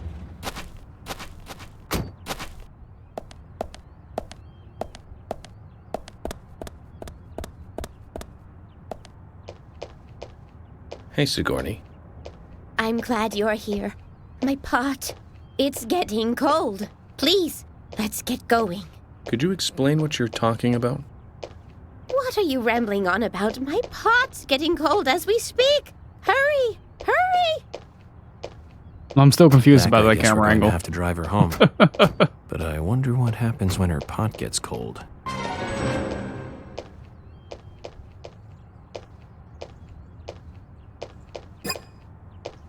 Now, get the car going.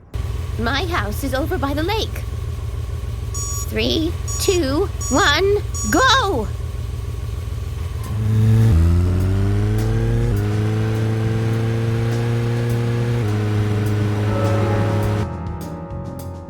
Okay, where?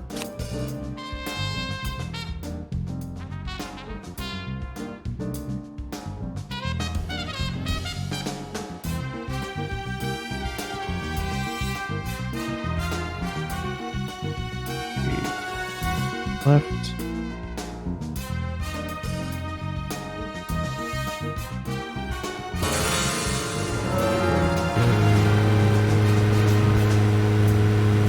As soon as I get a sight on the road, just take a left.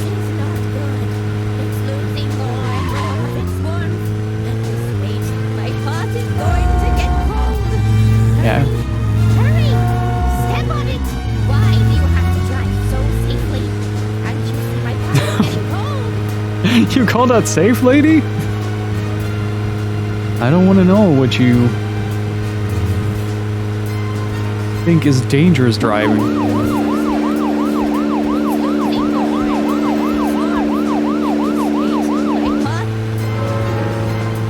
Okay, I have to consult map. Okay, it's the next one, then left, left. First one left, okay. Just constant lefts.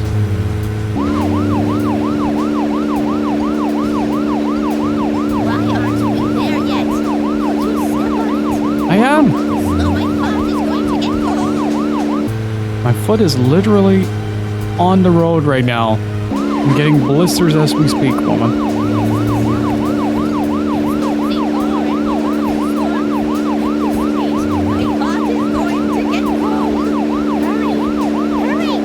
I do appreciate the fact that we were shooting zombies during the last session that we did, and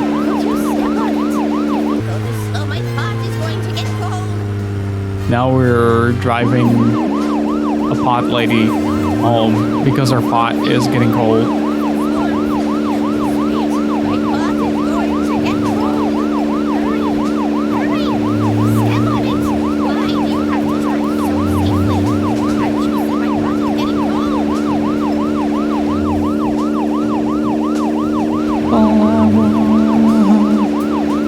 Every time somebody says Crazy Taxi, I can hear the arcade machine just blaring.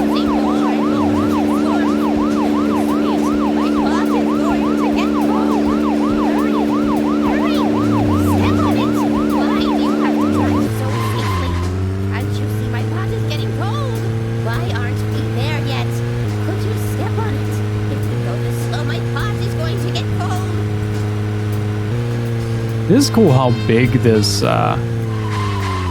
this map actually is. And there's actually a lot to do in it.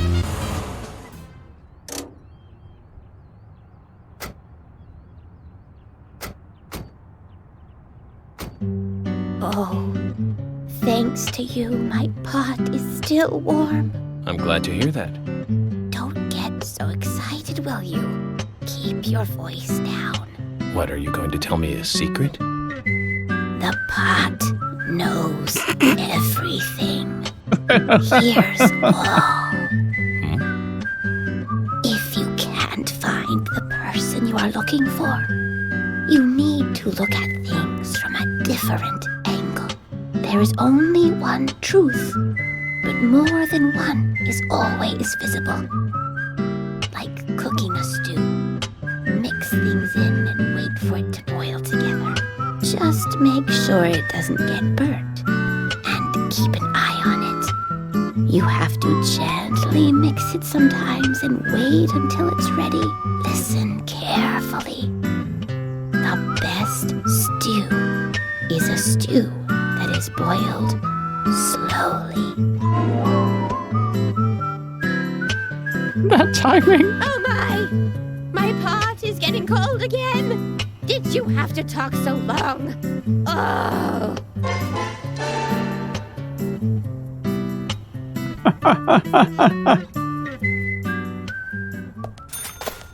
Oh, that was good. Oh, she lost it.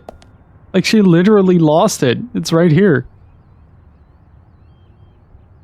Oh, that's really good. That's really good. Nice neighborhood, though. I'd like a house here. It's pretty big.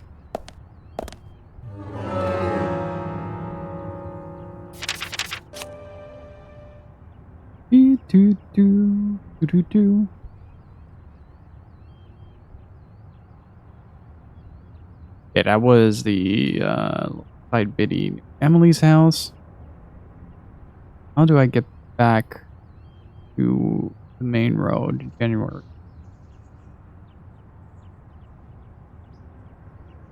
Okay, take a right. First right. And then right again.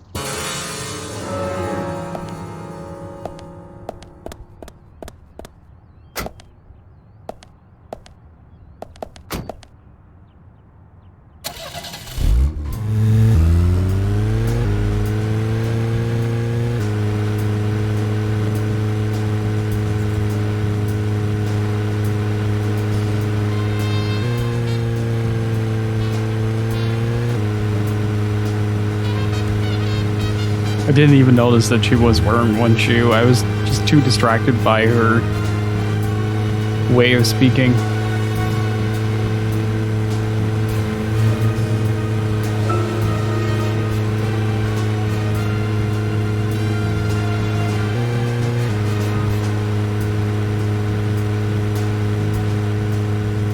We have Nastasia Kinski in the lead role and Paul Schrader directed back in 1981.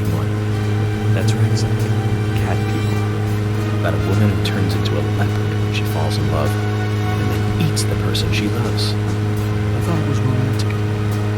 Real romance right there. Surprise card? Nastasia was perfect for that role. Casting her made that success.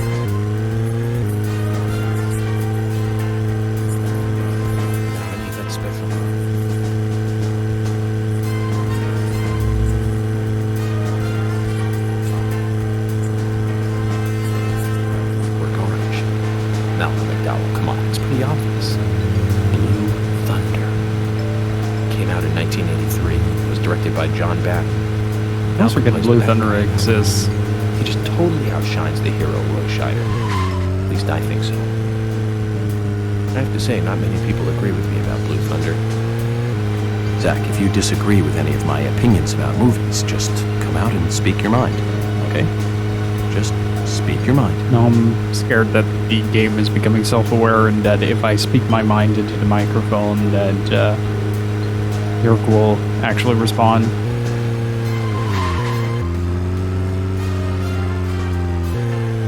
Okay, first things first.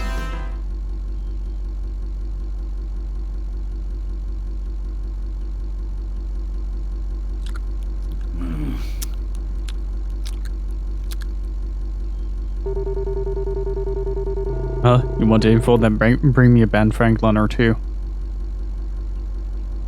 Okay.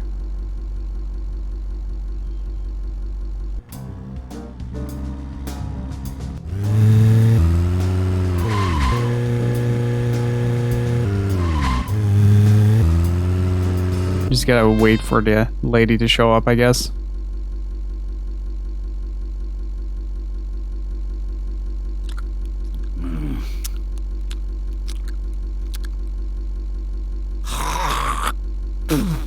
Damn it, Walker. Just cleaned it.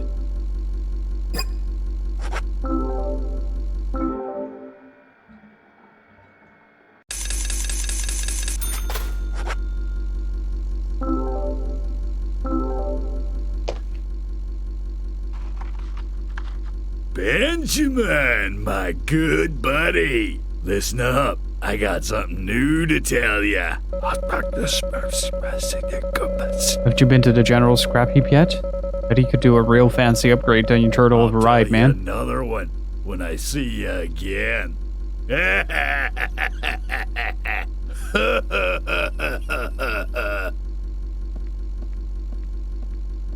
I think he even says so that he is really into bad movies.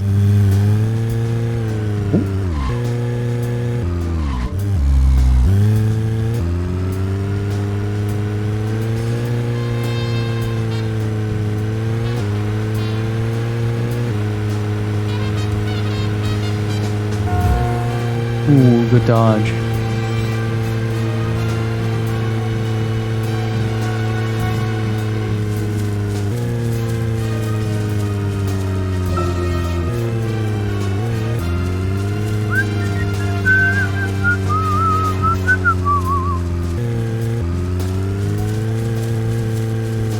Well, speak your mind if you disagree.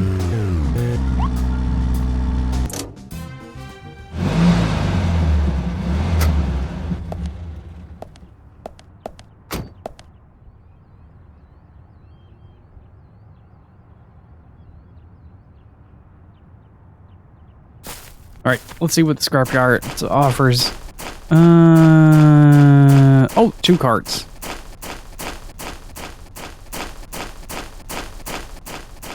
How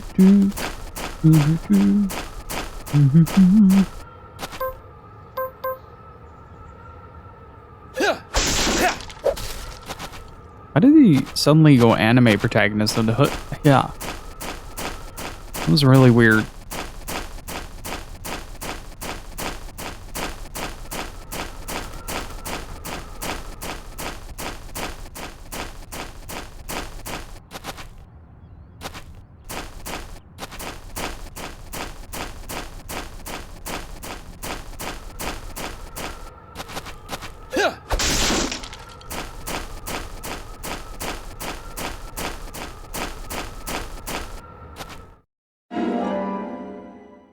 I mean, I play a lot of weird games, Sakradosh.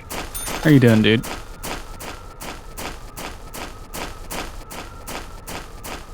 We have to keep an eye on the time. About 12.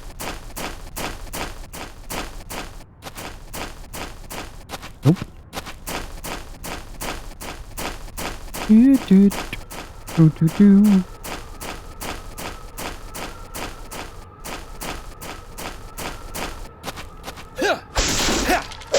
Fuck your boxes.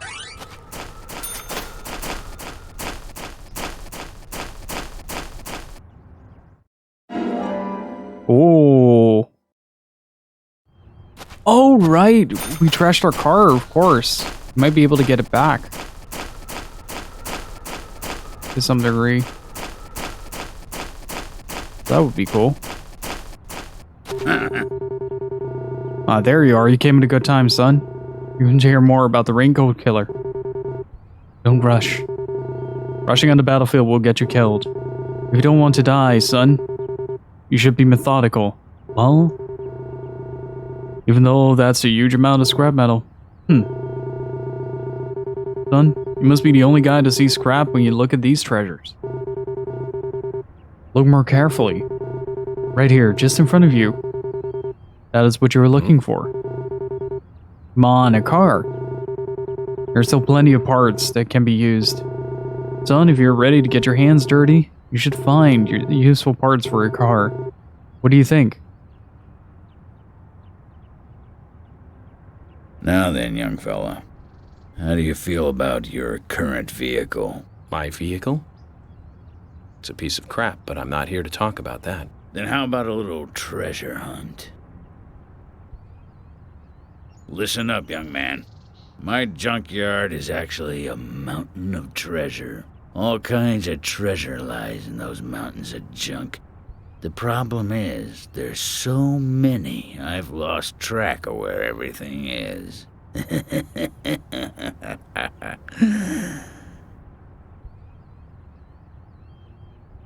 You've caught on already. I can see it in your eyes. I need you to head out in the yard and find certain things for me. If you help me out, I'll customize your car a little. What are you talking about? Didn't I tell you to shut up and listen to your superiors? Now, will you do it or not? I don't see any reason to refuse. Well said. First, I'll need some low gear parts. With that, I'll be able to boost the engine of your car. You'll find one around E5. Go! Don't just stand there, get going! Yes, boss.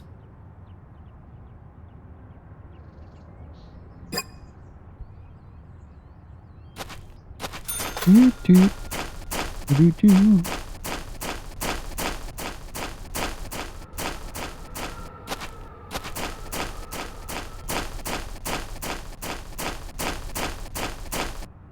Round E5.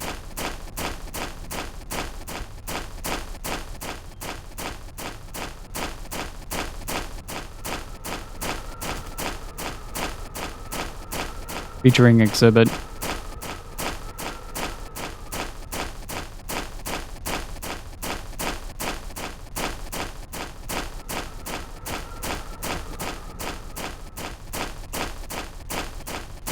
New hottest show on MTV.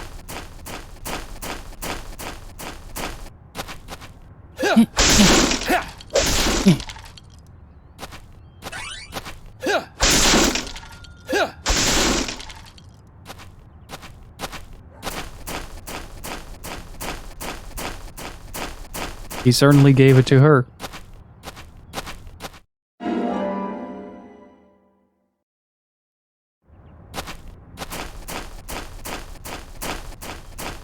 That was one of my favorite things to come out of Resident Evil 2, was the copious amounts of X gonna give it to ya jokes.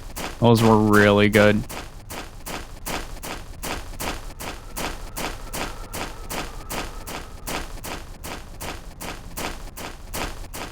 I'm thinking of that, yeah. Right? Hang on. Yeah, that's the MX. I thought that was exhibit. Oh well.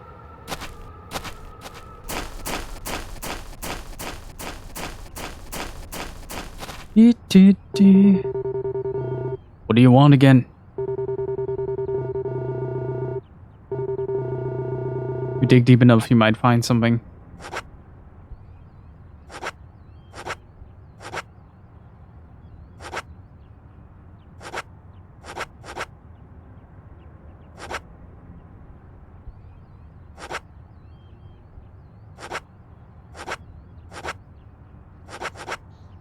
I can get myself a new car.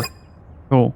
But what if I want my own car? That chair is pretty ginormous. That table as well. Good lord.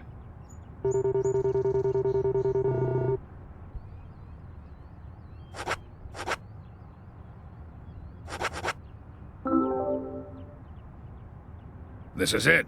This will save your life someday, son. You sure know how to exaggerate. You imbecile. Engine boost is vital for bringing back soldiers alive from war. Engine boost? Of course. Engine boost is the basis of everything. Let me tell you a war story, son. Weapon to surpass Metal Gear. I was leading my unit at the very front line. Things were bad, and sanitary conditions were worse. Endless guerrilla attacks were stripping us of our manpower. Everyone was tired to their limits. I'm just gonna lean into the microphone for emphasis. Rubbed me the wrong way. The boys like to call him Crybaby Timothy. He really gave me headaches, I can tell you. How? Just by breathing. His posture was bad. He was weak, slow, easily distracted. I have no idea who thought he was capable of combat in a war zone. He endangered the lives of every member of the unit. Stomach pains. The worst stomach ache ever. Every one of us. It was just cooking. He was using food that was contaminated. I flew into the dugout toilet like an Apache chopper returning to base. I have to tell you, it was a close call. My engine was boosting. And that's what got me there safely, right in the nick of time. What happened to the unit? You really want to know? It was a terrible sight. Powerful, athletic men reduced to walking dead, blinking like crazy, shaking with pain. Their confidence and self-esteem were all crushed. They almost didn't recover. An interesting story. I'm just gonna do all my commentary from this point on. We're directly breathing into the microphone. Engine boost now, do you? I'll keep my side of the promise and get to work on your vehicle. He is talking about explosive diarrhea. That badge on him is for a sergeant. Looks like it was sewn on something else before it was sewn onto his shirt. I wonder what that's all about. I put in longer pistons and optimized your lower gears. That should add boost to your speed when you accelerate. But there's still plenty of stuff I can do to make your car go faster. Just come see me again and I'll customize your car a little more. That's a nice jingle. Oh wait, that's a nice jingle.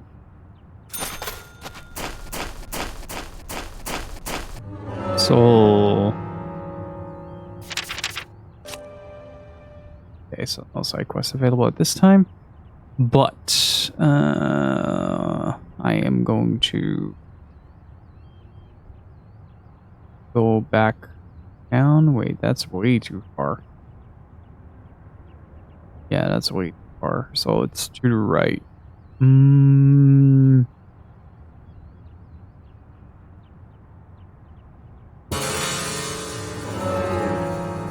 I do appreciate the excessive amounts of noises that this game makes. I mean, it's not the bouncer or guys' extremely strong menu theme or menu select noise, let's say.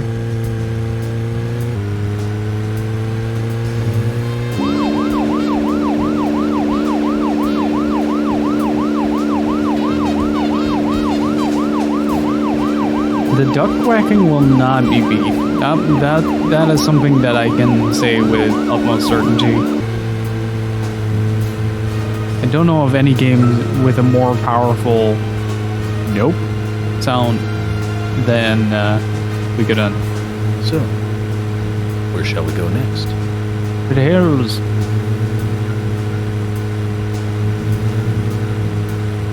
That was a beautiful pop-in. 8 turn signals. Use them, guys. Save a life.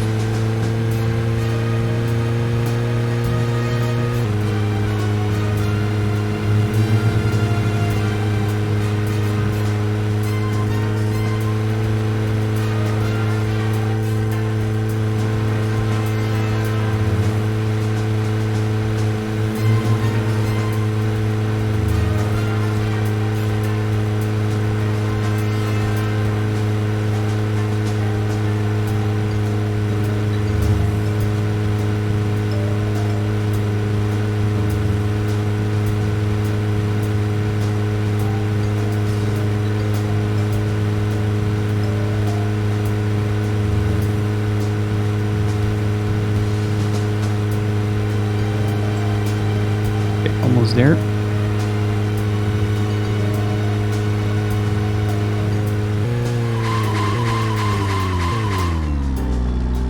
Perfectly parked.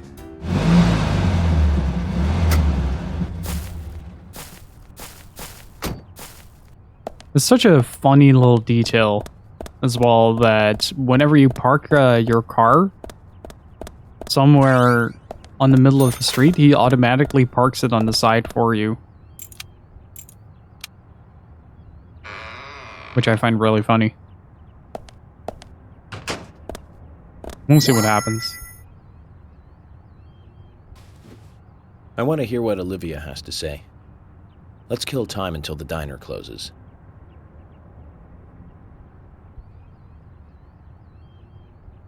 Okay, it's 9 p.m. So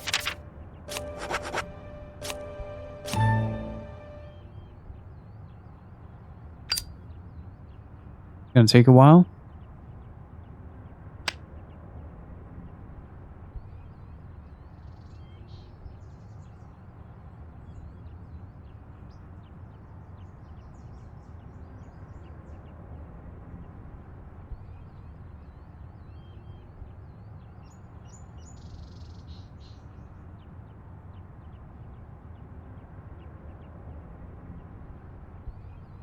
What do you guys think of the game so far? Are you guys ready for part 2 as well?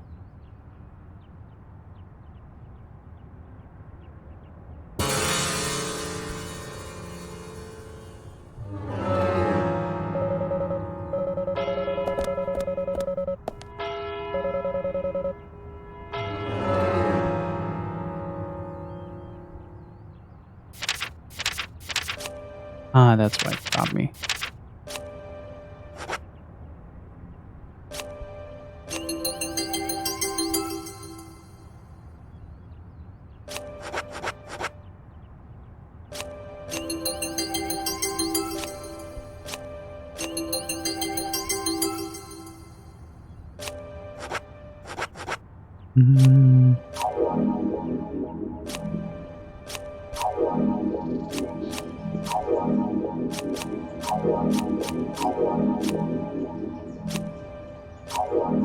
We're getting the good part 2?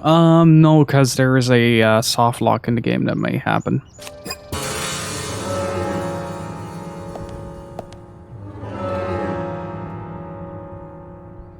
So I'm a little bit cautious of that.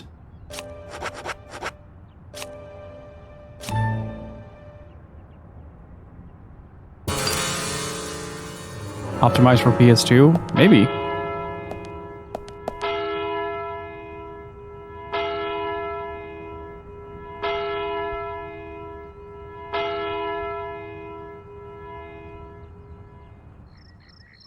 What is happening to the textures?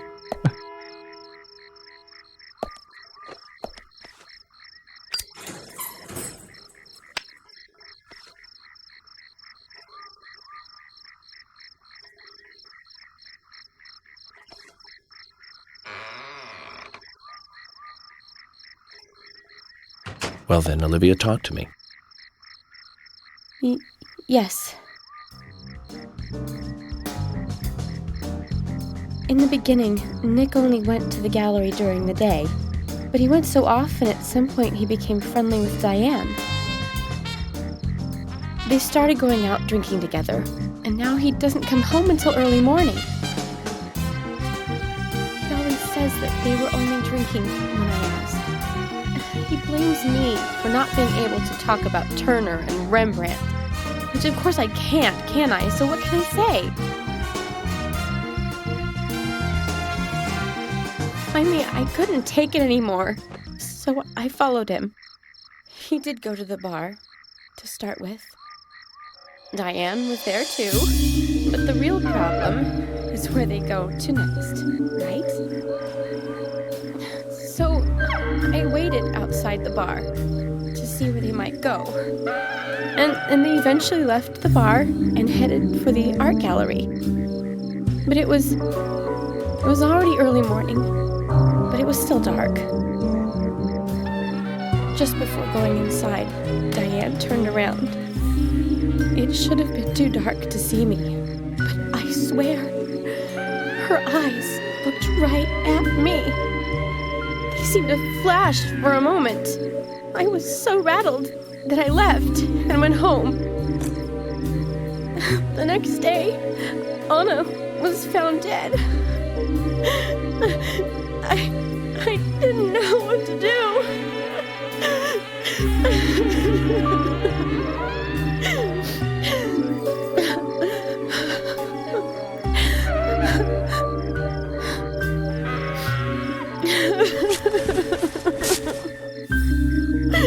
I went to the gallery to talk with Diane about it, to confront her.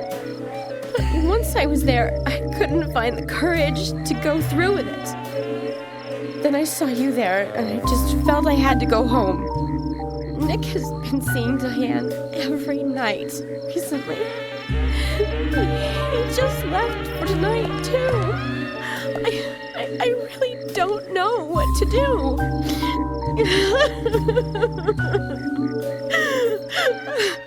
York, we ought to take Nick in for questioning. No, not yet. This alone isn't enough.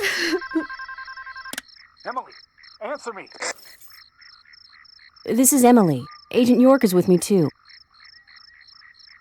I've just received word from Thomas at the sheriff's department. Something has happened at Becky's house. He was called in by Quinn, but he wasn't making any sense. We have no further details. I've sent Thomas over there. Can you go back him up? Yes, sir. You're asking that question about a game that has monkeys, that has squirrels sounding like monkeys. Oh, let's be real. No! It couldn't be! Nick! Oh, please, no! What can I do? Oh, it starts raining. Olivia, calm down. Emily, take care of Olivia. I'm heading over to Becky's. She lives in the big house over by the lake. Hurry! Just hope this isn't anything serious. Damn it, Zach. We may have screwed up during the investigation. Makes me wonder if you can actually screw up by not investigating certain bits.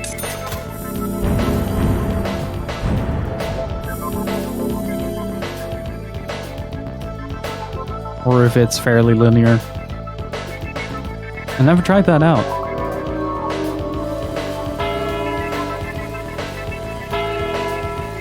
We better hurry, Zach. I have a bad feeling about this. Becky's house is by the lake. If you needed more affirmation that the second sacrifice, ooh, spoilers in the title.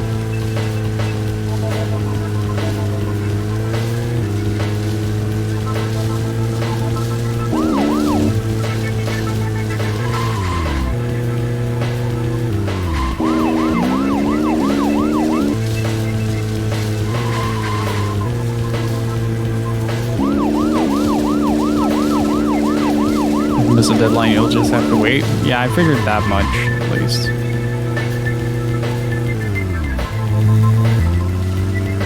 keep falling for this little turn right here. Almost takes me to that little neighborhood that circles around itself. The next one is the one that leads to the big road. So you have either January Way or you have the big road that surrounds the whole town.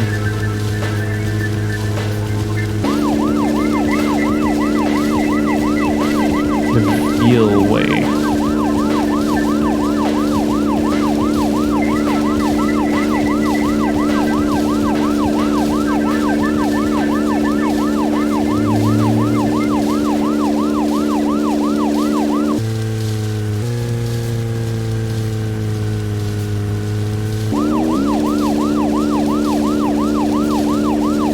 I do find it funny that the siren button is attached to the booster. So if I hold the gas pedal, it will boost, but I can let go of the gas and it will still hold the siren.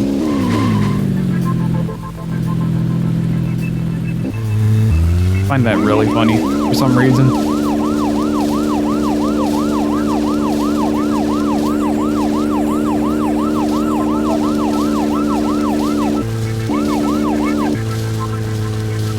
You didn't vibe with Partrue Terran?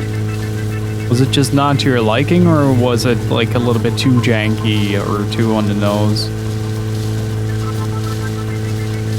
Because I do know that in Part 2 the Twin Peaks referentials continue, but I haven't played enough of it to kind of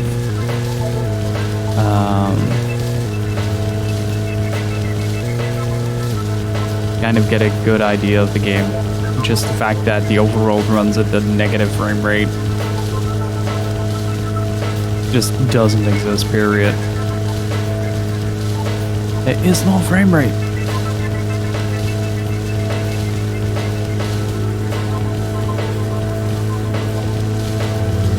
Huge drop in writing quality.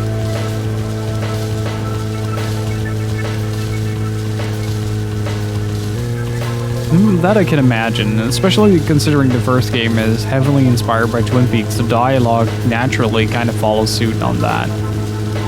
So if you kind of deviate from that, you're more reliant on your own style of writing, which might deviate a lot from what the people that love the first game are used to. But I'm quite curious to see what's up with that.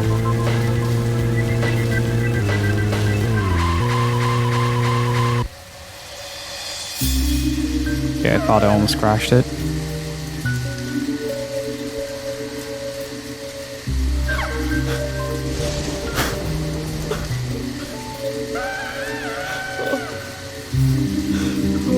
Becky! Sorry. That's all he would say since I got here. Quint, tell me, what did you see in there?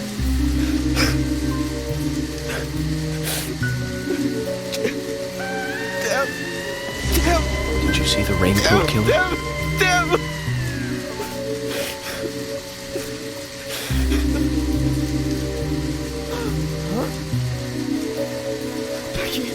Thomas, did you see Nick here? Becky! No. When I got here, he was already like that. He should be here soon. Call George and tell him to get on. Wait out here. I'm going inside. Once they both get here, follow George's orders, okay? Yes. But Agent York, isn't it dangerous to go in there alone? Don't worry. Zach is with me. Oh, here we go. Zach, let me smoke one first.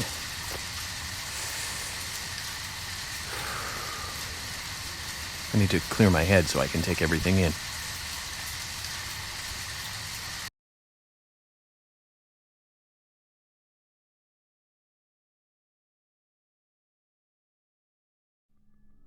Here we go.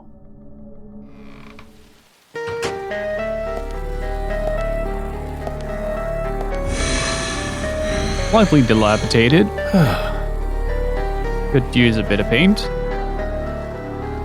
Zach, they're here too. I had a nasty feeling about this. Let's hope it's not a big welcoming party.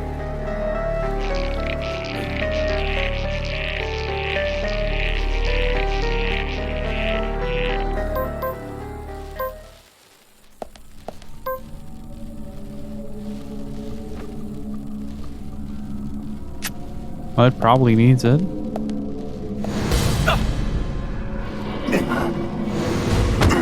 Oh, wait, what?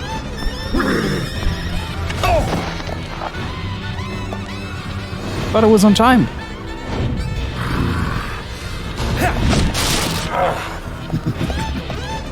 No, didn't say the magic word. I do find that incredibly goofy about this, though.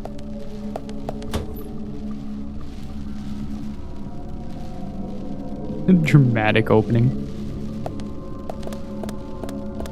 Every time he just dodge him, he just kind of gives up.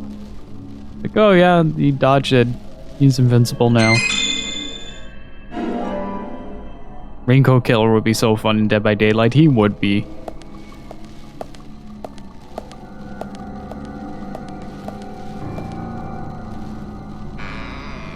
He really would be.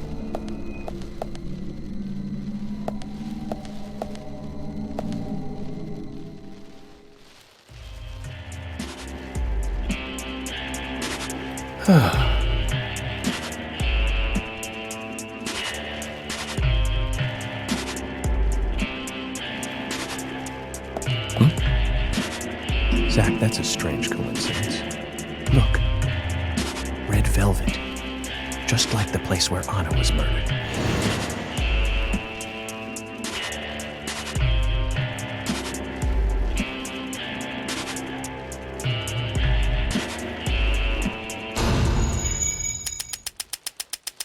Okay, what are we dealing with now?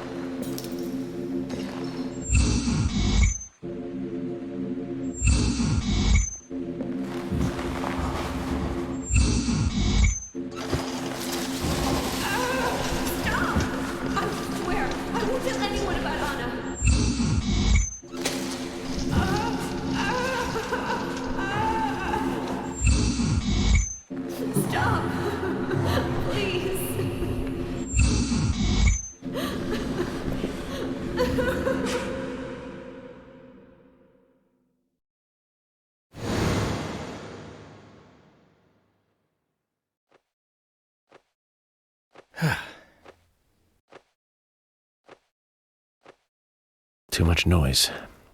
We're still missing a vital piece of the puzzle.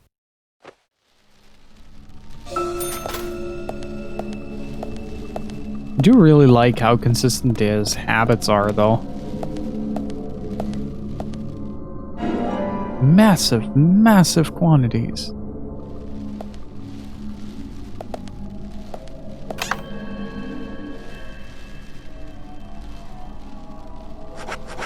Okay, we're ready.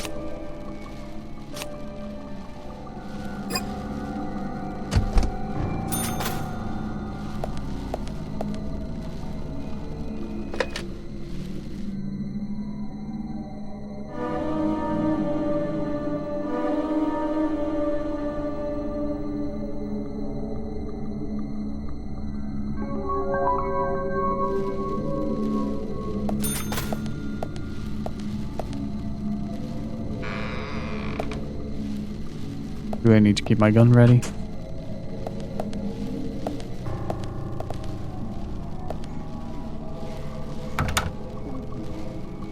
I want to try something.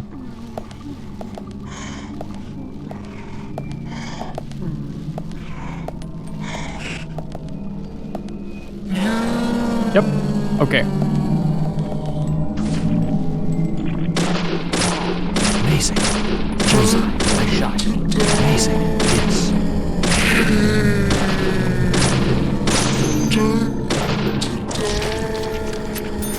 These are sturdy ghosts. Amazing. Amazing. Great. Bullseye.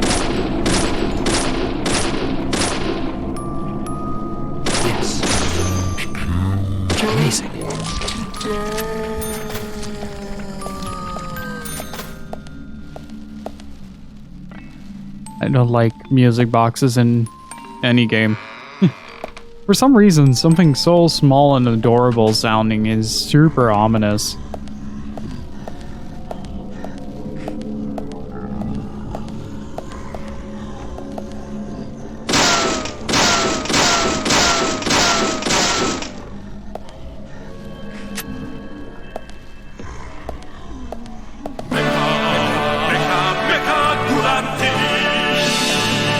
Argmo Furious, thank you so much for 3 months of those moves. Really freaking appreciate it, dude. Can I get some hearts, types, and Kevs in chat, please? Thank you so much, dude.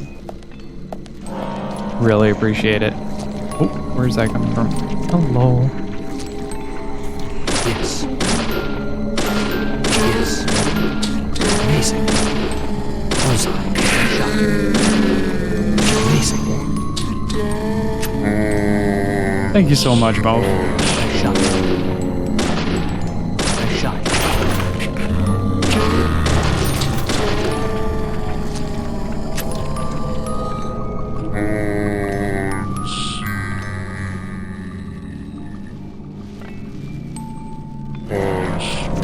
It's weird, dude. Amazing. Yes. Great. Nice shot.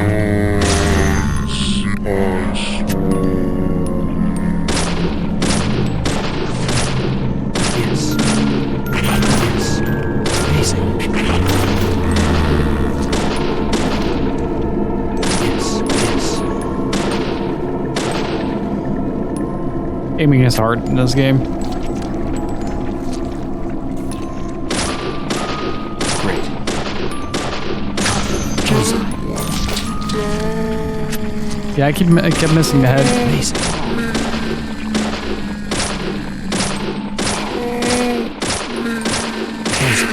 Yes.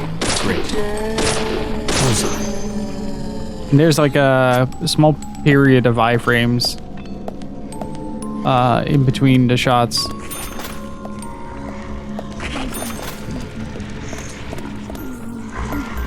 Ooh, hello. Bullseye.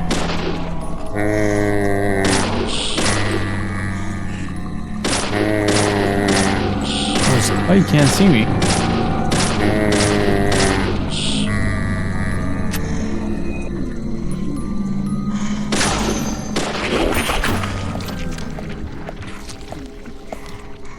Interesting. Yeah, the rule of thumb so far is the fatter they are, the harder they are to kill. Great. Okay, I can shoot through these walls. Nice shot.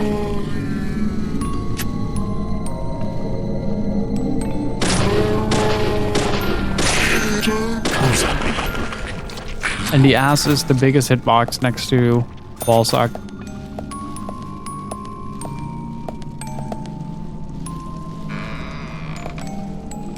But thank you so much, Molf. I really freaking appreciate it. Almost at 30 subs. We're just one off.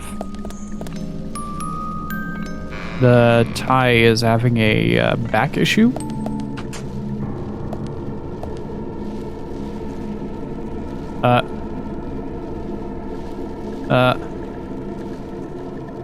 What part of the tie is sticking out there?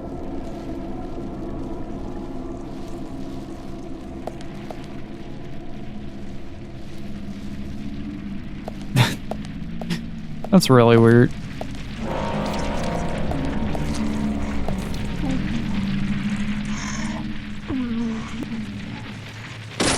Nice shot. Nice shot. Nice shot. Yes.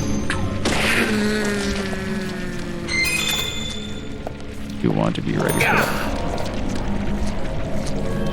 Oh wait, can I bait them into the fire? I kind of want to see what happens. Oh, that's really neat.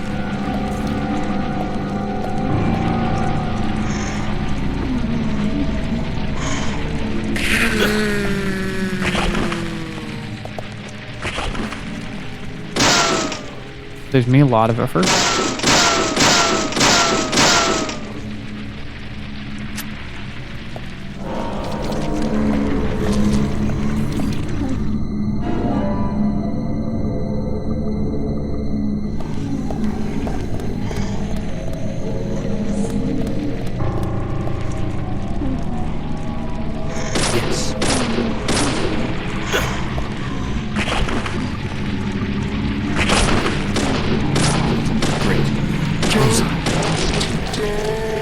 Unless you shoot them, then they fall over.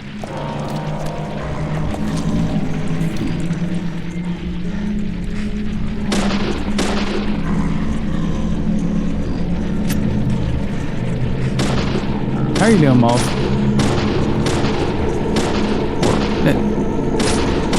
My aim is impeccable, chat. Don't judge. Nice shot. Bullseye. Final shots. Great. Nice shot. Bullseye. Amazing.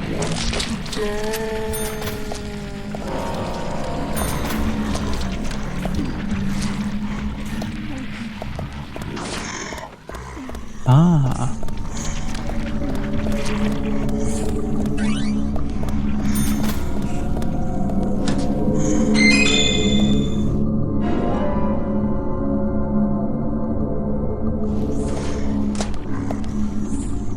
Well, that's one way to get past these. Just realize that they're not very fast nor smart. And then move on in. Haven't been here yet.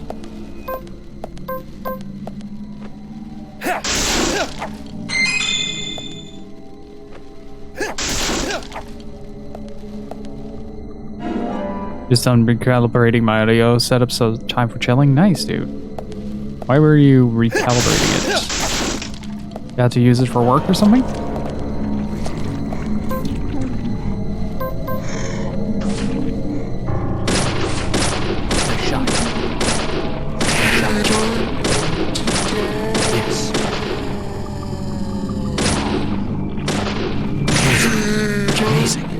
Down on the ground.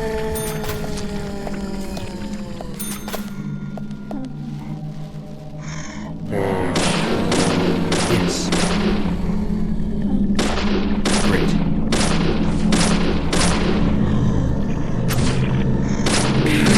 Bullseye. Yes. Great. Bullseye.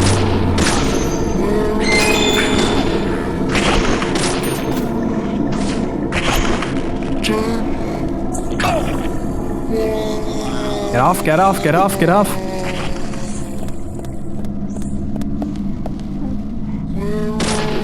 Amazing. Great. Bullseye. Nice shot.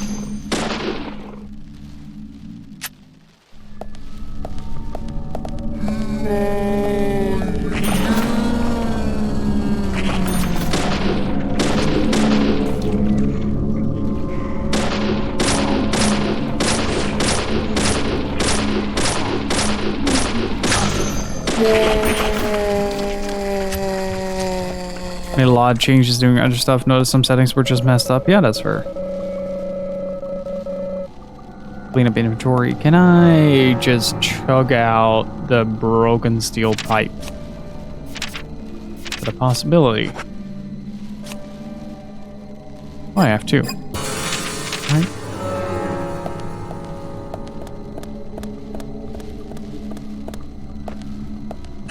See that?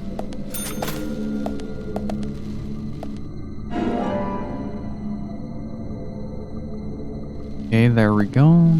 And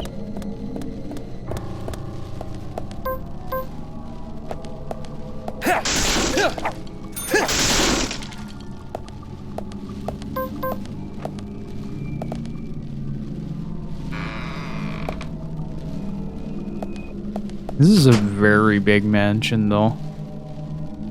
Very big.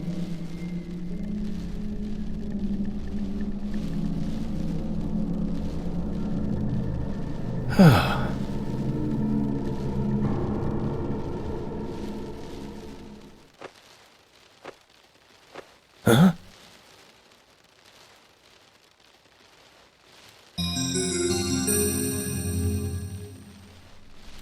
Huh?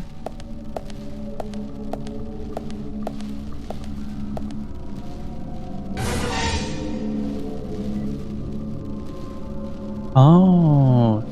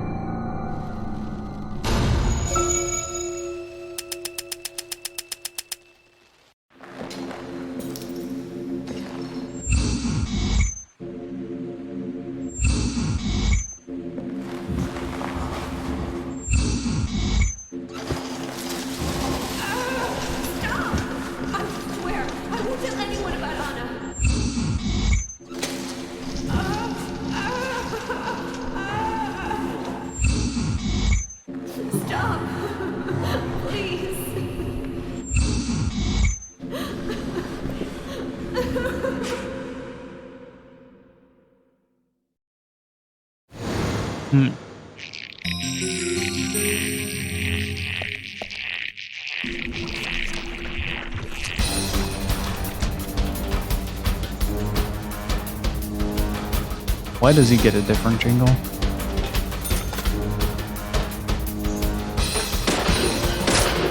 Amazing. Yes. Nice shot. Yes. Great.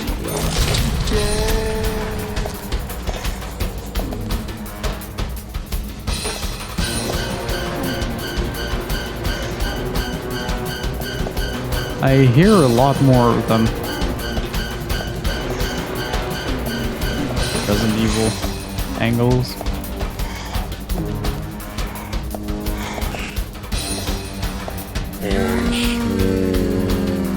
Great.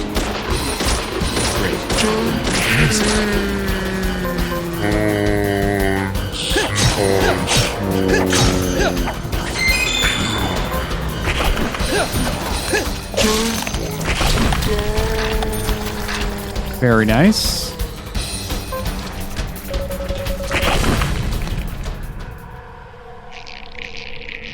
Melee weapons in this game are extremely powerful. Okay.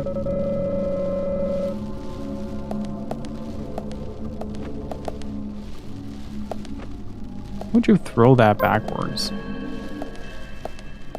Seems very impractical.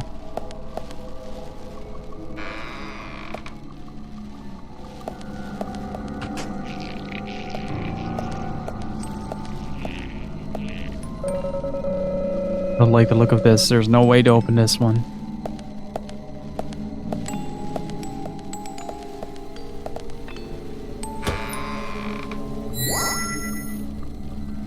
That's the red seeds again.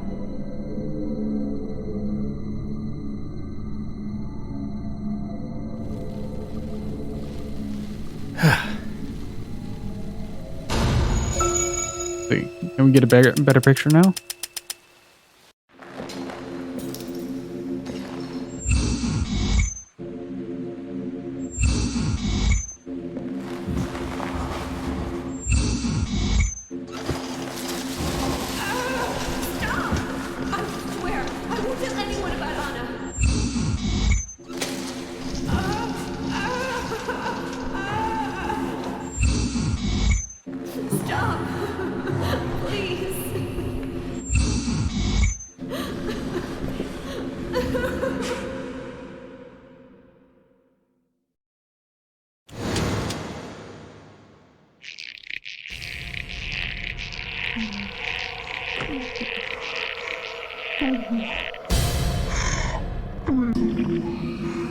Oh no.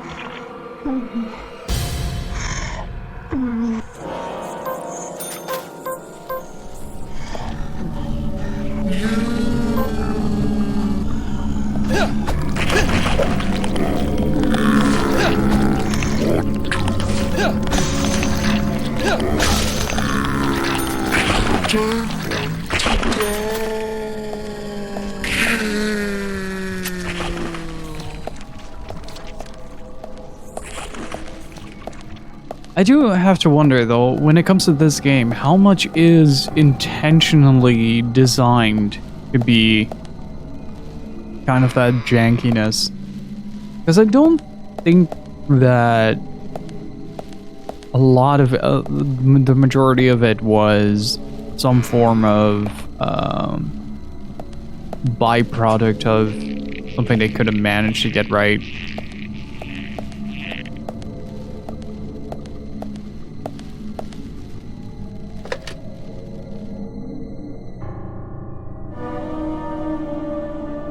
From what I remember, it had a low budget in general. But that could be it. And they also had to redo a lot of the plot due to the fact that they received a lot of criticism for being a little bit too similar to Twin Peaks from what I remember. I need to rewatch the original trailer for this, but I remember it very differently. Yeah, I think we talked about that last stream as well, where a lot of the combat feels like it's pasted on. Like, it plays well enough to keep you entertained throughout, but...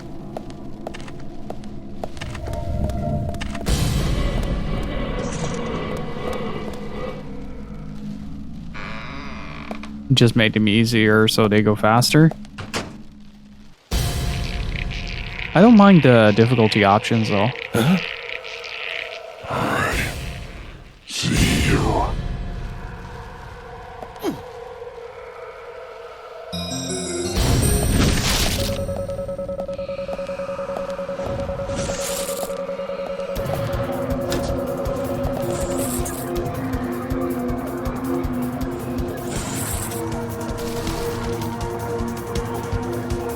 The combat in this game does feel very passable. I do love these moments. If they would have had a sort of hunter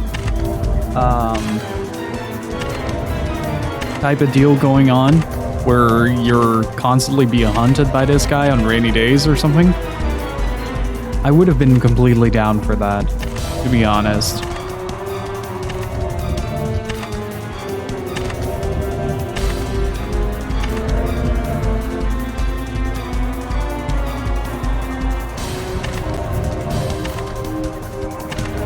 And then have a lot of these moments we have to run and hide. Kind of like what Forbidden Siren does with the sort of sidejacking. I love that. Just the idea that you can witness the enemy POV as it's chasing you down. Something that I found with... I kind of got in touch with that through Forbidden Siren, or Siren if you're from the US.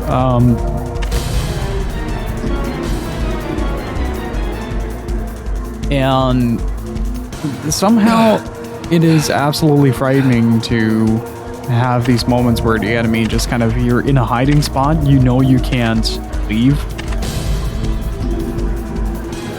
But you can see the creature or the killer hunt for you. You can visibly see that. And I think that makes for a great experience in horror. It can get very tedious very quickly, so you have to use it sparingly.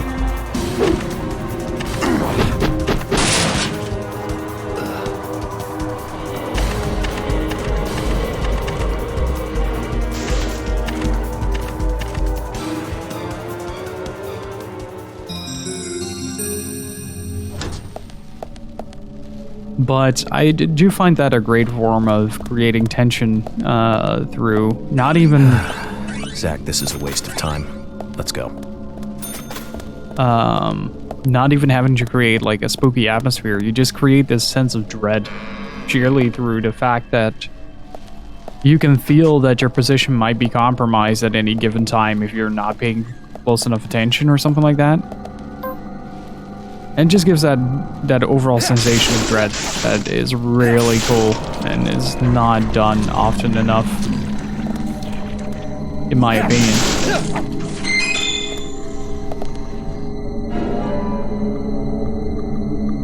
Oh, hey.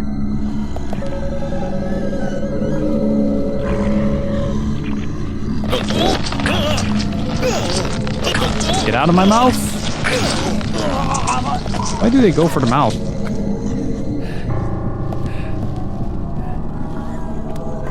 Weird fetish to have, dude.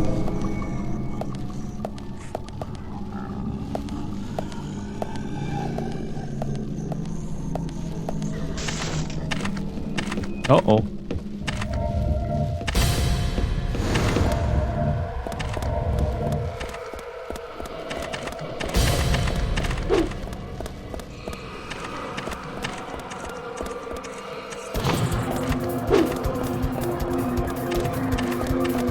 Like, these kind of sequences are great, honestly.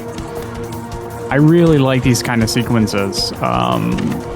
There may not be the most intuitive in terms of gameplay, but you get that really big cat and mouse sensation with this game that I just really enjoy.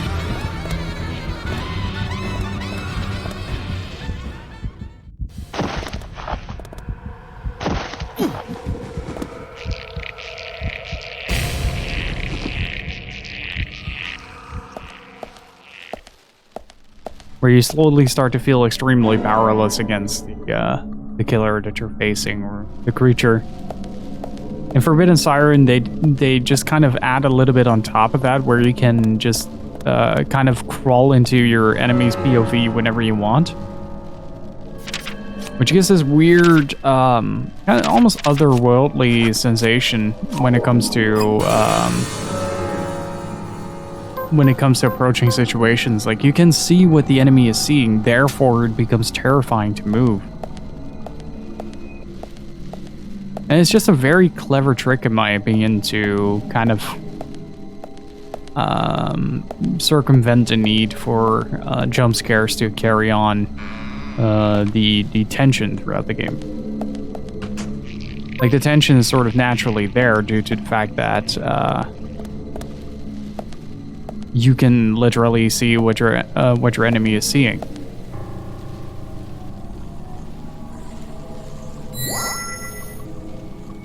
Huh?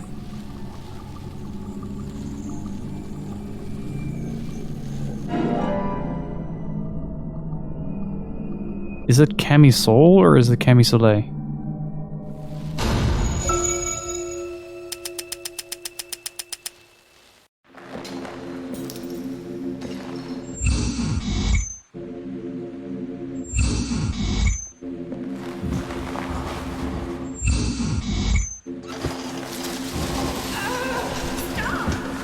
Long hair, spiky gloves, hairy arm.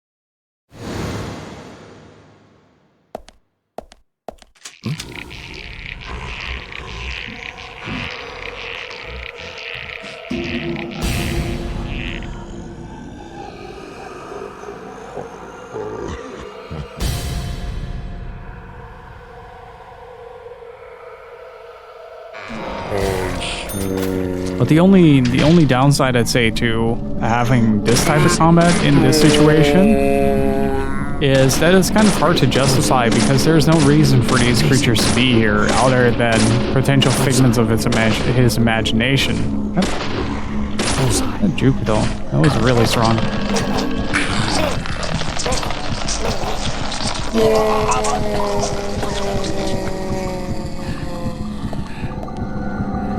Like, they can justify this to a degree.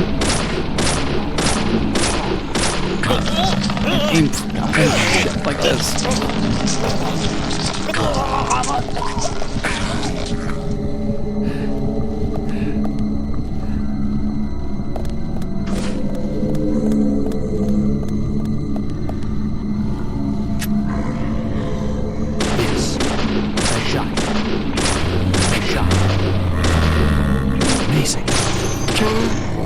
Like, for instance, if you kind of add a little bit more of Silent Hill-esque thematics to it,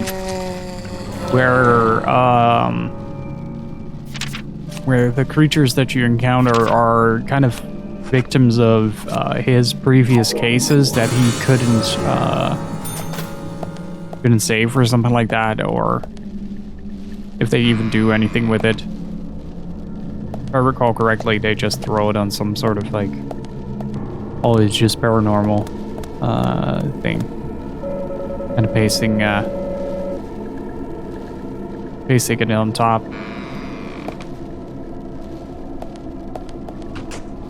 The gameplay itself is passable, so in the end it's fine.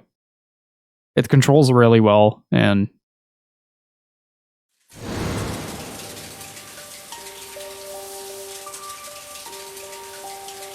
it's bad. Very bad, Zach. The raincoat killer gave Becky a visit. Hold on.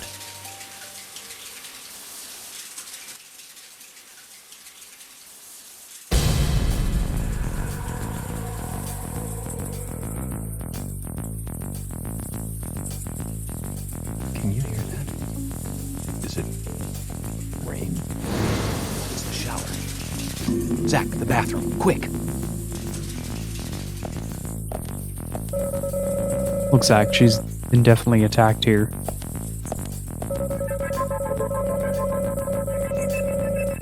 Mission Impossible theme right here.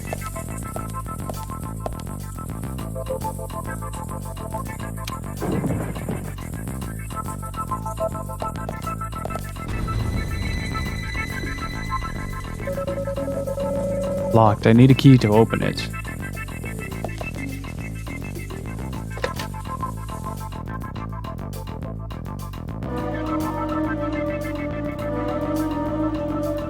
But in the end, that's kind of the only thing that really holds this game back from being great. Like, the jankiness feels like a large part of its charm. If you ask me, there's a lot of things that this game does really well.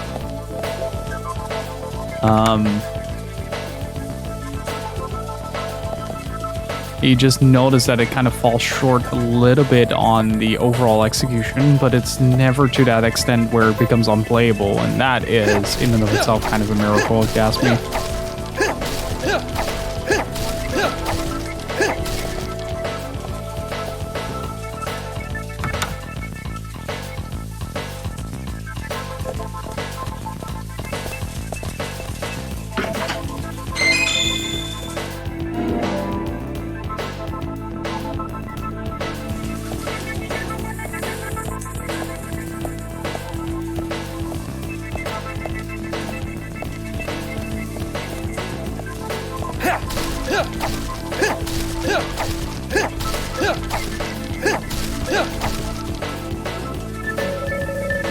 Like it broke through here.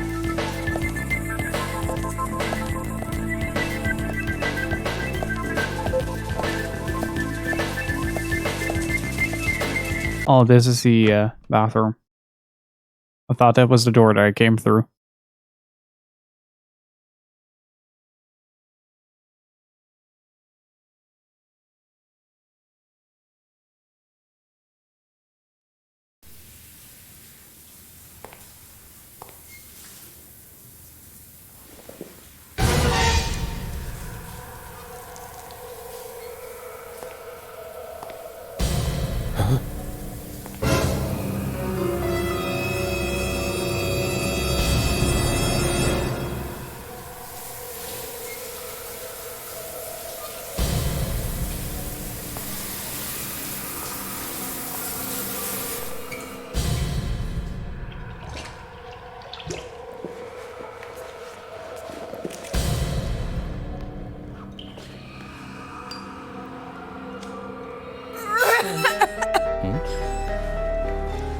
Zach, she's still alive.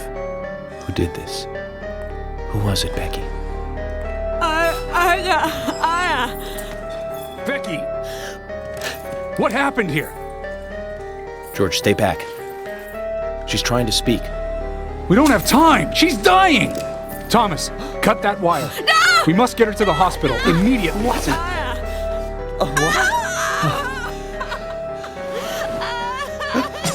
What are you doing? Get out of the way! I'll do it! No, don't! George, stop!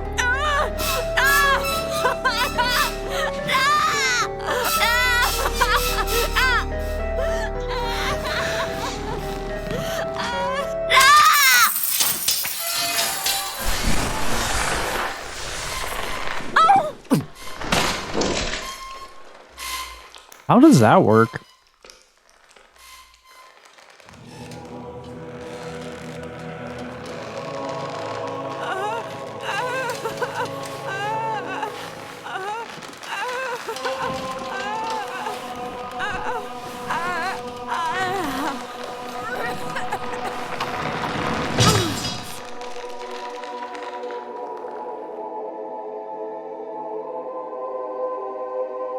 Hey, Hedors, how are you doing?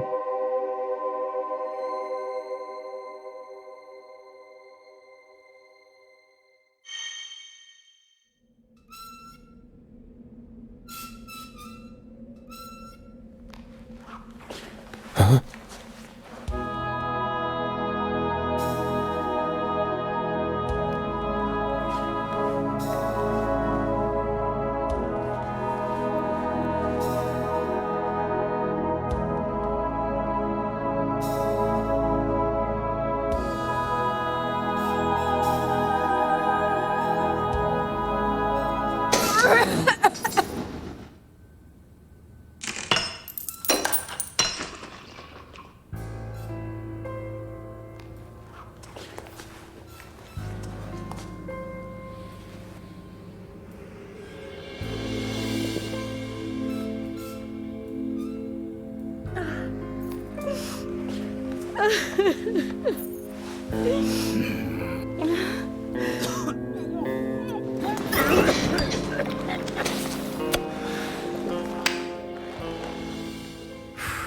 You got us good this time, Zach.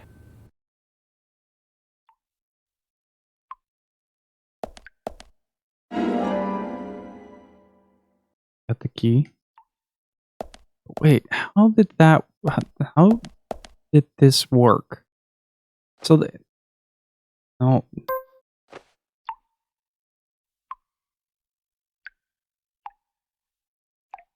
So these are sort of attached to the wires themselves, and through some machination they latch themselves onto her neck?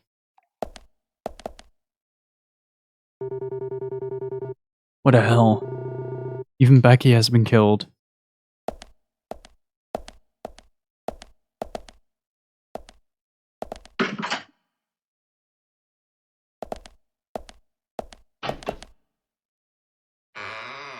Yeah, I gave him the hard outfit.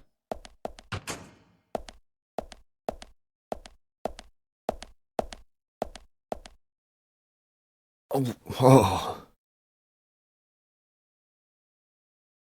Good answer, Thomas.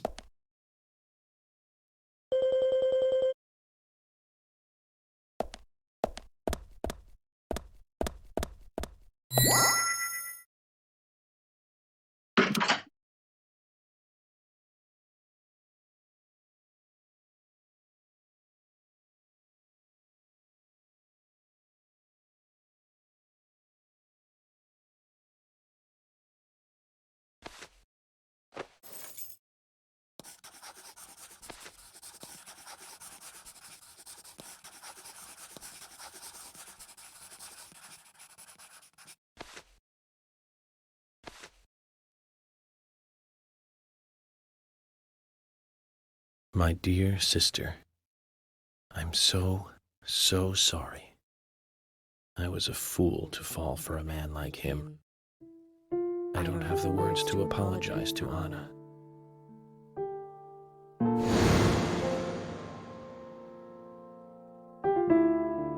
I left her there.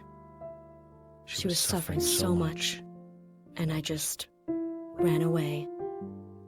I know he wanted to kill me too, but I'm not going to let him get away with this.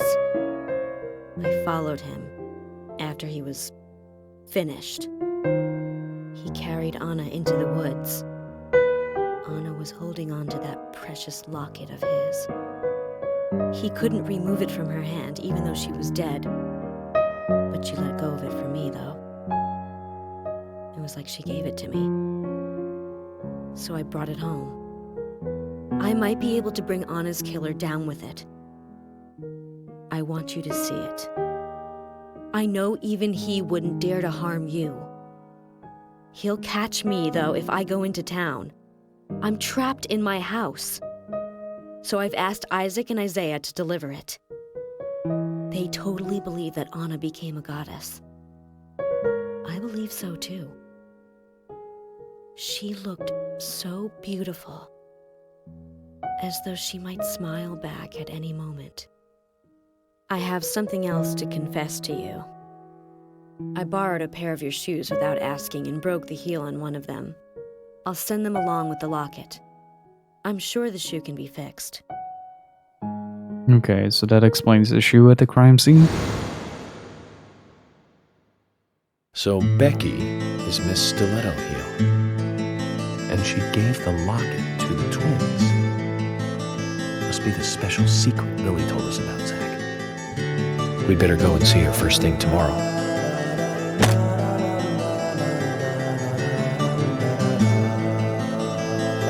Emily, who might this sister be that Becky was referring to here? That would be Diane. Didn't you know Diane and Becca were sisters? I should have known, Zach. We're all family.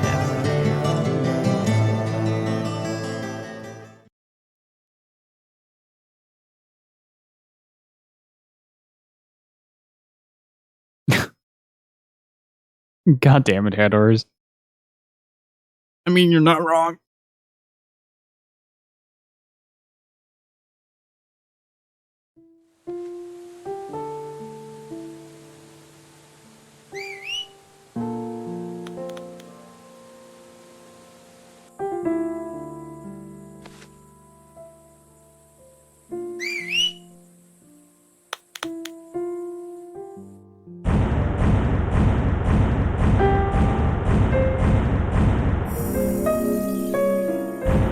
Second sacrifice means there might actually be more upcoming.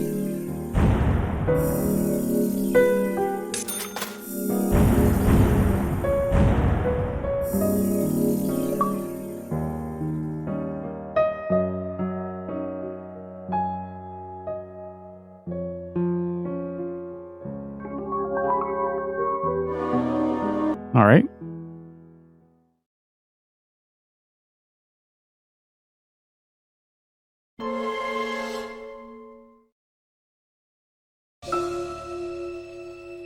Previously during the investigation. I'm Kaysen, Forrest Kaysen. Thomas, did you see Nick here? No. When I got here, he was already like this. What are you doing? Get out of the way! I'll do it! George, stay back. It's really weird She's how trying those to curtains move. No! It couldn't be! Nick! Oh, please, no! You got us good this time, Zach. Is that Gabe Newell? Discount. Oh, I can't believe it, man. Now that's heavy. Me neither. When did Becky stop coming to work? I think it was like from the day Anna was killed, man. Yeah, that's right. She was totally depressed about something. Quint called for her to let us know she wasn't coming in for work. She must have been totally in shock, the poor thing. So you took the twins along to cheer her up. That's right, hon. If only I knew it would be like this, I'd have spent more time talking to her. You told me about a special secret between your children and Becky. Yes, of course. What about it? It seems Becky delightful handed them boy. an item How are you before doing? she was killed. Any idea what that might be? Now that you mention it, they had a box about this size, which they said was very important. That's it. I'd like to talk to them about this in person. Where are the boys now? They went out, actually, with Mr. Kaysen. They mentioned going to the community center today, hon. There is plenty of space to run around over there. Kaysen? Do you know him well? Oh yeah, he's a good guy. He always brings us gifts from his road trips. The kids love him, so we let him take them out every once in a while. You know, for a little quality time with the missus. Okay, I understand. Reproduce some more. The situation calls for urgency. I'll go and look for them myself. And if they come home without running into me, could you let us know? Sure, of course. I'll contact the department.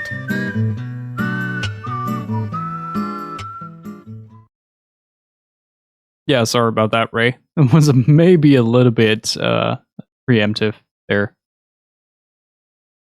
Just saw the stream for the recommended tab. This is my favorite game I played this year. It's so far it's really good. It's been a decade since I played this, but it's been an absolute delight to be back in this as a refresher for Deadly Premonition 2.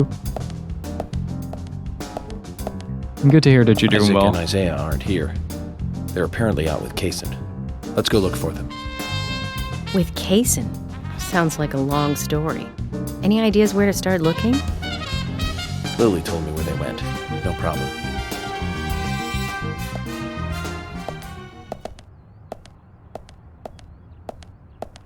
Lost Child.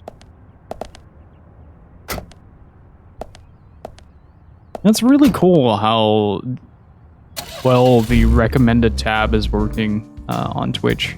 And today, we're stuck here having to search for lost children. They're not lost. We're the ones who are lost. And so we are, Emily. Zach, we may as well have fun if we're getting lost. You sure know how to take your time in a time like this.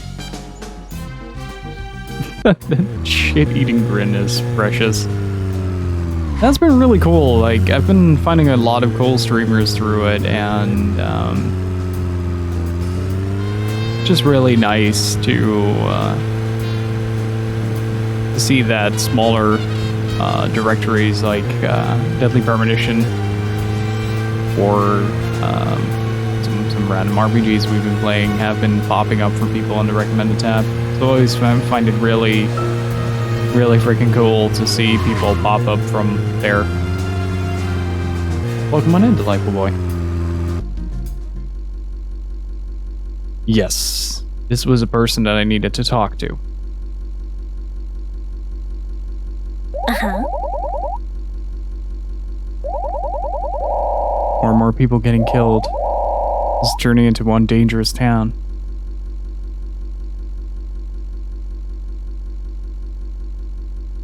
She doesn't talk, she bumps. True. I really like how delightfully inappropriate this game can get sometimes. Oh. Unintentional.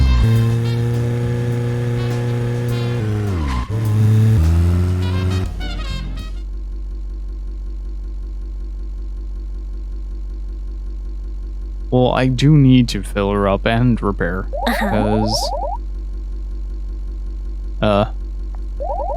reasons. What is that animation, though?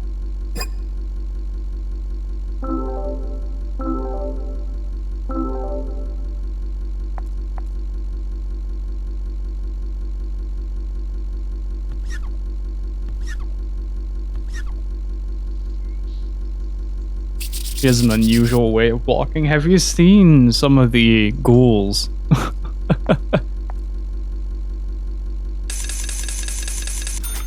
This must be super awkward for Elena.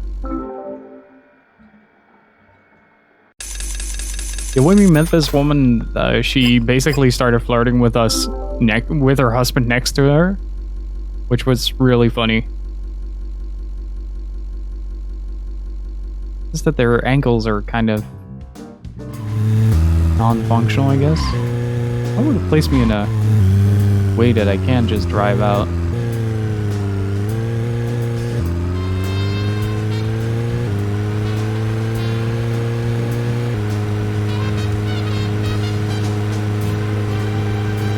I'm actually quite happy that my Switch is still working. The right Joy-Con was having a lot of issues with the rail, but I took it apart and cleaned the whole thing out, and turned out it was some dust on the sensor on the inside. So I'm really happy that turned out to be just that. I can't believe 2 people have been murdered in our town. And now 2 young children are at the center of it all. I just can't come to grips with it yet. Crime will happen wherever there are people. And that's why we have our jobs. It might be easier for you because you don't live here. These were people that I knew who were killed. And the murderer might be someone who lives here in this town. It's really depressing. I know. But someone has to bring this murder to justice. You're right, I know. I like New York. Sometimes I just think I'm not really cut out to be a cop. Not true, Emily. You have the potential to be a superb law enforcement. Did I just call her Elena? Emily. Be emotional at times, but you bad with names. Most important. I do? What do you mean? What do you think? A sense of justice. Justice? I must admit, I'm surprised to hear such a, how should I say this, such an obvious answer. I thought you'd say something else. Obvious or not, I joined the FBI in order to do what's right. And that's what's important. I understand, but still, you seem... I'm sorry. I need some time to think. Whatever do you want to think about? Justice. I want to think about justice. Zach, she's quite the philosopher, isn't she? Then again, death makes everyone a philosopher. I'm starting to think that the monologue is expressed visually but done internally. I think that's why he sounds like this when he talks to Zach.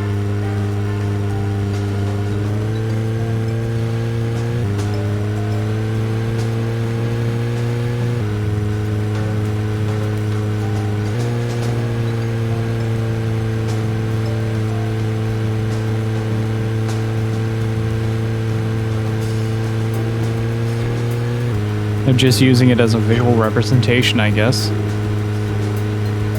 Not quite sure how to interpret it yet.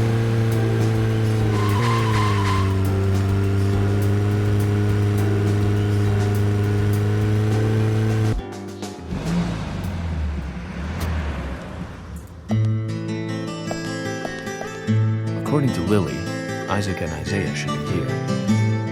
Then let's go and find them.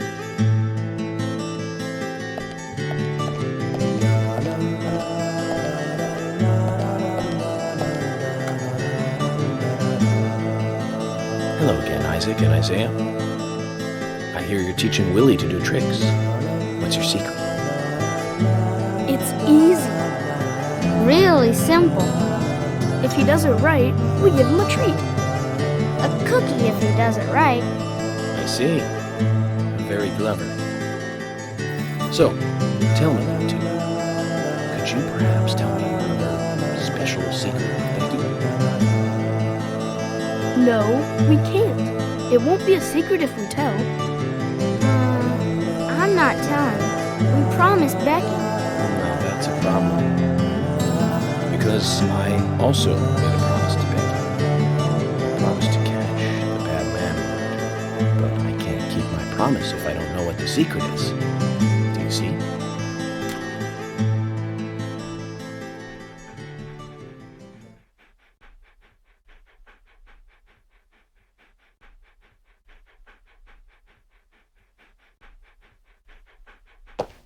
She told us to give Diane a box. It wasn't that heavy. We took it to the art gallery and gave it to Diane. Is that all Becky gave you? Just when we were leaving to take the box to Diane, Becky called us back. She handed us something. It was small and round. She told us to keep it safe in our pocket and give it to Diane.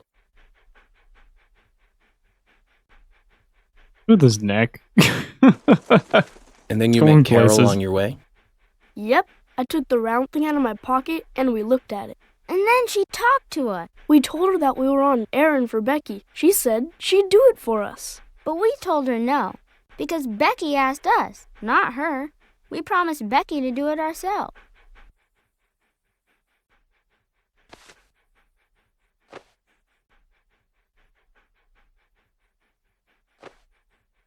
So Becky did entrust the locket to them. And now Carol has it. Right, Kaysen? Huh? You were in the room when Carol took the locket back from Diane. I saw you with Diane in the art gallery that day. Well, yeah, I was there in the room, but I was only chatting with Diane. Oh, then Carol burst in, all angry looking. While Carol and Diane had their talk, I just sat there like a frog. Yeah, so Carol took the locket from Diane, but that has nothing to do with me, right? Yes, I believe so. But from this instant, you are now a key witness in this case. I'm afraid you can't leave town until you hear from me. What? Can you do that? This is all starting to sound a little like Alice in Wonderland. Which makes you Humpty Dumpty. Huh? Isaac and Isaiah, thank you. I think I'll be able to keep my promise with Becky thanks to you too. How is Becky? Is she getting better? She'll come and help out at our store again, won't she? She'll come and play with us again, won't she? Boys, about Becky. That's right. Becky is almost totally better now. But I don't think she'll be able to come and see you. She'll have to hang around for a while. I was told by Becky to keep this a secret. But she's actually a goddess of the forest, just like Anna. I think she's gonna be in the forest with Anna for a while. Cool. We'll keep this a secret then, too. Wow, that's why Anna and Becky are such good friends. Stop awkwardly wobbling. Okay, Willie. You're happy too, aren't you? Zach, I hope Emily doesn't end up as a forest goddess too. Oh yeah, he's speaking out loud. She heard that.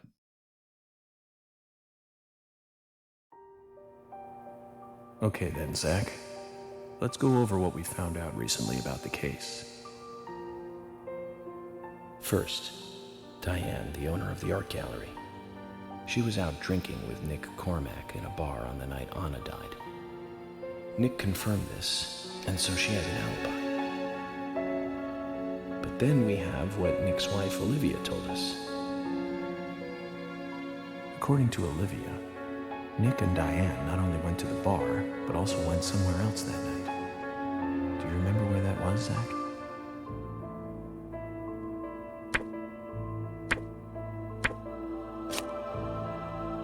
I think it was the art gallery. The art gallery.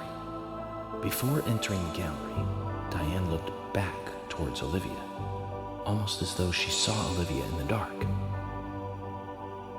Nick's behavior has also become more suspicious by the day. If Olivia is correct, then he is heavily involved in this case. But we have no conclusive evidence of that at the moment. The only thing we can say for sure is that Nick's whereabouts are unknown at the time of Becky's murder. He has no alibi for the crime, but that fact alone means nothing. So who was it that called Thomas to report trouble at Becky's place?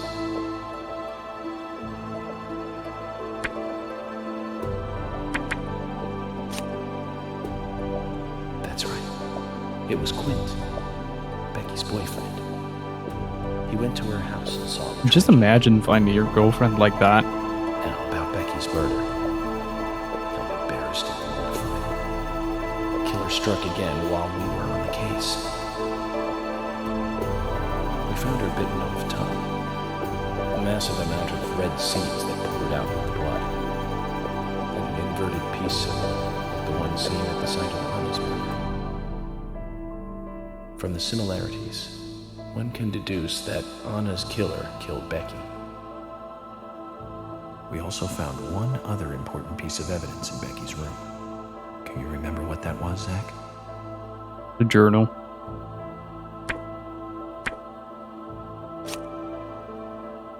That's right. We found a sketchbook in Becky's room. She had apparently written a letter to her sister Diane. It revealed that Becky took a locket from Anna's body at the crime scene. She also admitted to borrowing a pair of Diane's stiletto heel shoes. So Miss Stiletto Heels was Becky. There was something else at the end of the letter.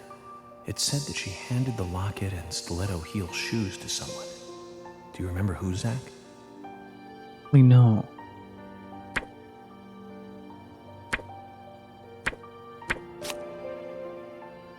That's right, Zach.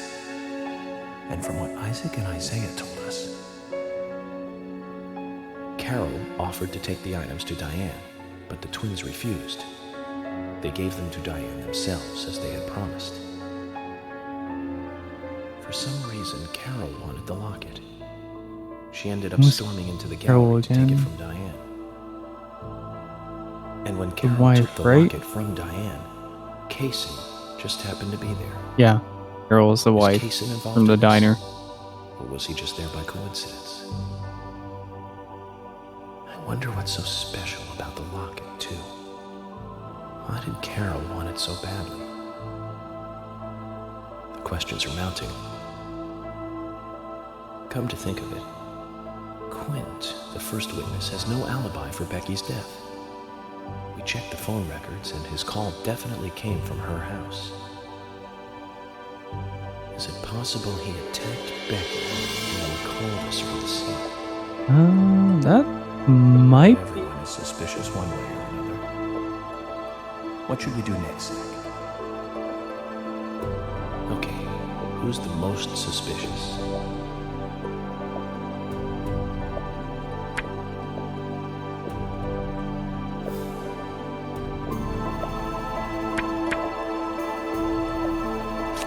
I'd say Diane, because she's involved with both. Becky's sister and Carol's enemy, linked to both Nick and Casey. The elegant owner of the art gallery. Zach, that's our next move. We'll start with Diane.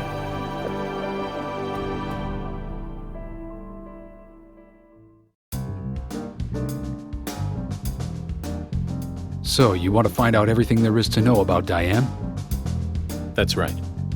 There's just too many things that we don't know. First, we need more intel about the relationship between Nick and Diane. I need to wash my suit. How? Nick and Diane meet every night at the bar. Let's use that. George, we'll need you to stake out the gallery. What do you mean?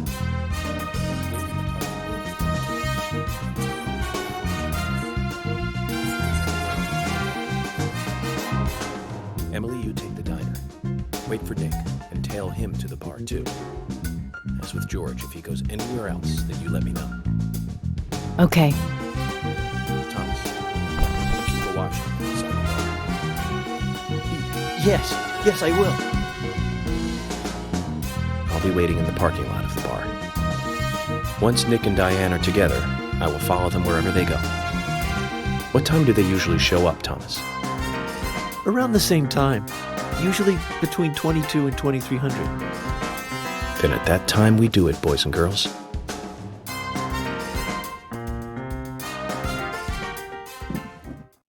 I like that the sheriff's department is now opening up to York's quirkiness as well. It's just his MO. Him just kind of being weird.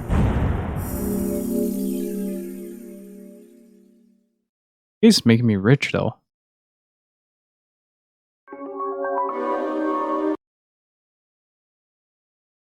His charisma at work. The unwavering dedication to justice.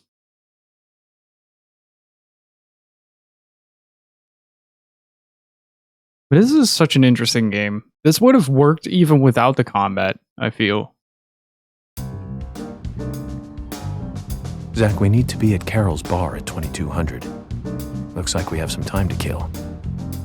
We can go to the diner and see how Nick and Olivia are doing.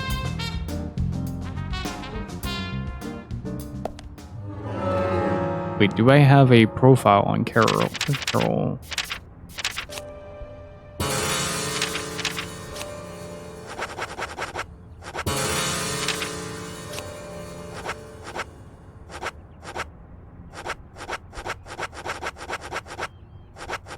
I'm having trouble envisioning how she looked again.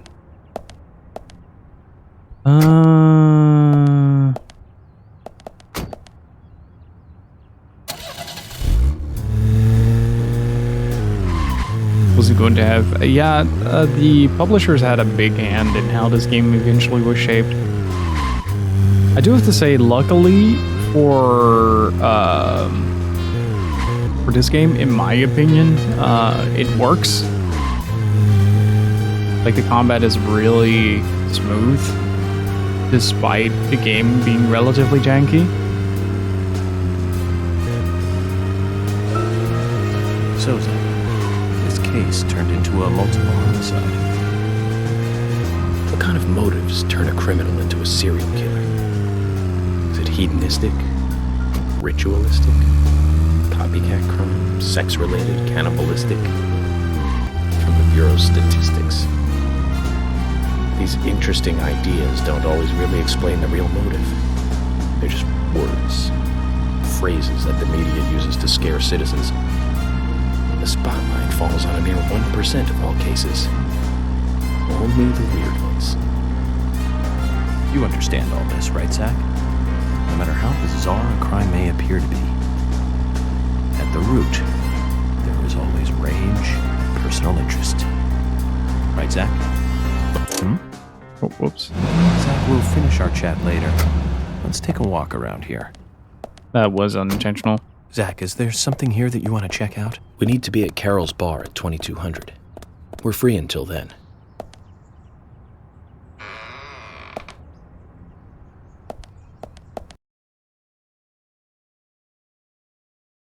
But I wonder how this game would have felt, given it without combat. I'd reckon it'd be more or less like a survival horror variant of Hotel Dusk.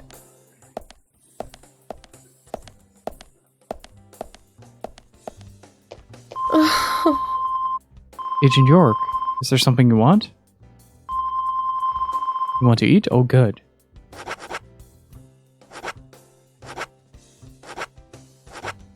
Where is it? Where is it? Like David Cage game, please. The only good thing that David Cage has produced is Fahrenheit.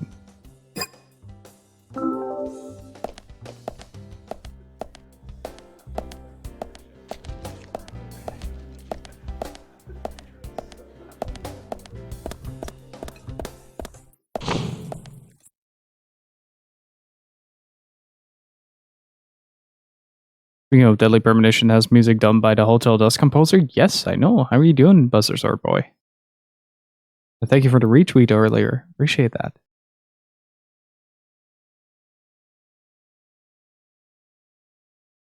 When was Omicron again?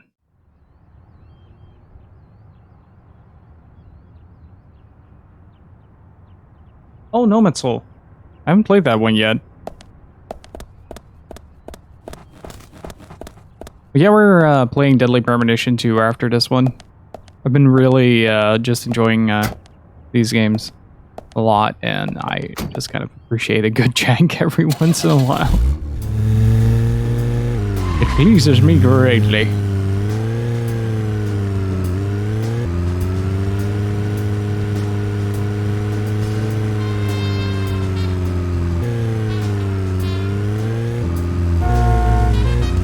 Yeah, I've seen it drop by on the Dreamcast a couple of times, but I've never really checked it out. I had it in my hands a couple of times, like, hey, I should probably play this at some point. Looks interesting.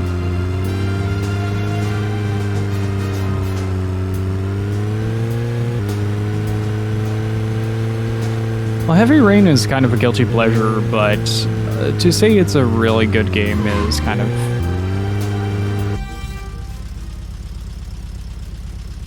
Zach, looks like we still have some time to kill. Let's pass the time elsewhere.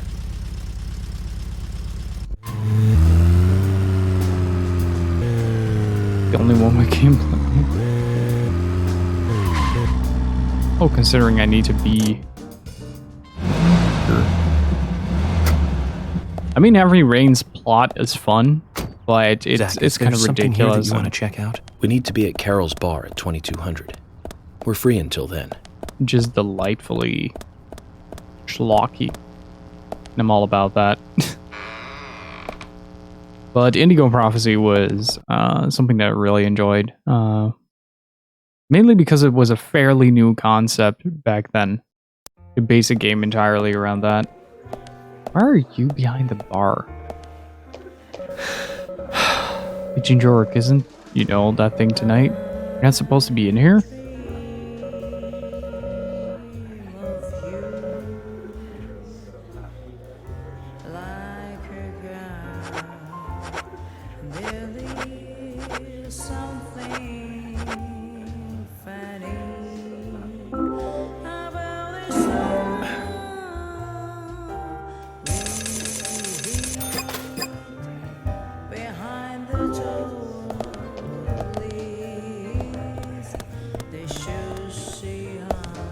Oh, right. She's Carol. Gotcha. Yeah, Fahrenheit got genuinely insane. Unfortunately, I can't stream it. It's on the banned list because of the subway sex scene. But it is still a lot of fun.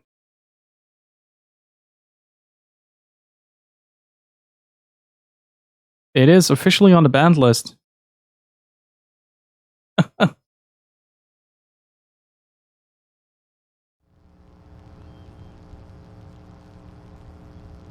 Let's see. Did they actually expand that?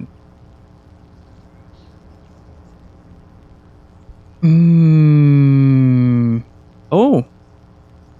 It no longer is on the banned list. The Under Simulator is. What's under your blanket? Soccer games, logically. Nekabara isn't.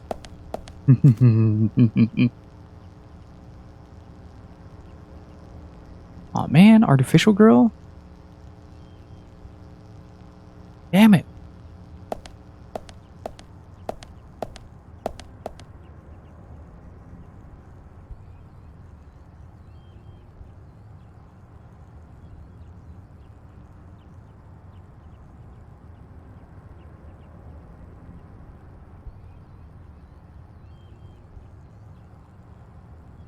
Oh yeah, I understand why that is banned.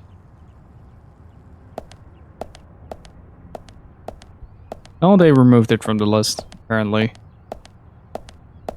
It used to be on there for a very long time because it got an adult-only rating, but because there were like 7 variations of the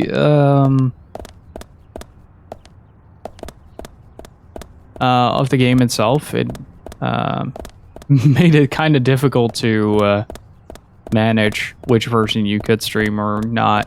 So I guess with The Witcher 3 being as explicit as it is at times, and as popular as that got, I think they kind of back-rolled on that. But God of War doesn't really show much. Mostly just moaning and off-screen. Bed shaking. At least in the original games. But what I do appreciate from the list of banned games, like, just put the entire illusion category on there. You see 1, 2, 3, 4, 5, 6.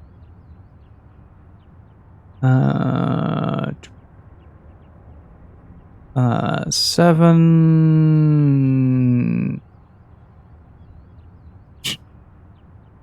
That is a video game title. The Maiden Rape Assault Violent Semen Inferno.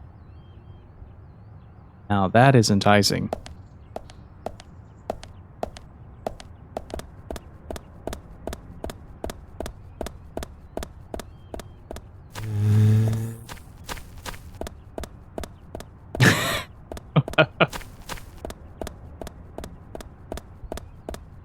But there are a lot of Illusion games that aren't on that list. But just generally speaking, games with an adult-only category are not allowed.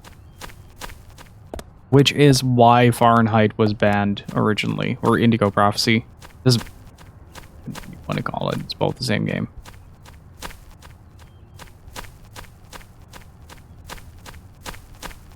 Well, I guess it has to do with the rating of the game itself, not necessarily with the scenes themselves, because apparently The Witcher is fine, and anime isn't. So that is kind of the takeaway of that.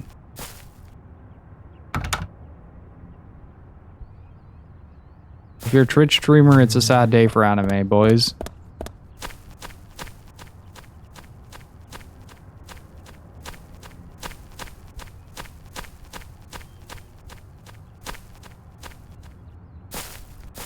And there you show 1mm. Dude, 1mm is the equivalent of Mount Everest. Haven't you done your homework? But a lot of these titles, I do understand why they're on there. Oops. That was the right combination. So, games are restricted from broadcast based on 2 criteria. The official ESRB rating is adults only. Well, you can kind of bypass that because it specifically says ESRB. The game violates our community guidelines as it applies to hate speech, sex, nudity, gratuitous gore, or extreme violence. Well, gratuitous gore is in the eye of the beholder, in my opinion. But I have a very... when it comes to games, I have a very high tolerance for that stuff.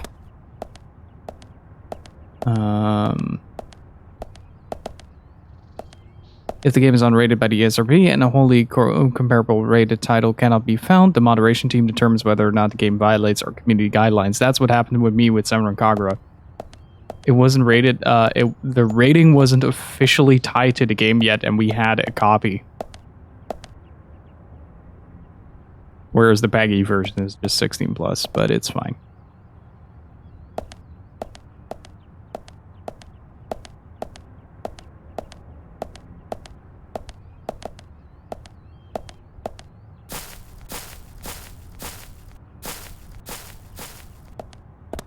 Yeah, I was joking to I don't know who it was again, but I was joking about if I ever get if Twitch ever crosses the line, I will move to Pornhub to release my full potential. We'll just go Super Saiyan 3 on that streamer house.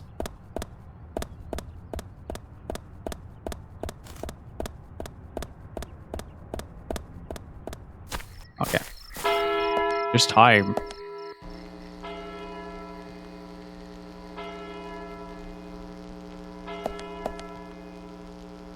Zach, looks like we still have some time to kill. Let's pass the time elsewhere. Wait, what? Made that joke last week to the Pathfinder group. Oh, that was it. Sounds like a plan, I know, right? Oh, wait, my time is almost up. Let's save here instead. Oops. Just looked at the clock and I was like, oh, hello. But yeah, it's quite interesting to see that the criteria over time has changed so drastically when it comes to how to approach the games. But then again, I do really understand it, given that which allows for a mixed audience, which means that they both have 13 plus, so family friendly content and mature. If they would have had only mature, the rules would have been much more tolerable. I reckon. Like if you had the age limit from 13 plus to sign up to 18 plus, you would have a vastly different category of games that you would be allowed to stream legally on Twitch. At least that's what I reckon. There'd still be a lot of boundaries that need to be established in that, because there are some games out there that are very questionable. I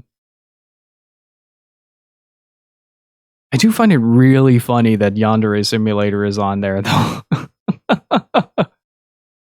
If you guys have like an hour or two to kill or something like that, The Right Opinion has a great documentary on YouTube on Yandere Simulator and its creator. It's a absolute doozy of a rabbit hole to go into, and I do really recommend it.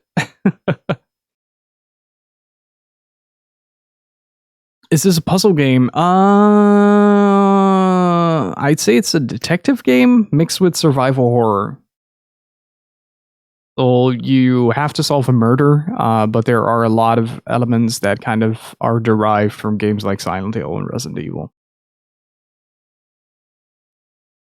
So if you're into that and you can withstand a little bit of jank, I do highly recommend this game because it is really, really fun. The story is really good. The writing is really fun.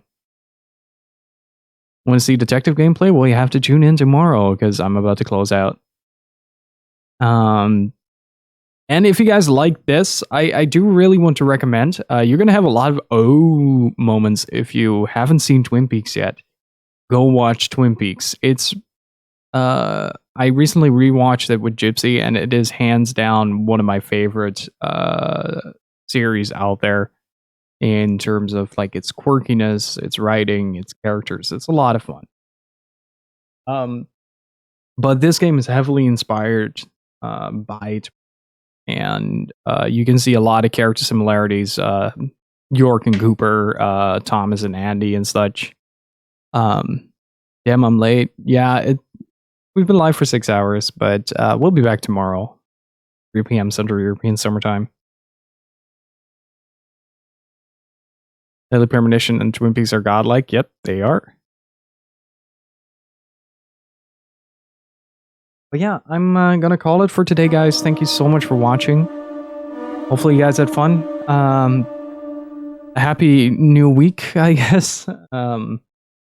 Thank you so much for watching again. If you're new here and enjoyed the show, or if you want to see more of Deadly Premonition, we'll be playing the second game after this. So let's say stick around, hit that follow button. And we have a Discord as well that you can join if you want to kind of extend the discussion beyond the channel. And I will see you guys soon. In the meantime, stay beautiful, keep on gaming, my dudes. I'll see you all next time. Have a good one. Thank you so much for the support, guys. Bye-bye.